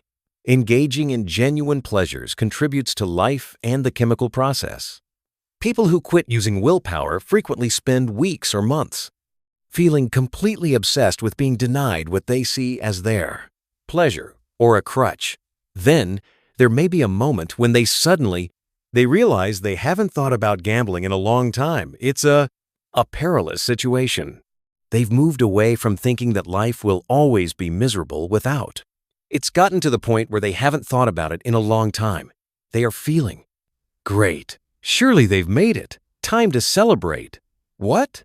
What harm could it do to reward themselves with a simple flutter? If they're foolish enough to succumb to this temptation and place a bet, they will revive the little monster. who will begin to demand that they insert another. Panic returns. They do not want their efforts. To stop being derailed so easily and for nothing, they draw on all their willpower and resolve not to gamble again. However, sooner or later they will regain their confidence and be tempted again. And this time they can say to themselves, I did it once before and I didn't get hooked, so what's the harm in doing it again? Does this ring? Do you hear anything? They're falling into the same trap again. Please note that this pattern only applies to the willpower method. When you quit with Easy Way, you won't feel deprived and it's completely free. You can relax as soon as you make the decision. Never place another bet because you know that you're not making any sacrifice. And instead of interpreting the pangs of the little monster as I want to gamble and then thinking, but I mustn't or I can't, you say think to yourself, this is how gamblers always feel. It's what holds them. Gambling. Non-gamblers do not experience this feeling. Isn't it wonderful I am? As a non-gambler, the feeling will soon pass and I'll never have to suffer it once more. Yippee! I'm free. Addicts who quit using the willpower method, however, I'm never sure if they kicked it. Make a decision at the moment of truth. I will never gamble again. Soon you'll stop gambling. If this idea makes you, when you're in a panic, remind yourself of these simple facts. The gambling industry relies on panic to keep you interested. Gambling does not alleviate panic. Rather, it causes it. Take a moment to collect yourself. Is there really any reason to panic? There is nothing bad that can happen if you stop gambling. If you don't, horrible things will happen. In a matter of days, you'll feel stronger both physically and mentally. You'll have more money, energy, confidence, and self-assurance. Respect. Enjoy this wonderful freedom right away. Waiting to see if they succeed is one of the reasons gamblers who try to stop using the willpower method find it so difficult and why they never feel completely free. You become a non-gambler when you stop gambling. What you are achieving is a new frame of mind, an understanding that gambling, nothing for you, and by not gambling, you're freeing yourself from slavery, misery, and degradation are all ways of life. Replace any panic you may have felt with excitement and anticipation. You no longer have to be evasive, secretive, or dishonest. You are about to discover the pleasure of having nothing to hide. Rejoice! This is going to be one of the best experiences you've ever had, and it will have a significant positive impact on the length, quality, and enjoyment of your future life. You are about to become free. Chapter 17. Preparing to quit. You've received nearly all the information you need to free yourself from. Gambling is simple, painless, and permanent. Now, you only have to choose your moment. By now, you should be eager and excited about stopping. Your frame of mind should be great. There's no reason to gamble any longer. We have reversed the brainwashing and dispelled the illusions that led. You believe that gambling provided you with both pleasure and a crutch. We've replaced. They are confronted with the reality. Gambling has no benefits whatsoever. You have every right to celebrate. You are about to walk free from an evil trap which has kept you imprisoned and ruined your life, making you unhappy, confused, afraid, and angry. You're about to reclaim control of your life and banish those feelings of slavery, powerlessness for good. You'll soon stop gambling. You are about to discover unbridled joy of having nothing to hide, having time for the people you love, doing what you enjoy, and having control. As you forgot how to enjoy life's genuine pleasures while you were caught up in the gambling trap. You're about to reclaim a significant part of your life. You have every reason to be ecstatic. There are two common events that prompt attempts to quit. One is a traumatic event, like your partner discovering your problem, or the financial blow. The other one is a special day, like your birthday or New Year's Day. I call these meaningless days because they have no bearing, other than providing you with a target date for your gambling. Make an attempt to stop. That would be fine if it helped. Meaningless days can cause more harm than good. Meaningless days encourage us to go through the harmful cycle of half-hearted attempts to quit, causing feelings of deprivation, followed by the sense of failure that reinforces the belief that stopping is difficult, maybe even impossible. Of course, gamblers spend their lives searching for reasons to postpone the dreaded day. Days that have no meaning provide the ideal excuse for saying, "I will quit, just not today." There are days when something shakes your world and you respond by saying you need to get yourself together. However, during these stressful times are also when your desire to gamble grows the strongest because you think of gambling as a crutch.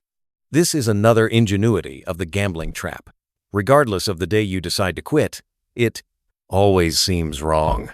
Some gamblers use their annual vacation to quit, believing that they will be able to cope better away from the everyday stresses of work and home, life, and the typical temptations to gamble. Others select a time when there are no major events coming up that may tempt them to gamble. These approaches may be effective for a while, but they leave a lasting doubt. Okay, I've coped so far, but what about when I return to work? When is that big event coming up? When you leave Easy Way, we encourage you to go out and enjoy life and handle stress immediately so you can prove to yourself from the start that, even when you feared you'd find it difficult to cope, without gambling, you are content to be free. So, when is the ideal time to quit? What if you saw someone you love? They repeatedly injure themselves. How would you respond to them? Please stop. If they knew about your gambling, they would tell you that. A problem. You already have everything you need to quit. Just like an athlete on the blocks at the start of the Olympic 100 meter final, you're in peak, conditioned to achieve the greatest accomplishment of your life right now. Consider all of the benefits. Life free of slavery, dishonesty, misery, anger, deception, and self-blame. No more scratching around for money to feed your addiction. No more lying to people about what you need it for. No more hiding yourself away in darkened rooms.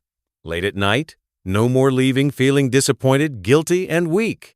Because your most recent bout of gambling has not done you any good at all, it happened exactly as you had predicted. Instead of all the misery, you can look forward to living in the light. With your head held high, enjoy open, honest relationships with the people around you, feeling in charge of how you spend your time, money, and finding enjoyment in the genuine pleasures that you enjoyed before you began to gamble. With so much happiness to gain and so much misery to overcome, what's the point in waiting? It's time for my 6th lesson, the 7th instruction. Don't wait to stop. Now is the time. If this is not how you feel, if you have doubts about what you're going to, do not worry. It simply indicates that you haven't understood something, and you must go back and reread it until you understand. To assist you, examine the code word rationalized in the table below. This serves both a reminder and a checklist. Examine each item and consider these questions. Do I understand what you are saying? Do I agree? Am I following along? If you have any doubts, reread the relevant chapters. Easy Way makes it simple to stop. All you need. Follow the instructions and you'll succeed. You've already done the hard work to get yourself in the right frame of mind. Your training and preparation are nearly completed. You're completely prepared to succeed in something that most former gamblers regard as the most significant achievement of their lives. If you feel like a dog pulling at the leash, you're eager to get started, which is fantastic, but you still need to concentrate well on the book's remainder, tightening the loose ends. You'll soon make the decision to never gamble again.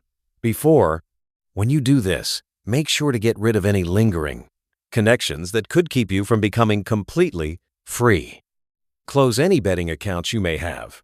And if you have any current bets, cancel them. The best way to do so is over the phone. Explain to them you are completing treatment for gambling addiction and request to close your account if you have self-excluded. They need to refund any balance you may have in your account and set an exclusion on. You access the account. usually for a minimum period of 6 months.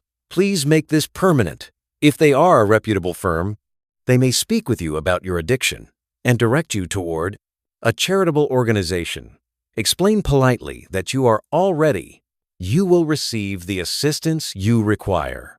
If you still have any unresolved bets, for example, the winner, ask for the cancellation of the next World Cup events. They should return your stake, which will be included in any balance refunded on your account will be closed. If they decide that the stake is not refundable, inform them that you want to forfeit any potential winnings. Anyway, put this in writing. It is critical that you do not retain any remaining interest in any bets you've placed. You are creating a clean break. A surprising fact.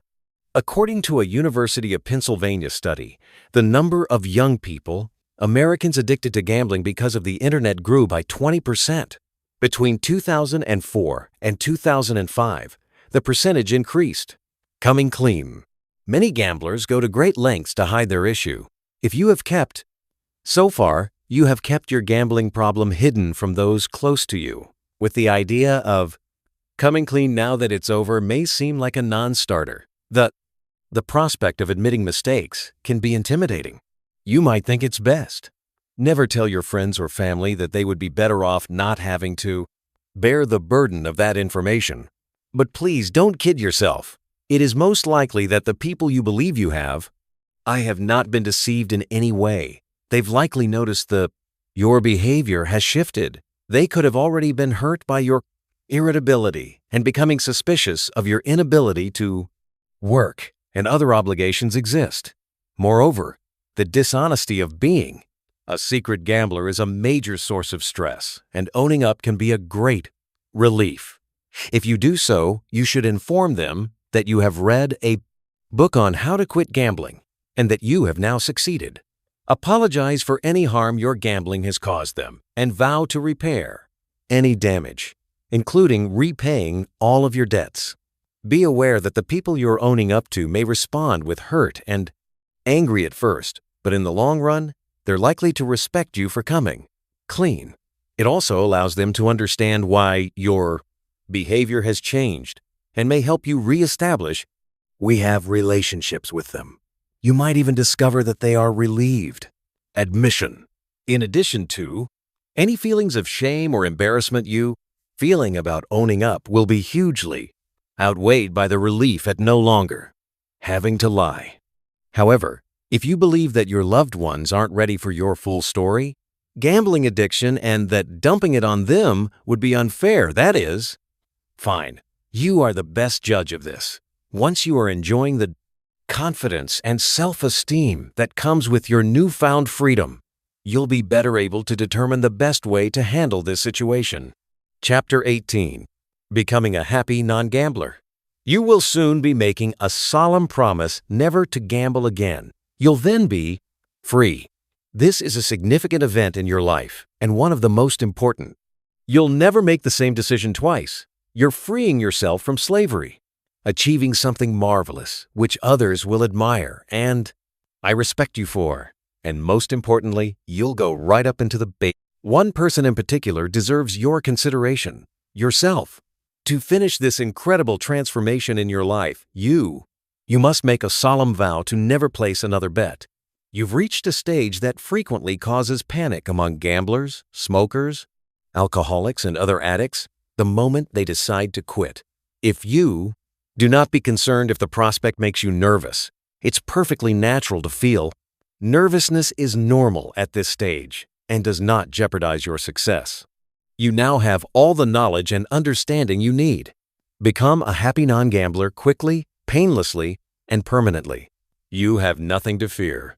The only thing facing sudden death?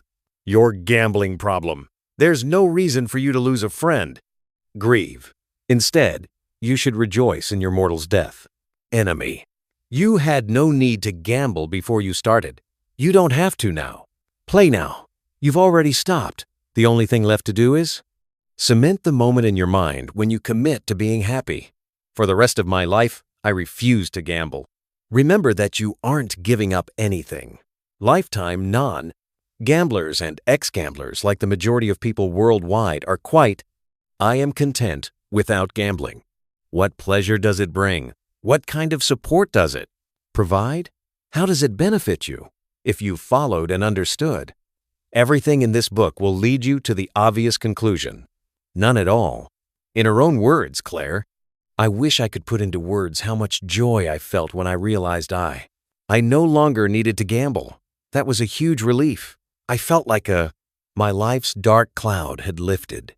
I realized I had come to, I despised myself, and I was constantly concerned about all the money I had squandered, where I would get my next steak from, and the impact it was having on my relationships with my husband and kids terrified me. Those concerns vanished abruptly. I felt weak, dishonest, irritable, and hopeless, a failed mother.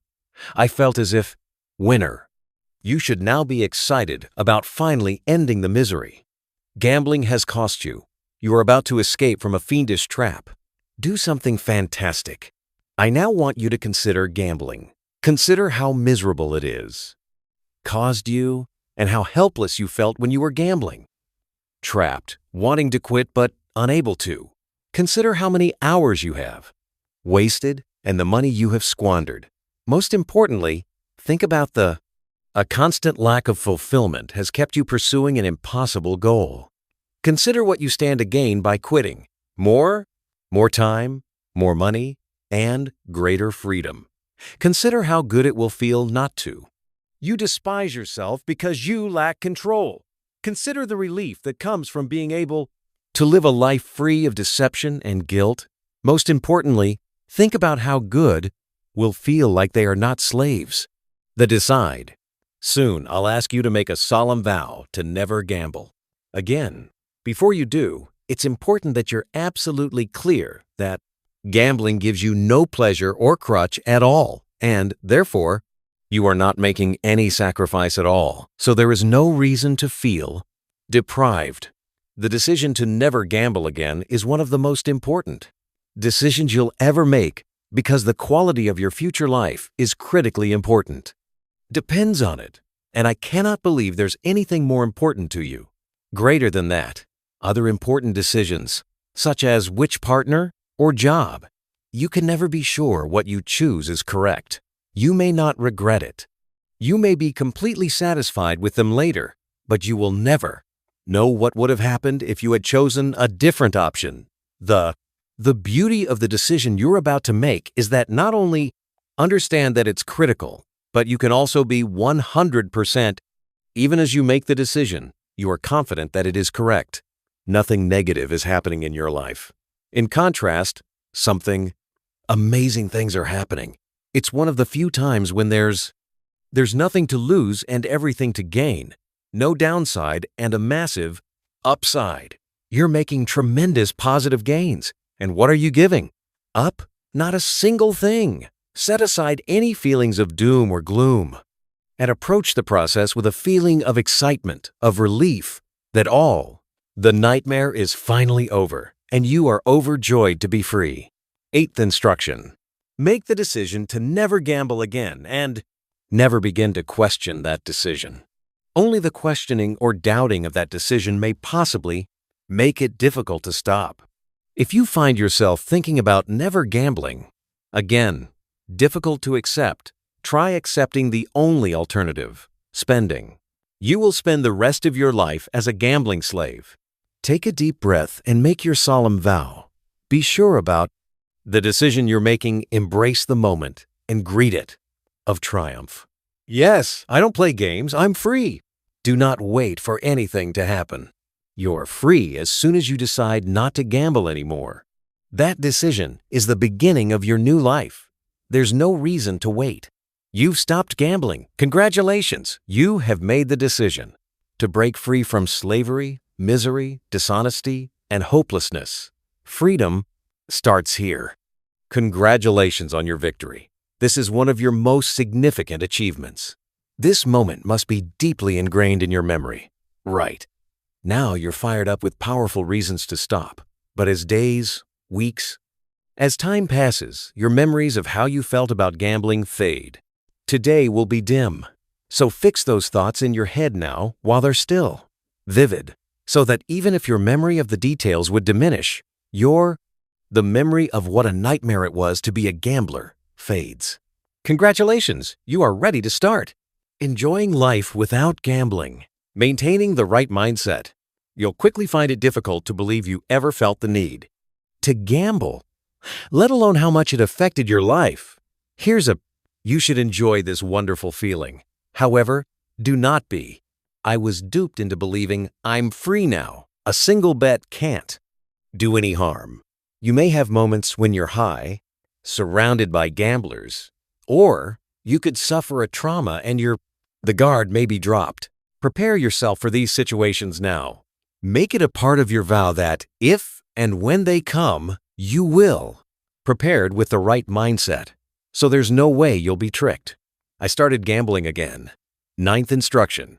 Always remember that there is no such thing as just one bet.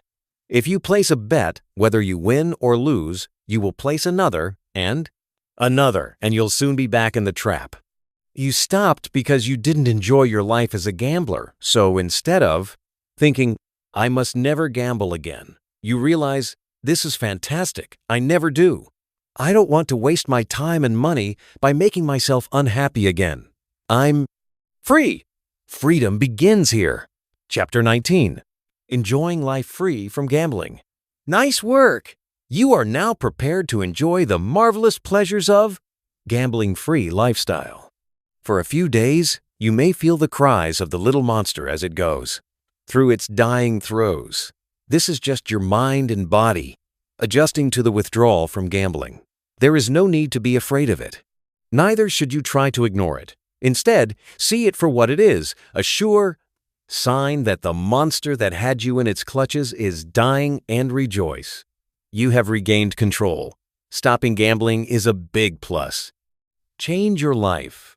As with any other significant positive changes, such as moving to a new and better job or home, can cause an initial sense of slight disorientation as you adapt to your new and improved circumstances. Don't worry if this happens. It's perfectly normal and needed. Not undercut your success in any way. People who try to quit using the willpower method react to death throes of the little monster by thinking, I want to gamble, but I have to fight.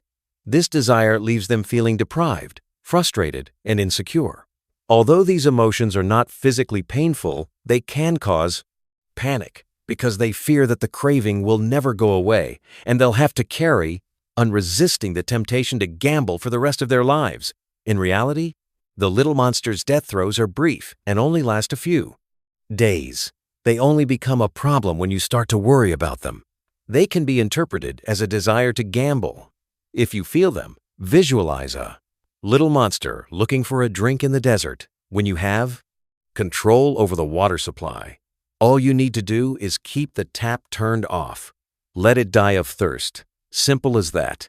Instead of thinking, I want to gamble, but I'm not allowed to, consider, this is the little monster and it is demanding its fix. This is how gamblers suffer. Throughout their gambling career, non-gamblers do not experience this sensation. Isn't it fantastic?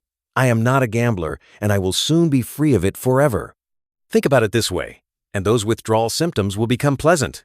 Remind yourself that there is no physical pain, and the discomfort you may be feeling isn't because you've stopped gambling, because you began in the first place. Also, make it clear that gambling, far from relieving that discomfort, would ensure that you suffered for the remainder of your life.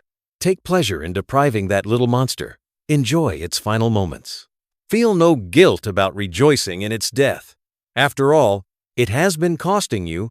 Fortune has kept you as a slave and ruined your life for long enough. Start living now. You don't need to wait for the little monster to die before starting. Enjoying life as a non-gambler. Actually, you don't need to wait for anything. Freedom began when you made your vow never to continue to gamble. It is time to get on with life. One of the amazing advantages of becoming a non-gambler is that you rediscover the joy of life's genuine pleasures. People caught in a gambling trap lose the ability to enjoy things that non-gamblers enjoy most: reading, books, watching entertainment, social events, relaxation, exercise, sex, etc. Now that you are not a gambler, you have all these pleasures to get. I'm excited again. You will notice that situations you have come to regard as tedious, or even spending time with your loved ones, walks and visits with friends, work, will become more enjoyable as you discover that you're better able to concentrate, think clearly, and deal with stress. There are so many marvelous gains to stopping gambling for good. The beauty is that you can start enjoying them immediately because you are already free. Bad days. Everyone, both gamblers and non-gamblers, has days when everything. This appears to be something that can go wrong. It doesn't matter that I stopped gambling. In fact, when you stop, you will discover that the bad days don't come around so frequently and appear to be much easier to deal with. People who quit using the willpower method may have bad days. Their downfall is caused by a trigger. They don't know how. The addiction works even after physical withdrawal has ended.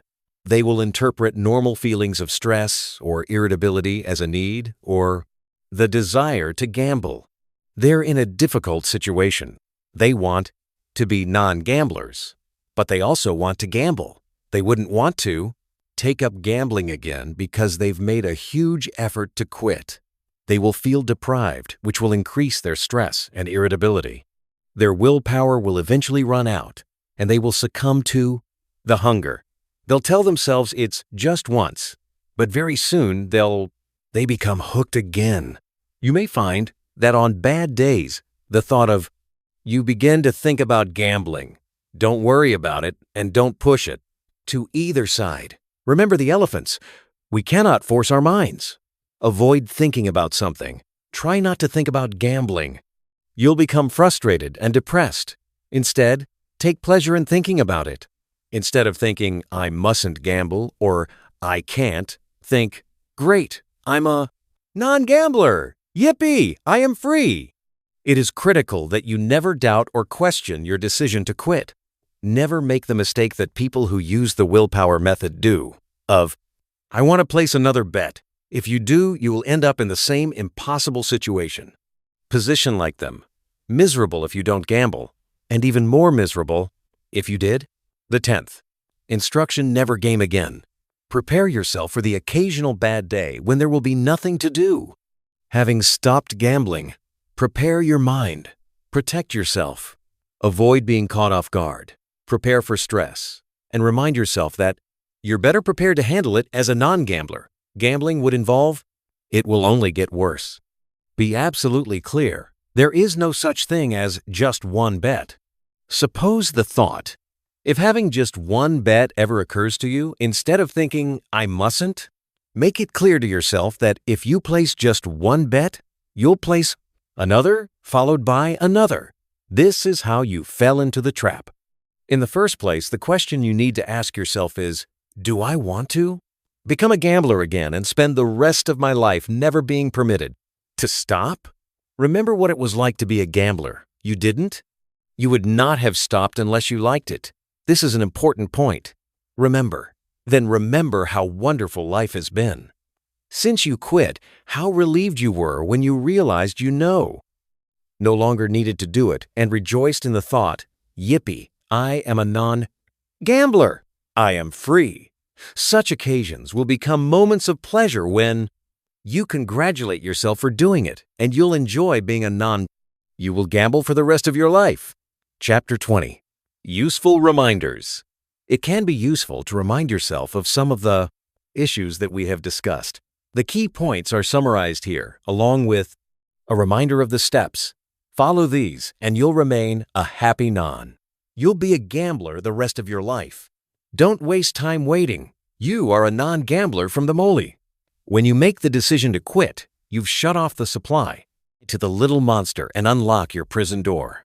Recognize that both gamblers and non-gamblers make mistakes on occasion, a day, possibly due to a domestic dispute or a problem at work. These will have nothing to do with you having quit gambling.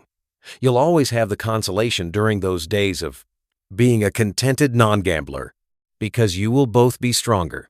In no time, you'll enjoy the good times and cope better with the bad. Be aware that an important change is taking place in your life. Like all major changes, even those for the better, there is time to adjust. Don't be concerned if you feel unusual or disoriented for a couple of days.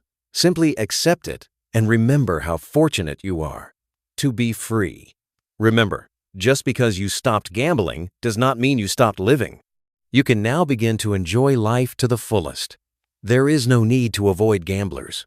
Go out and enjoy socializing occasions and show yourself you can handle stress right away. Start. Don't be envious of gambling enthusiasts. When you are with gamblers, remember, they are the ones being deprived, not you. Do not replace gambling with anything else. You're losing. There is nothing to replace, so no substitute is required. Politely decline friends' offers to bail you out. The choice is yours. To solve the problem using Easy Way, never doubt or question your decision to stop. You know it's that's right. Never want to make another bet. If you do, you'll put yourself in an impossible position. You will be unhappy if you don't. You'll be even more unhappy if you do. Make sure right from the start that the thought of just one bet. When something comes to mind, you think, great, I'm not a gambler. Relax and enjoy your freedom. Trying not to think about gambling does not work. By making an effort, you'll become frustrated and unhappy. It is easy to think about gambling without being miserable. Instead of thinking, I mustn't gamble, think, yippee, I'm free. The direction. 1. Follow all of the directions. 2. Maintain an open mindset. 3. Begin with a sense of elation. 4. Ignore any advice or influences that conflict with Easy Way. 5. Resist any promises of a quick fix. 6. Make it clear in your mind. Gambling provides no genuine pleasure or crutch. You do not make a sacrifice. There is nothing to give up. There is no reason to feel deprived. 7. Don't put off quitting for too long. Do it right now. 8. Make a firm decision not to gamble again and never question it. 9. Always remember that there is no such thing as just one bet. 10. Never again gamble.